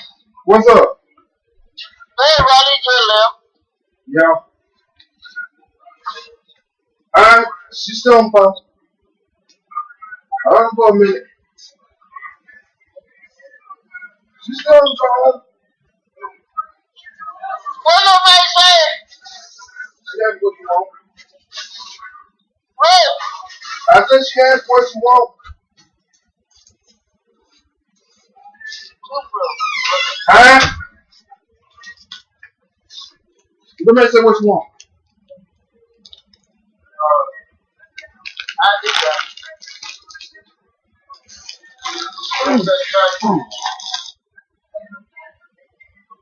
She saying it. Let me want to know what you want. Let me want to know what you want. Little man. She want to know what you want. Huh?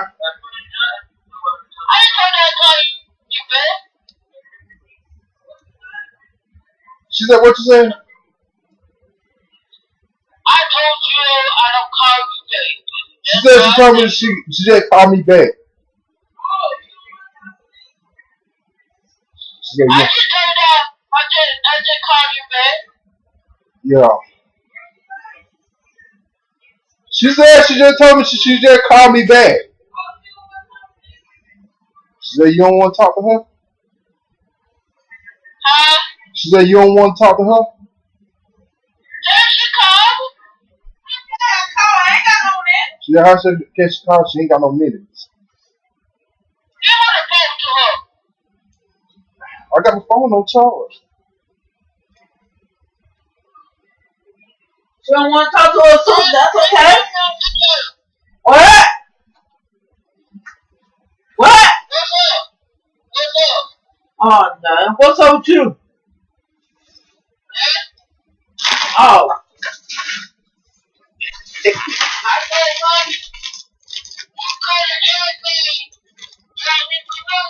Mary Jane, he was waiting on you today to call him to let him know you want to come over here. He was waiting on you to call.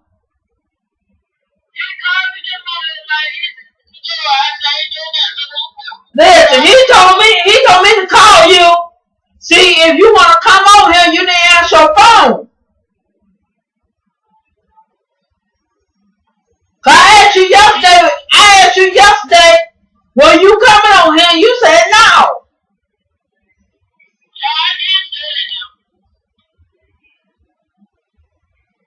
Then I asked you today, do you want to come over here?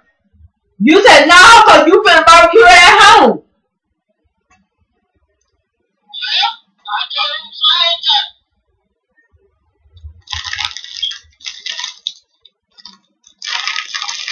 Cause Chris asked me where you were. I said, Mary said she gonna stay at home and cook. That reason Chris left.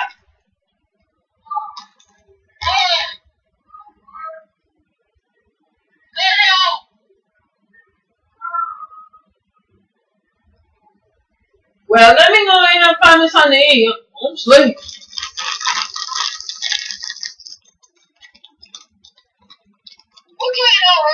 My chip. At the grocery store. I'll leave it open. That's where I'll come through. Sure. You ain't gonna get cold, you open your door. Mm-hmm.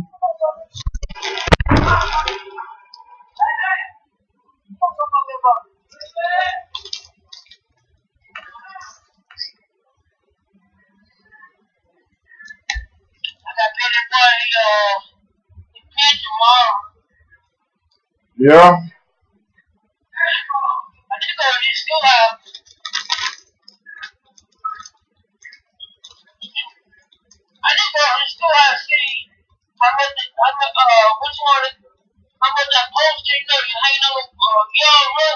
Yeah.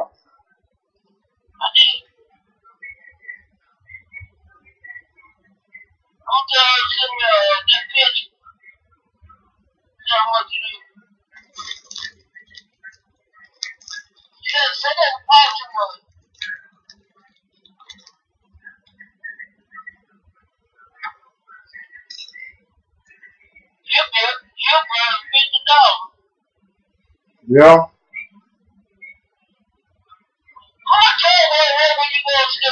I forgot.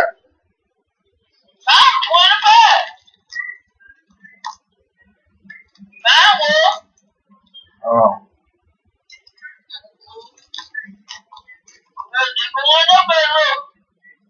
Yeah.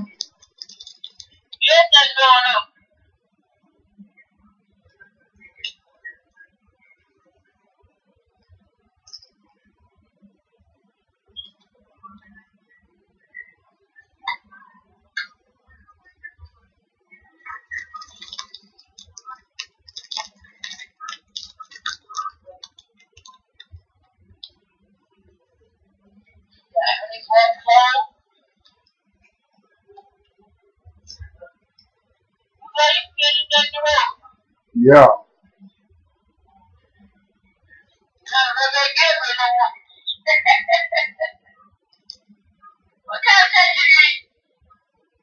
Frito. Yep. Mm-hmm. Nope.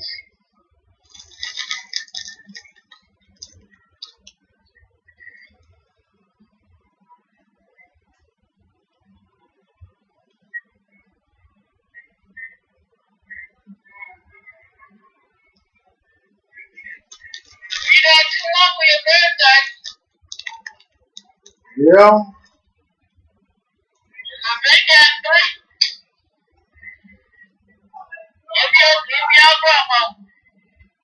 And Chris. And Trail.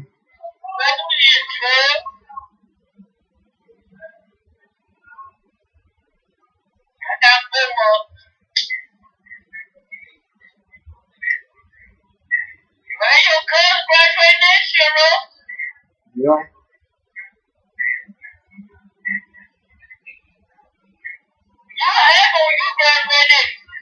Yeah.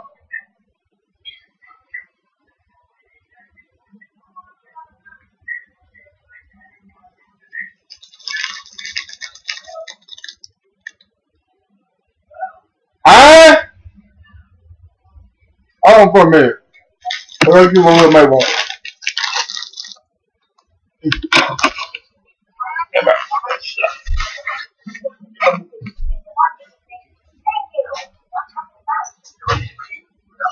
Yeah.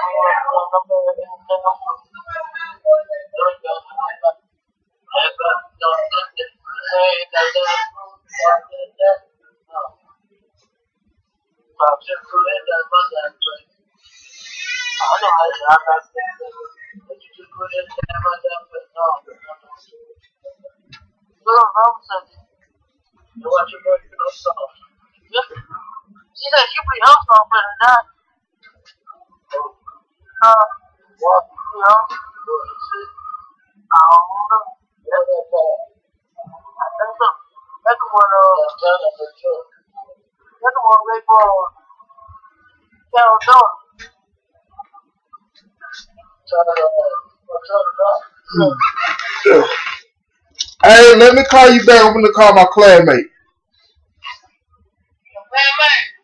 Yeah. She's doing alright. But let me call you back. I'm gonna call my classmate real quick. Yeah.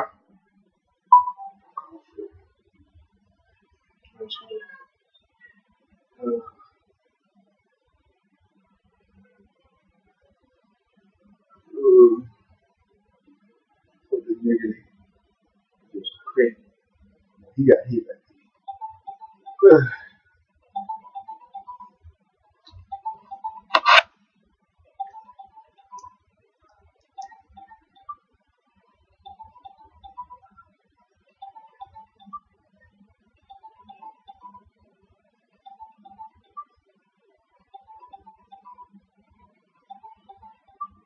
We broke off.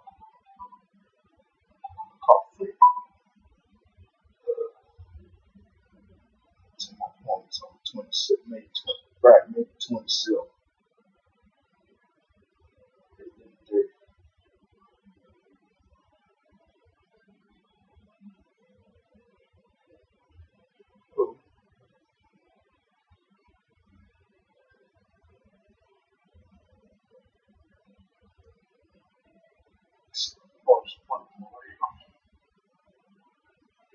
No, here's your invitation. Yeah.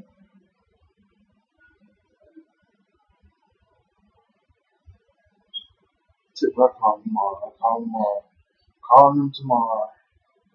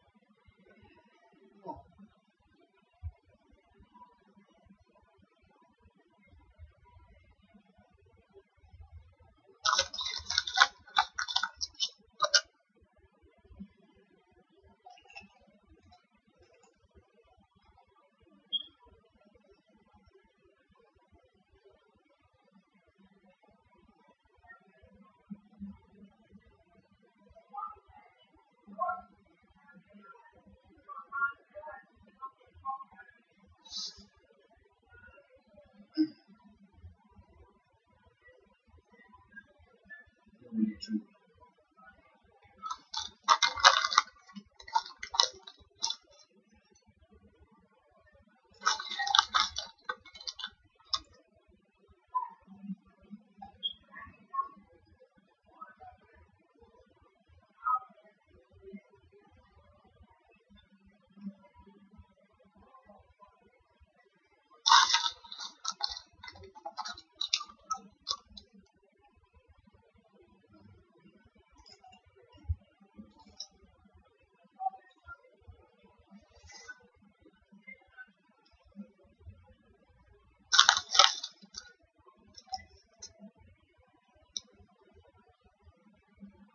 just had my hair blown out into a bouffant to match the creamy center of my drumstick.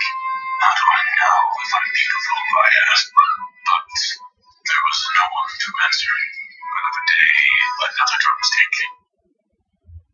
Breathe. That's your body, baby.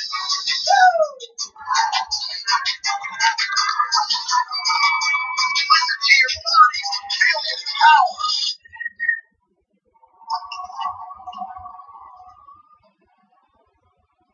Every little trip that I go on, it never fails. I always find a project to work on beforehand, or something to fix or make better, to distract me from the anxiety of leaving and knowing it. And after all the times I've done this, how many miles I've put on the road, it still hasn't changed. Today, my dilemma is a diesel heater that has pieces. Now, this is probably one of the most acceptable problems to have with everything you enjoy on the road, but it really makes me reflect and think about the time that I spent last year in Colorado without the heater. And to be honest, it makes me feel a little bit soft.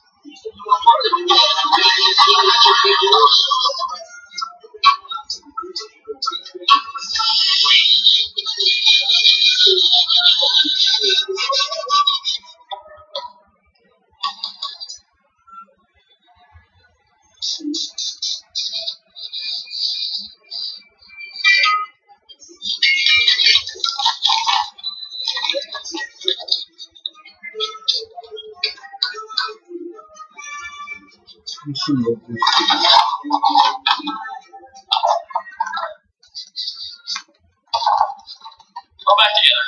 At the end of the ball game, our final score of this one, Indiana 57, Minnesota 13. Has just begun. Boy. We're back, baby.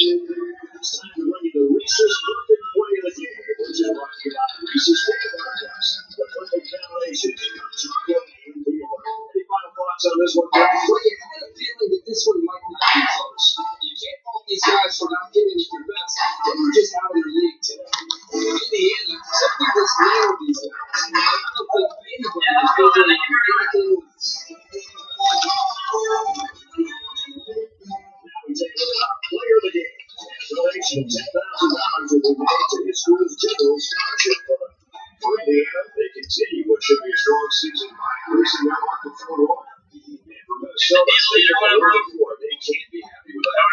He's going to do it for this presentation of NCAA equipment. Here we are. We're on the road again.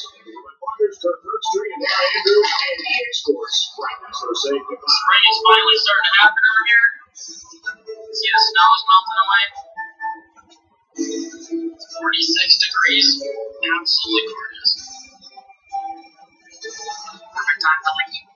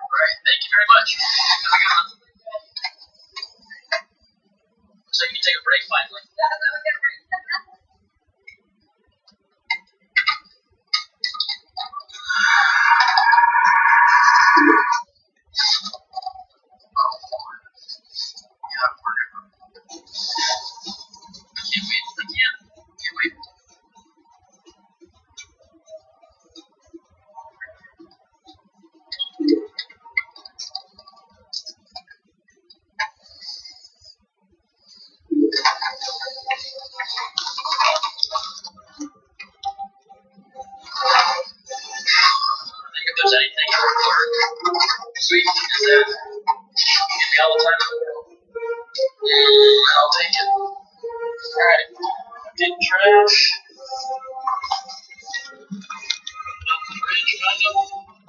What's up?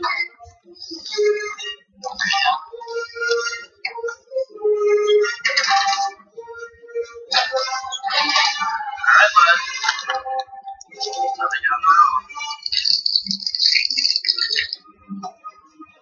One of the reasons that I ended up starting trip camping in the beginning, besides saving money, was that I didn't want to spend my time on meaningless relationships and friendships. Basically just like meaningless time that like just gets eaten up by others. If that makes any sense, I wanted to do something for myself that was going to be longer lasting than going out and partying and having some short. I really have a great way of putting that into words. Yes, I'm realizing.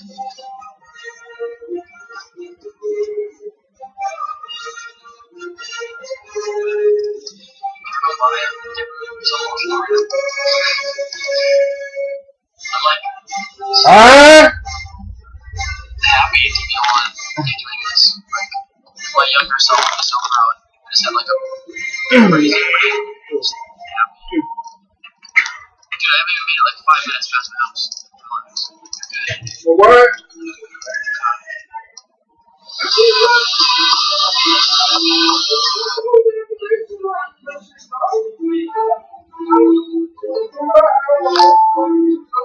Perfect for whatever you're craving. It's Taco Bell's beefy milk fiesta veggie burritos for just $2. So for my first part of the road trip, I'm driving about 4.5 hours. I've already completed 2 hours. You can see I'm going to get to my destination at about 9:30 tonight. I've actually just entered the Upper Peninsula of Michigan. This is a place that I haven't spent too much time before. Ending the night in Marquette, Michigan. I've heard it's gorgeous. I've never been. Lots of snow. I've heard lots of snow this time of year, so there's no other campsite to have about 2 feet of snow on it, but who knows? The campsite also has a hot tub. The hot tub was intense, so we gotta hook it a little bit.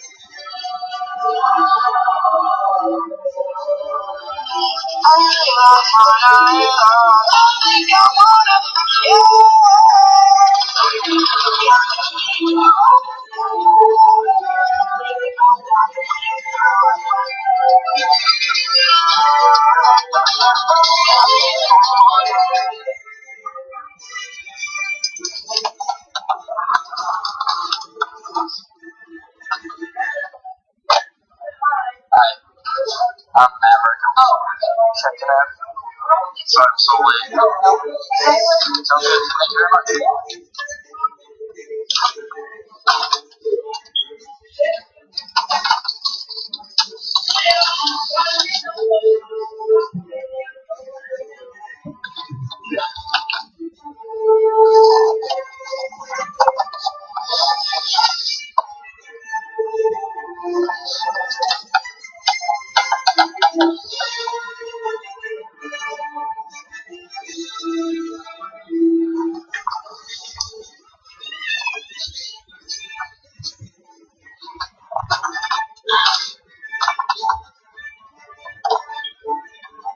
I chose to go to a campsite.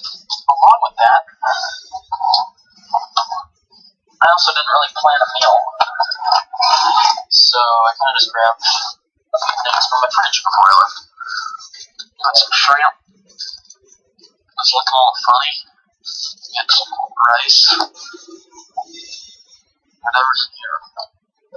Looks like poison, oyster sauce, vodka, that'll work, and chili.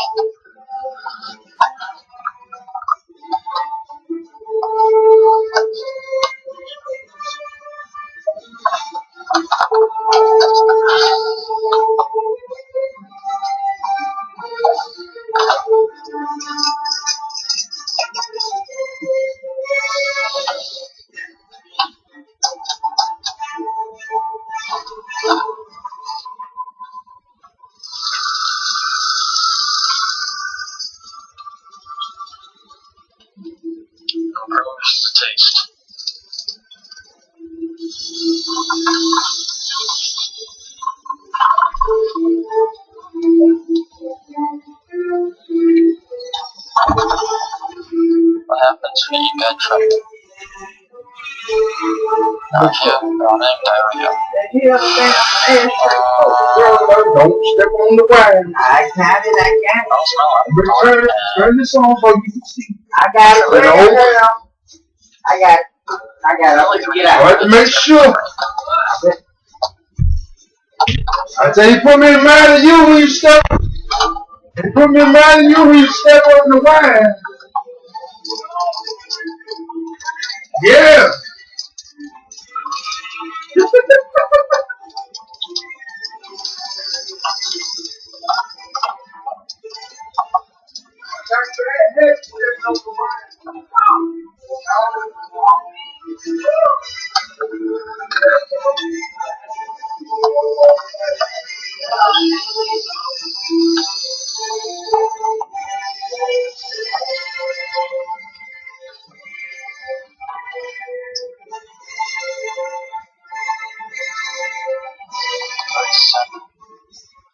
I don't know. I don't regret this.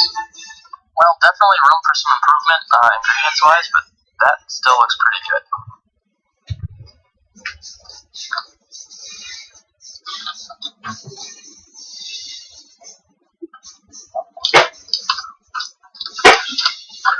Please God, you're not making me sick. Doesn't taste bad at all. No kick. I'm telling you, if we keep chili garlic sauce around, this one will save you. Working my way to Canada, I have hopes to be in Montreal. I've just never really done like an East Coast trip, so I'm gonna go up into Canada to maybe see Niagara Falls. Never seen Niagara Falls, never been to like upstate New York or Maine, so then I'm gonna go check it out.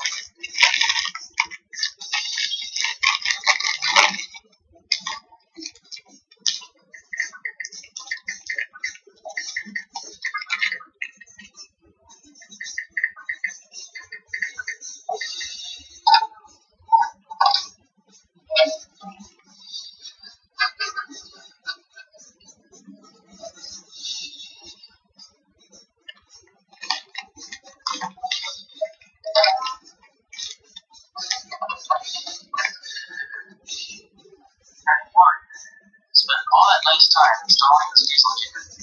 They did. Basically perfect. And another thing about diesel tonight, too, it is so nice to be able to just change in here. Alright, 50 degrees outside.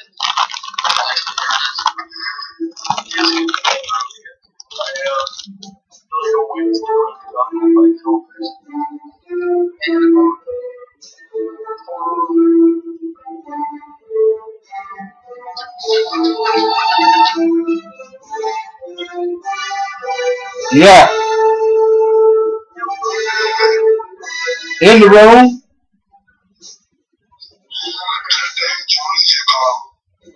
Alright, I tell.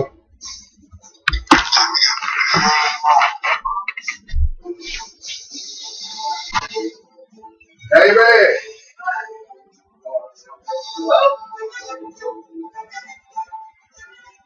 What's up, bro?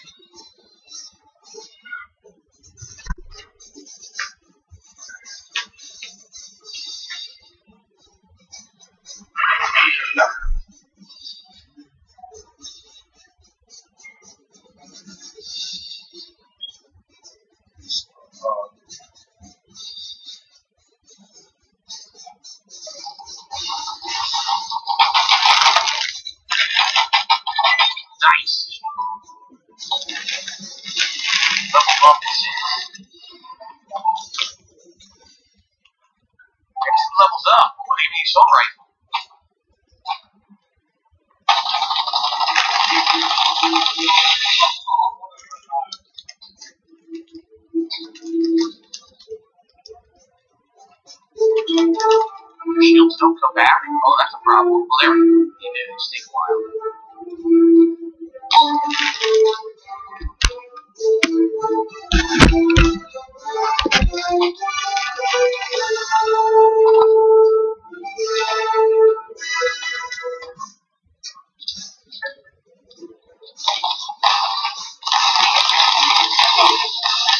Got him.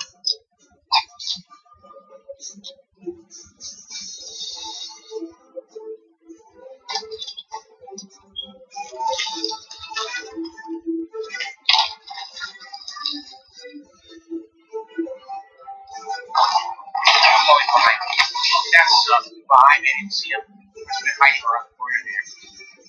Oh, that's a good leaderboard. Well, I am third place.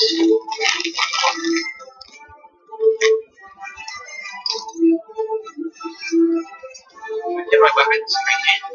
I kept them.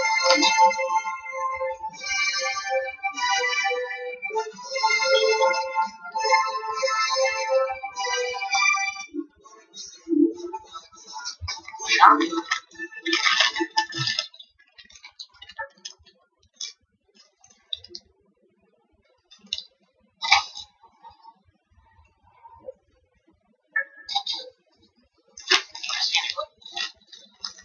Ah, okay.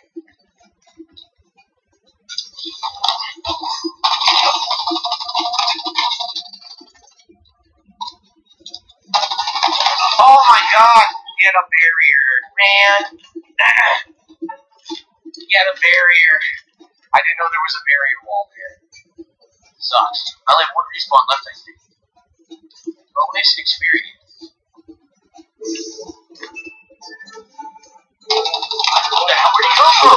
No, he wasn't invisible. What was that? It's close. Oh! How was I supposed to know it was close? I didn't know that. This is my last respawn now. Wow, nice leaderboard. Nice. Constructed in 2003, right off I-95 in South Philadelphia. It's Lincoln Financial Field, and it's the venue for today's game. If you like Golden Ring Nights, this is the game for you.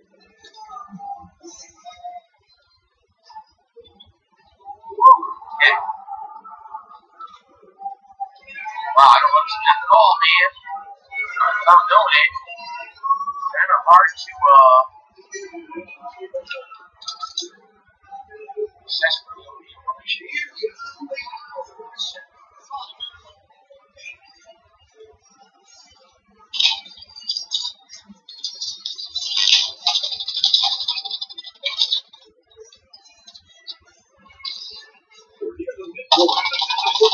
nice.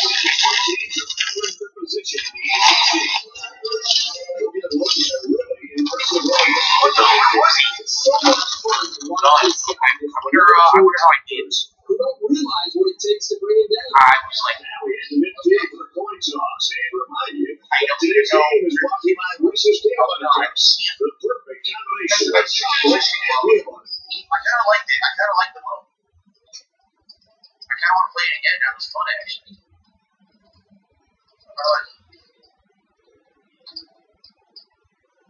Actually liked it. Yeah. Exactly. Imagine if I didn't waste 2 of my lives falling into the fucking pit. Because I knew what I was doing. Wait, I made no progress at all. Didn't get any credit for the match. Seriously? Didn't even give me credit to play any match. Didn't even give me credit for the match. Oh, wait, but it did count here. Killing these parts and last part is taking back count. Look, what do I back count and not play the match? That's really weird. No, it really did. Anyway, I like it so far. That was actually a good one, but I want to try it again. I want to jump right into it. No, I did not. The next round, you made me a free. Let's see here. Good evening, Game Checker. Wow, thank you, Game Checker. He gave me a $10 tip during that match. He says, he'll do it out of my screen. Right now, it's been 84 years. Actually, only a couple months. It sucks. Before he was not even from this game so long. Go back to that. I wanted to give it a chance. I wanted to give it a shot and see what it's about. You know, I believe so much. Wants to know what it's right? Yeah. I want to give it a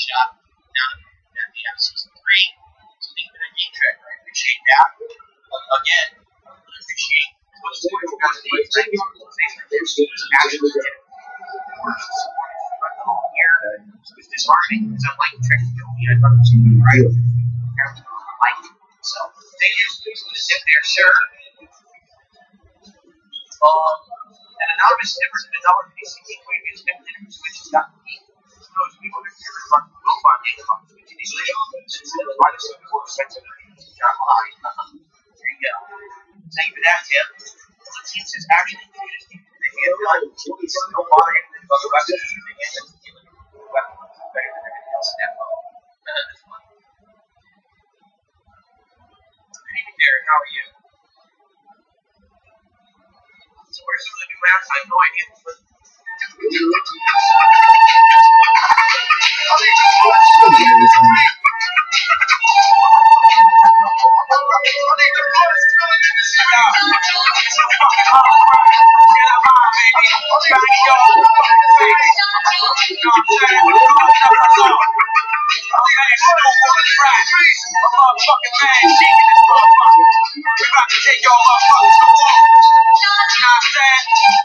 Right now, the last one is seating.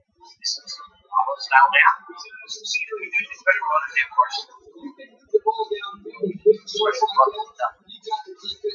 I already talked to my mother a couple days ago. I already called. Sure, he got the car there. So. Everything's super chat. Oh, my bad. Just plain taking this Jackson with his skill back to the case.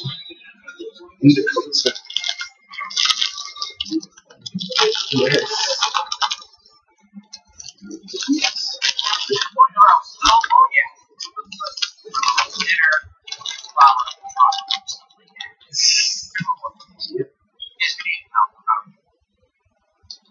So they'll move back into There's a lot of pollen in Seattle. Yeah, there's a lot of pollen outside right now. Everything is pushed back. You know, it's pretty good. Yeah, my coffee scores it. And I can barely talk anymore. So I can tell my friend coffee. He's trying to come from the room. It's like a talk. And I told her the first thing, but now I can bother me for the yeah, I get through it, right? Yeah, I don't know exactly. My one rule says just don't hold it for reason. Stay out of the crest today. You'll be okay. I know if I do extra lives, I might end up really well there.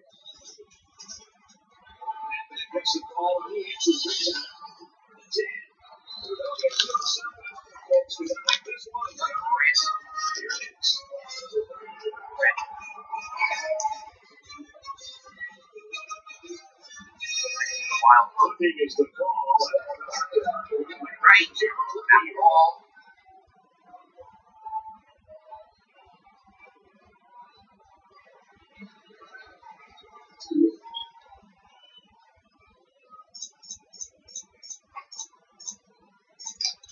They need like 3 yards to get the first here on second down.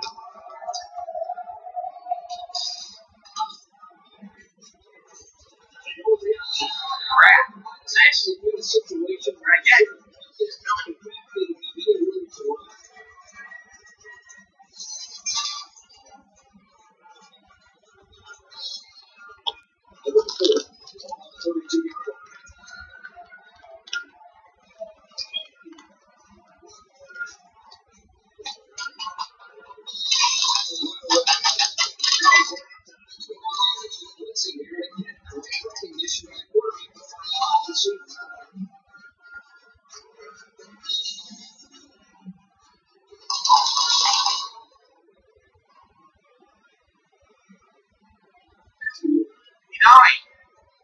Damage over time. Oh my god, it's amazing. Shit. I lost my handgun. Shit. I swapped the wrong weapon. I wanted to get the handgun. Awesome. The 24-yard line. It's first down. One there.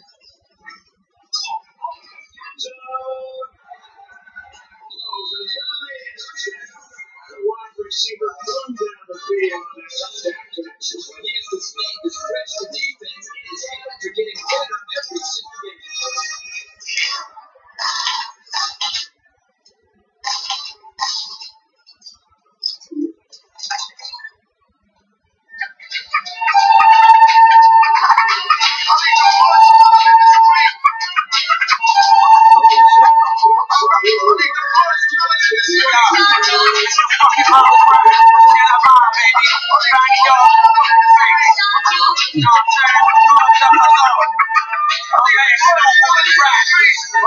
fucking man shaking this motherfucker. We about to take your motherfuckers to war. You know what I'm saying? Oh, come on. Oh, so unfortunate. Eric.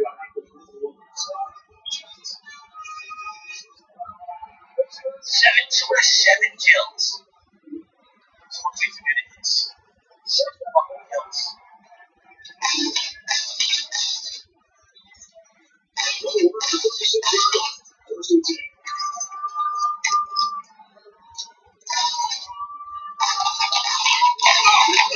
Bullshit, are you kidding me?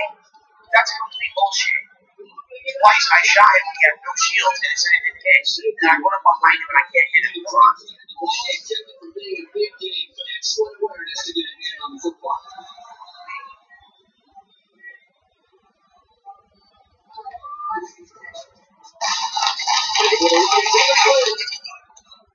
don't have any distance weapons right now. This sucks. I don't get back to assault rifle, so I can't kill any of them from a distance.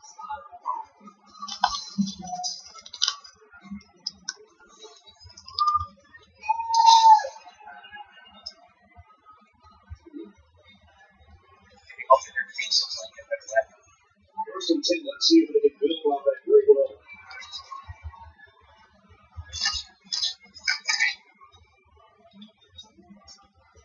I don't know the map. I thought they were ready to come through here. They came around a different way. Oh my god, this sucks.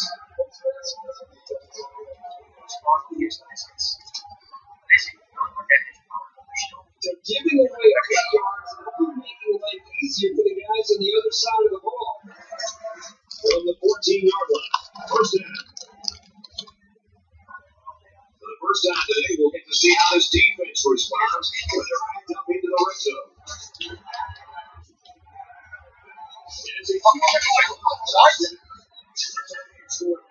Wow. I'm pretty bold now. I'm not supposed to win, seriously. I have no weapons. I can kill anyone. I need better weapons. I have shit weapons.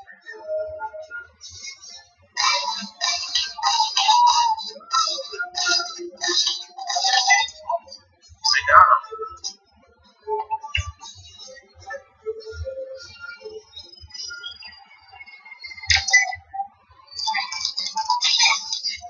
Taking a handle here. This is for the lead. Grab the line.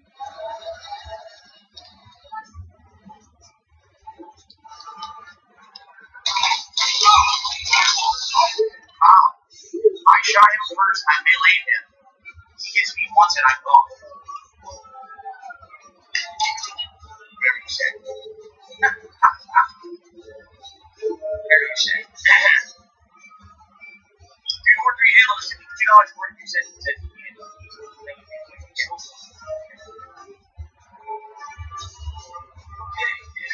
well, it's an interesting game, but I feel like it's really good match. I don't know everything else. I thought I saw this fighting each other. I'm like, oh, if I go to the right, I can get behind them. They can get killed. They never even came to the wall. I was like, oh, sucks. There's both matches. Alright. Okay, so I did. Oh, I did do it better. Wait, what? It's gone, so I must have run it, right?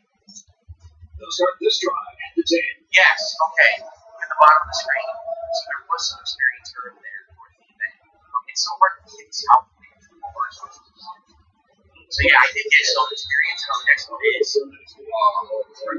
player support last part of the matches. Okay. 73 come up here. On their own 17. Okay. Twice is one way. Okay. Seems like they don't work. It just seems like they still don't work. Season 2, they still haven't figured this out. No.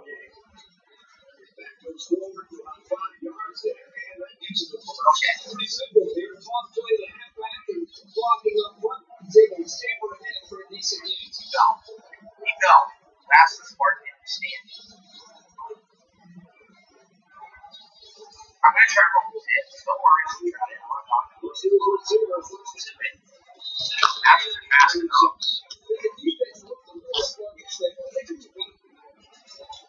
Anything great.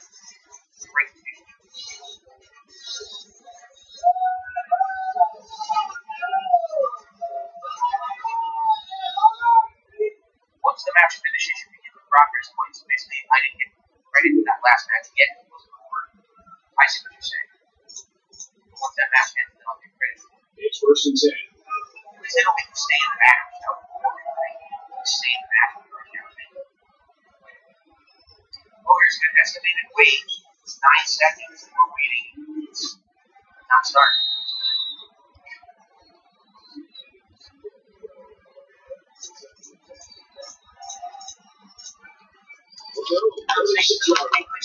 Maybe I will. Let's see.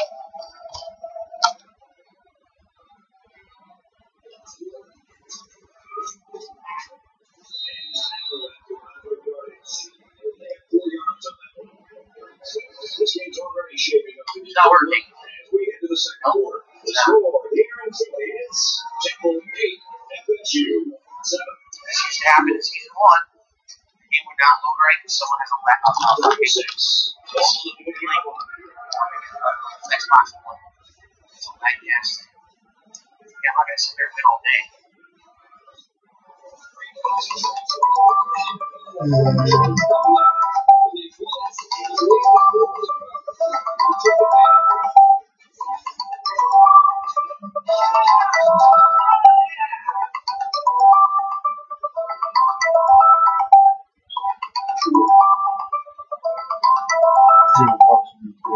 First down, 10 to go. 40 seconds.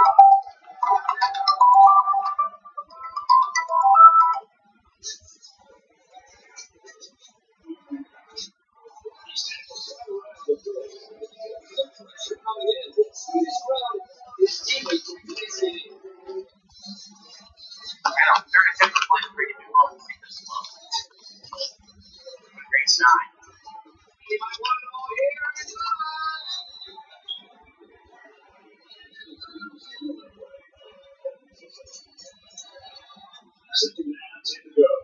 Okay. If you're $25 guy who's giving the most experience and perspective to dastardly, I gotta say, anyway, decided to grab some tips. Back. Sounds good. I would like to hear what changes. I have no idea what changes. And then, Cracker Jacks today bought for $25 tip. Better color than I think. Cracker Jacks. Yeah, I don't like the letter tip. What are you gonna do? It's allergies. They happen. They suck. Right now, I don't know. Play number 10 on the drive. First down. They find themselves in the red zone for the first time today. Thank you, Cracker Jacks. Already, I'm not even exaggerating. Already, this team is significantly more important than the That's how bad it is today. Why do I look so good? Oh my God. Hold on a second. Okay.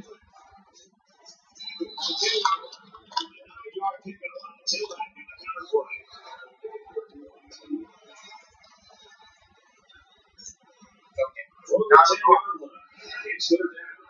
I was on fire. So I was there earlier. So it's still not loaded. Are you shitting me? The move still doesn't work. My 37th play last part I can't play. You gotta go joke to this. This is way too that long. Did they seriously fuck this up already? I can't believe it.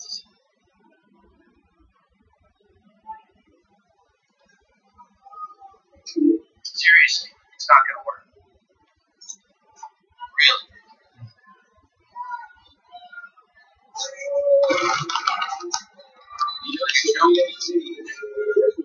Wait, he's like, okay, I didn't work.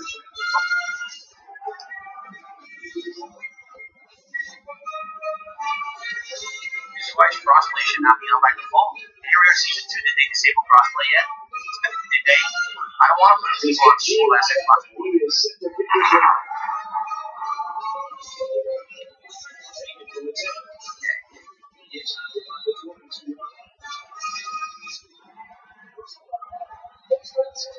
Very close to statue. Or I mean, well, that's the type of people love. We've got a first and 10. Ball on the 37.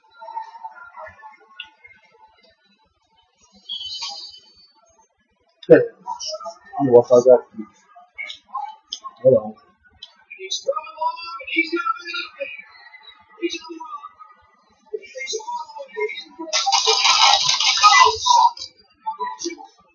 I already lost my hand. Okay, so you're gonna level up to swap from the world. I didn't know that. I already lost my fucking hand. Sucks ass.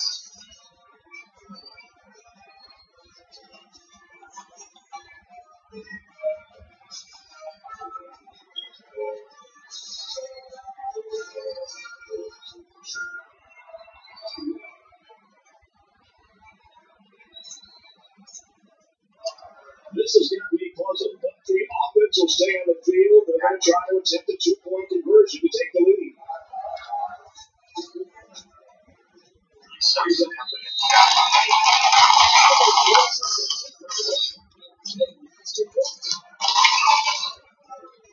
a good weapon, man. Only good for up close. That's it. Shots in melee, but this forward is probably really bad. I've already lost my hand, so I'm fucked again until I level up. Still at the 17-yard line. Drive like the last one demonstrated that this team can carve on the defense through the air. Sure, that's just what they're thinking about as they come back out.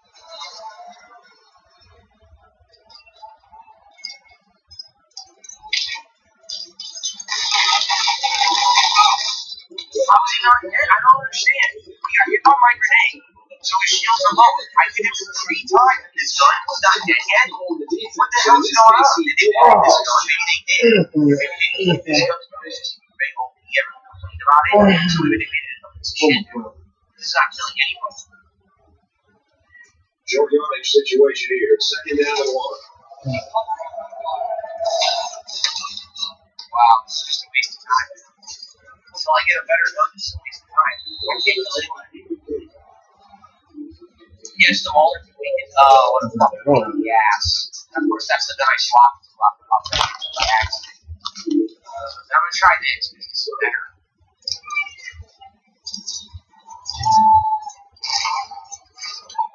Did really? I gotta kill 6.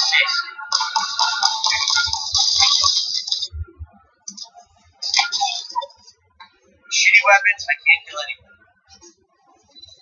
With these weapons, I cannot get a kill.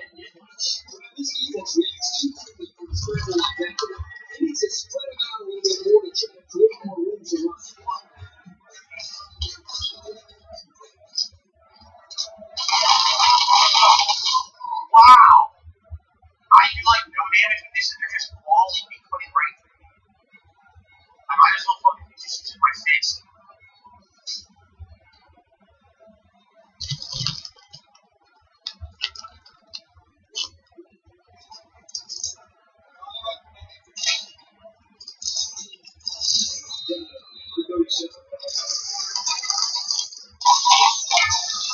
I can't do anything. I'm not supposed to win the match. Oh, I will win the match. It's the second that I lost my hand, there was no point in playing it because I didn't realize it slots out. Okay. Ox brings the $1.50 for his fight. Jason. And the sale is at a $5 kit, so we get better communication.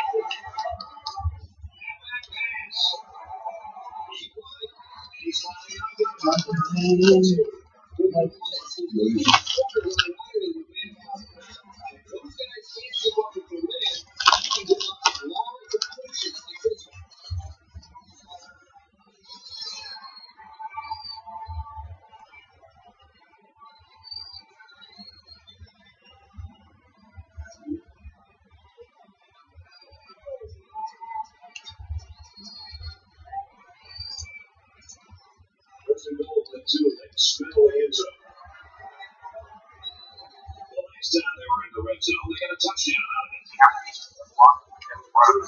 Yeah. But anyway, yeah, I don't know. We'll see what happens. Yeah, I'm like you guys like me. It's a lot of factors. Having patience, I feel shitty. It's like I'm playing. And I'm saying, like, because I feel shitty.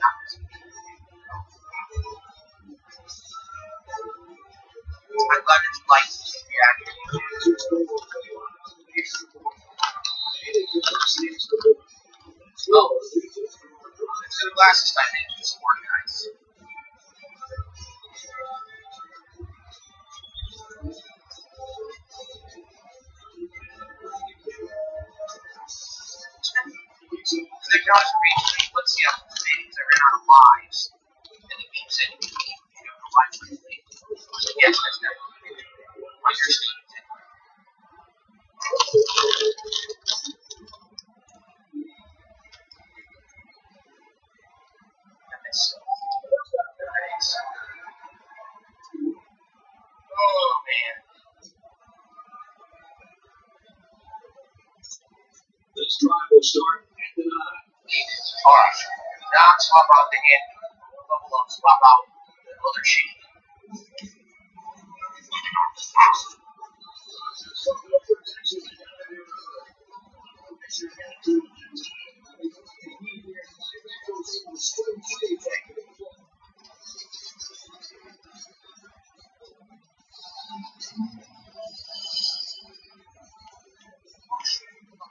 Shit, my nose.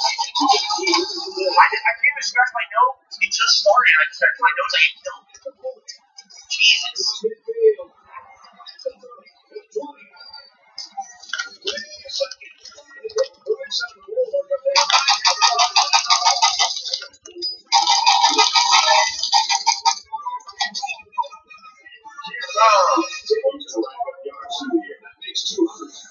Quarterback's playing well, but let's not forget about the pass protection. Hog Molly's up front for giving him plenty of time to make good throws.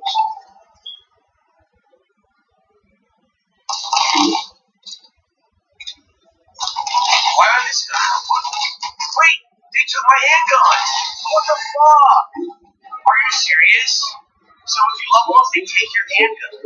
Yeah, it's not even like, oh, you can pick one weapon. They just take your fucking handgun no matter what. What a piece of shit. What a stupid game. Oh, level up, get worse weapons. Well, that's genius. That's completely stupid. I didn't do it in my leg. I don't know why that happened. Wow. To defense and get down the field for a touchdown. So now I can't kill anyone because I have shit weapons.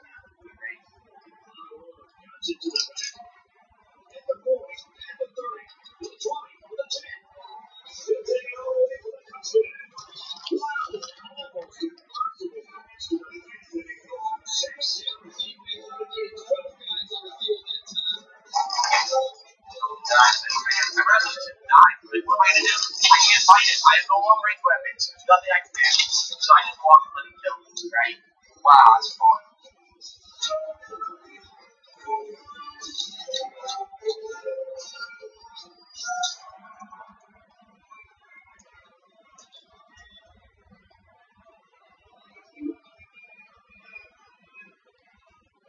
Here's the extra point that'll make it a 2-score game. It's at the 18.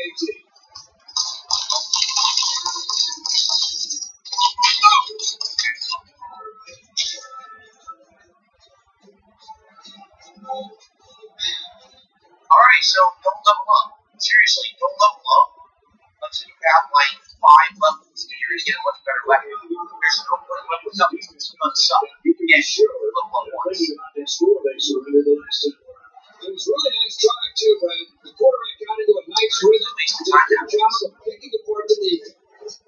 The defense calls a timeout. They'll start this drive at the 29. First and 10.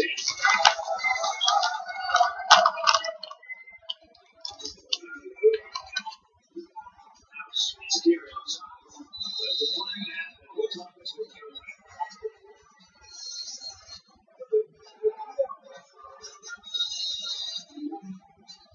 What big is the call? $75 to make it bigger. Red cheese and nuts. Yellow to make everything red billy. So it's worse than one shot, 1 million. You cannot just ship it really.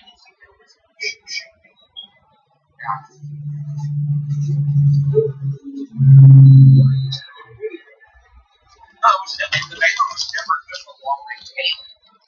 But I wanted to get it like long range balance, give weapons to start. So if they can't run easily better than I'm just gonna have to see level up. So I guess what we need to do is basically level up, get 2 free kills, and then level up so you're gonna get the better weapons. Yeah. Now each time leveling up right away. Oh, excuse me. We'll be kicking off to start the second half.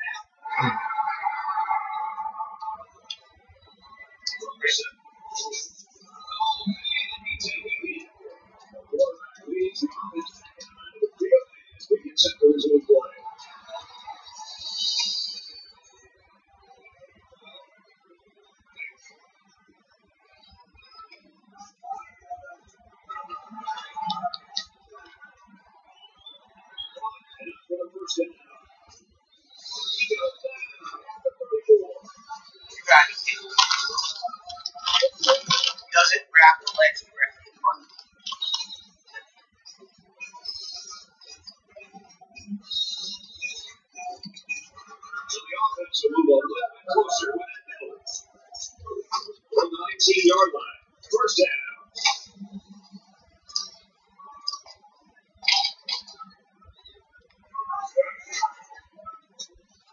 Up to the back. What out? Let's see.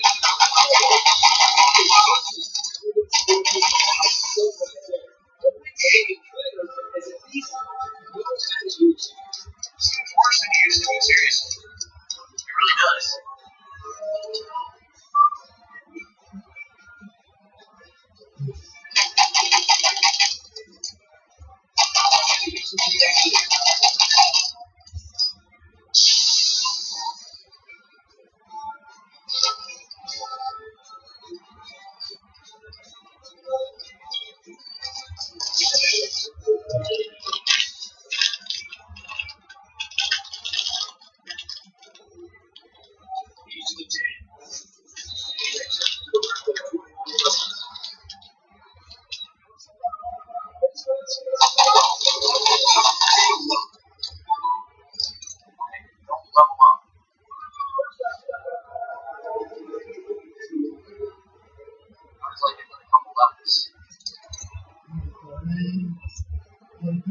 First and 10. Ball on the 36.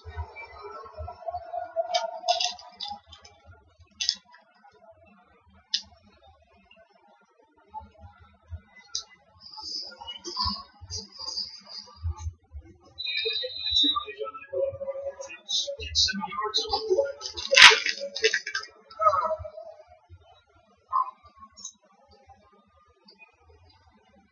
It's second down and about 3 yards. Ball on the 43.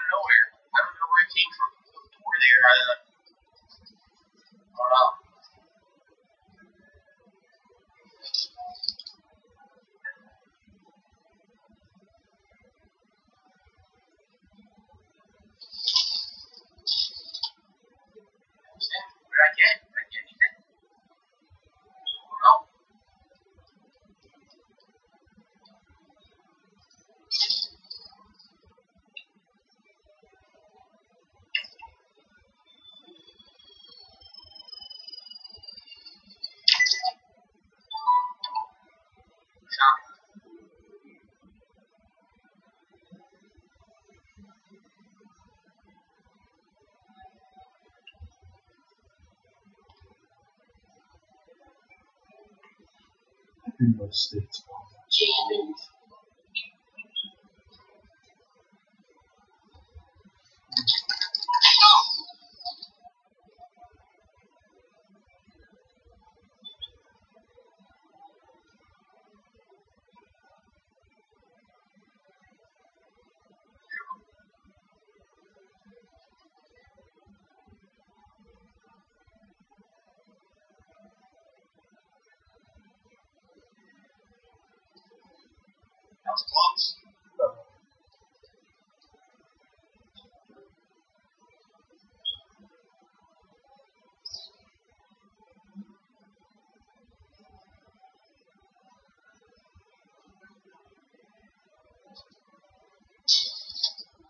He's sucking Halo.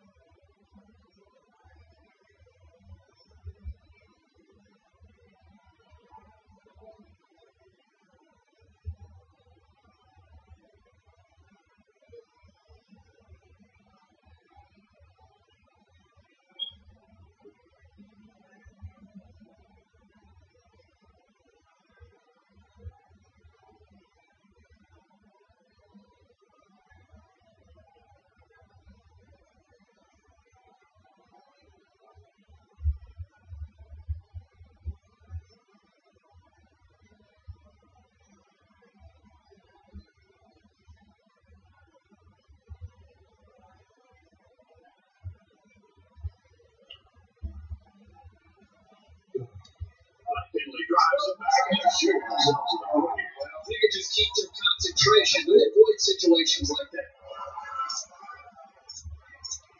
2nd and 13. Ball on the 33.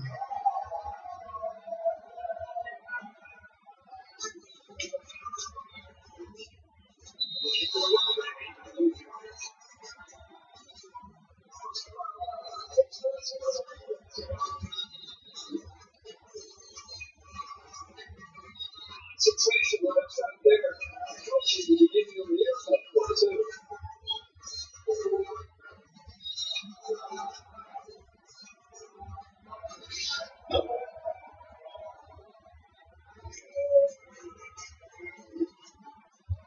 Right side, doesn't get much protection.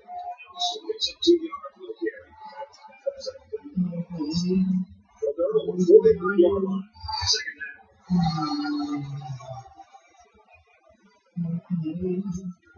My enemy.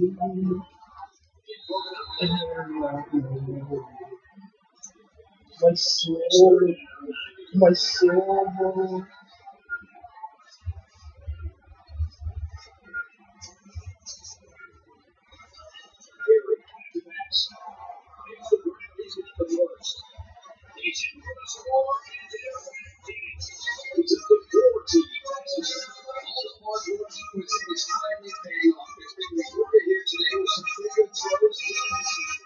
Touchdown.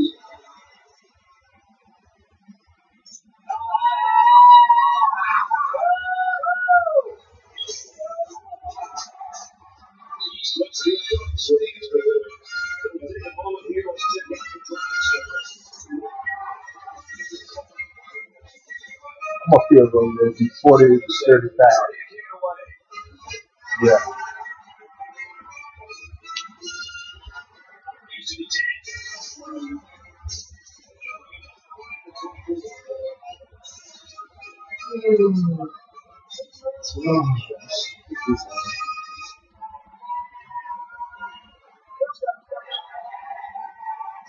My soul, my soul, oh, yeah.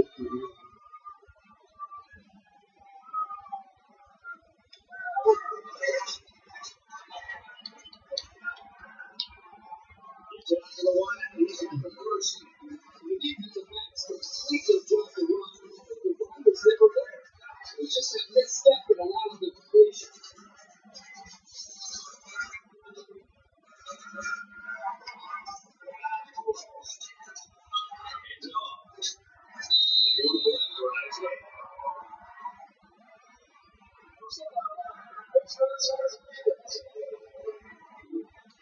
They're giving away 3 yards and only making life easier for the guys on the other side of the ball. My soul, my First and 10. On the 20-yard line.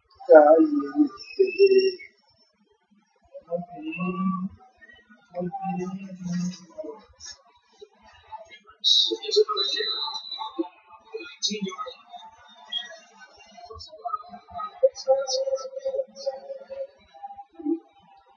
The defense gives up some 3 yards to the offense.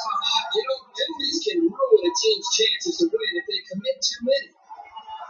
Temple is about to extend the lead to 3 scores. Picks up.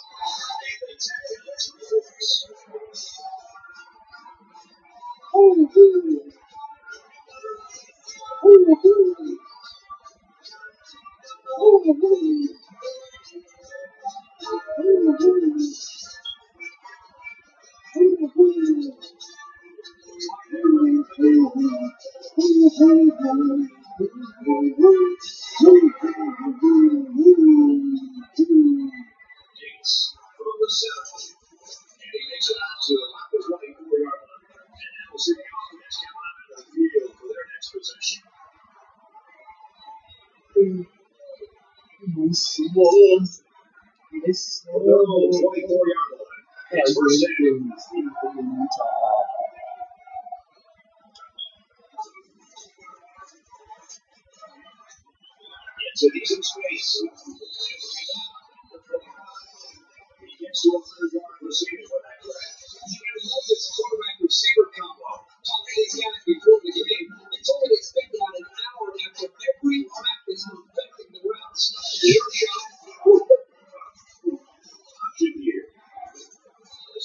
Flipping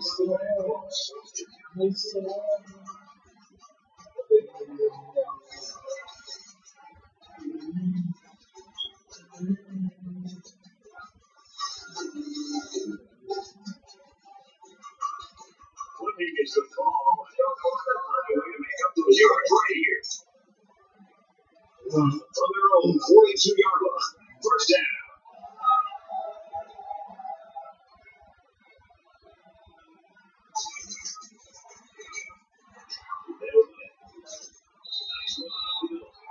It's a 7-yard gain.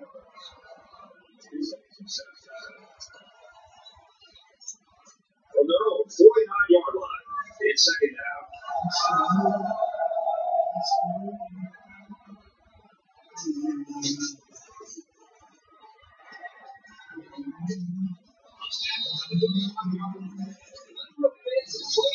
Just a smartly run route, good protection, and a well-placed ball. Most times you don't need much more than that.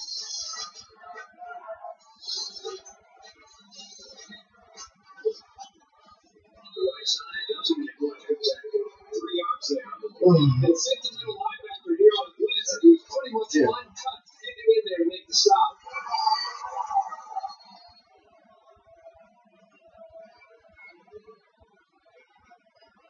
Call it a string by the end to a fly. Open field. Don't get too excited, folks, because I think this one is coming back. Here it is. Let's see. He's in the 300-yard line. You can tell the quarterback's done a really good job of preparing because he's read the defense like a pro all day long. And it's not too often you get a game like this from your quarterback, but it doesn't matter because these guys are still losing in the game.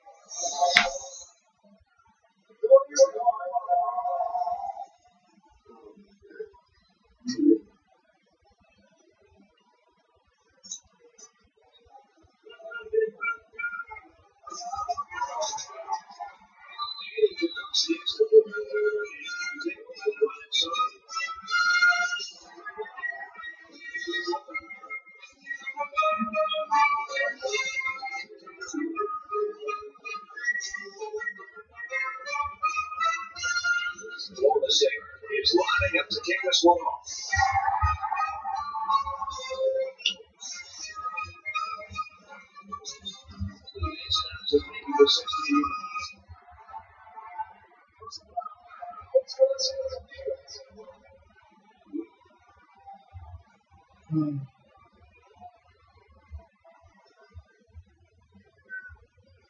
We enter the final quarter and we got a great game on our hands. The score here is Temple 40, FSU 35.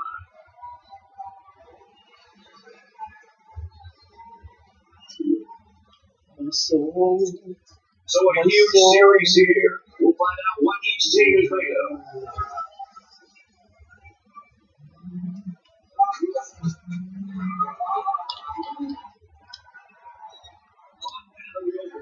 Inside the 30, the 10, and they finally get the ball. One of the best receivers can be on the bench. Even working with his coaches to become more confident as a route runner. His progression has been very impressive.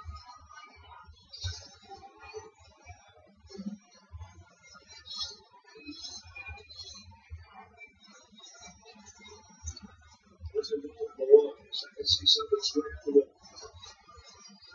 They're in the red zone where last time they came away with only a field goal. And he's taken it out just outside the goal line.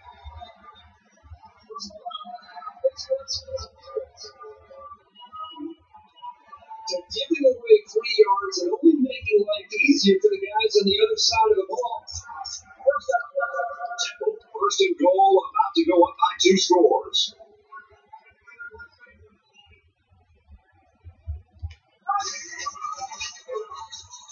And off touchdown.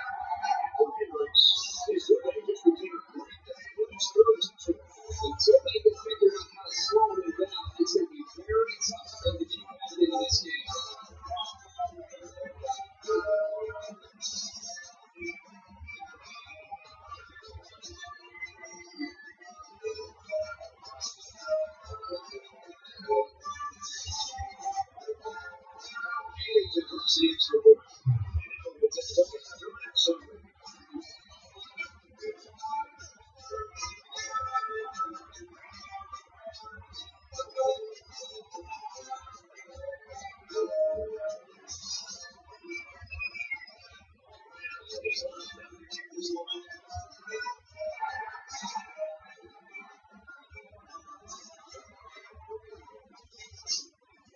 takes it to the 15-yard line.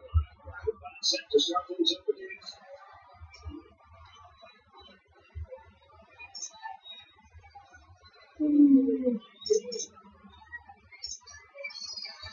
They'll start at the 15. We got a first and 10.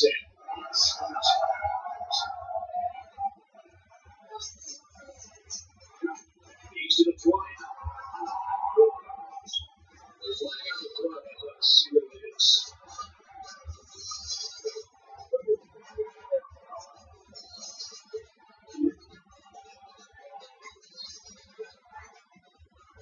Way up. 15 clock completed from behind like cameras. They fought.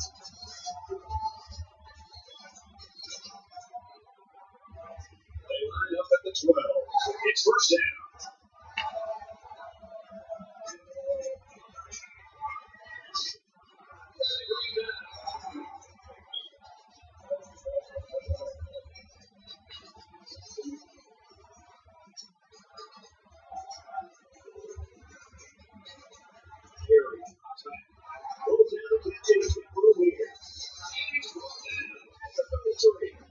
This is just an incredible passing check for the huge game. These guys will not throw away like that.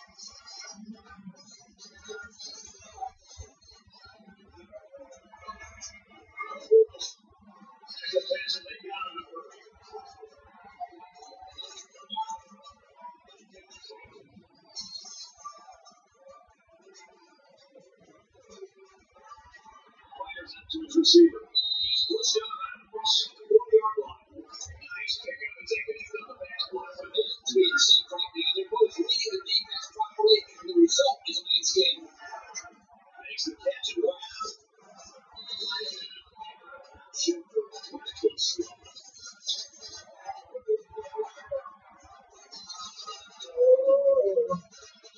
This game is not with two corners hard in coverage. I respect the guys who call the defensive side to play for coverage, but yet they're too vulnerable against the pass.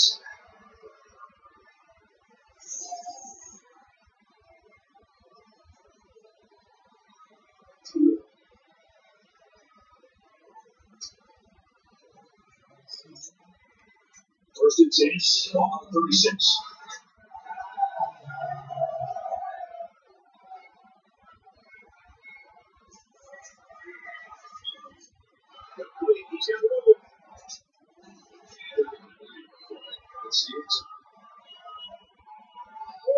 Save it, upload it. Pay here. Two snaps. Yeah, I gotta title it in here.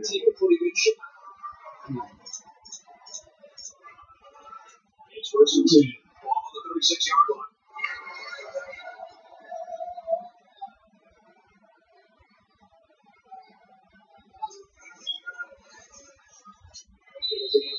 Through the flag and tingling. That's all we got.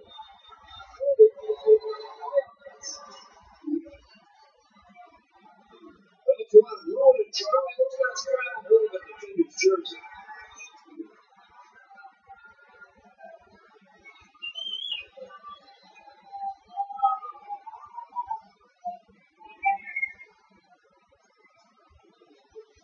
So the penalty puts him back for a first and long.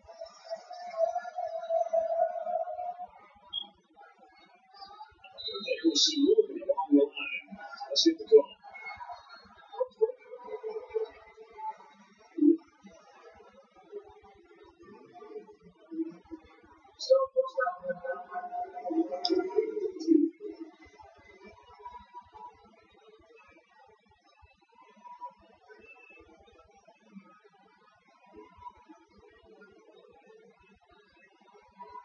First and 15 now.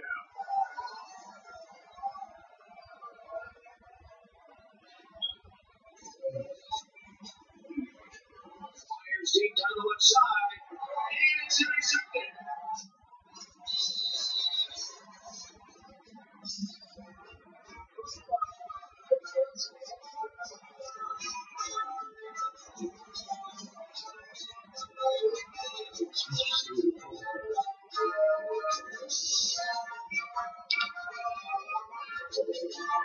Gotta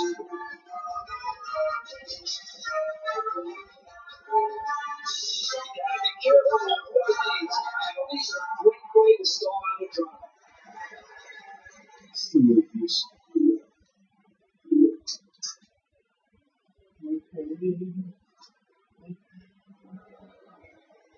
the end of the ball game. Our final score of this one: Temple 47, FSU 42.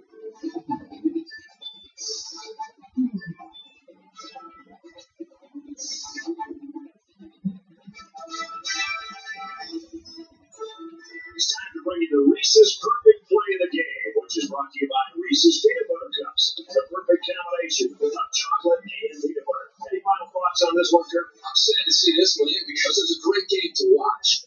Florida State had plenty of chances to win this football game, but it wasn't meant to be today.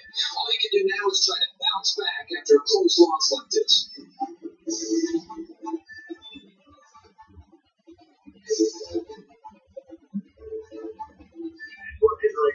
He earns player of the game recognition for helping his team to victory.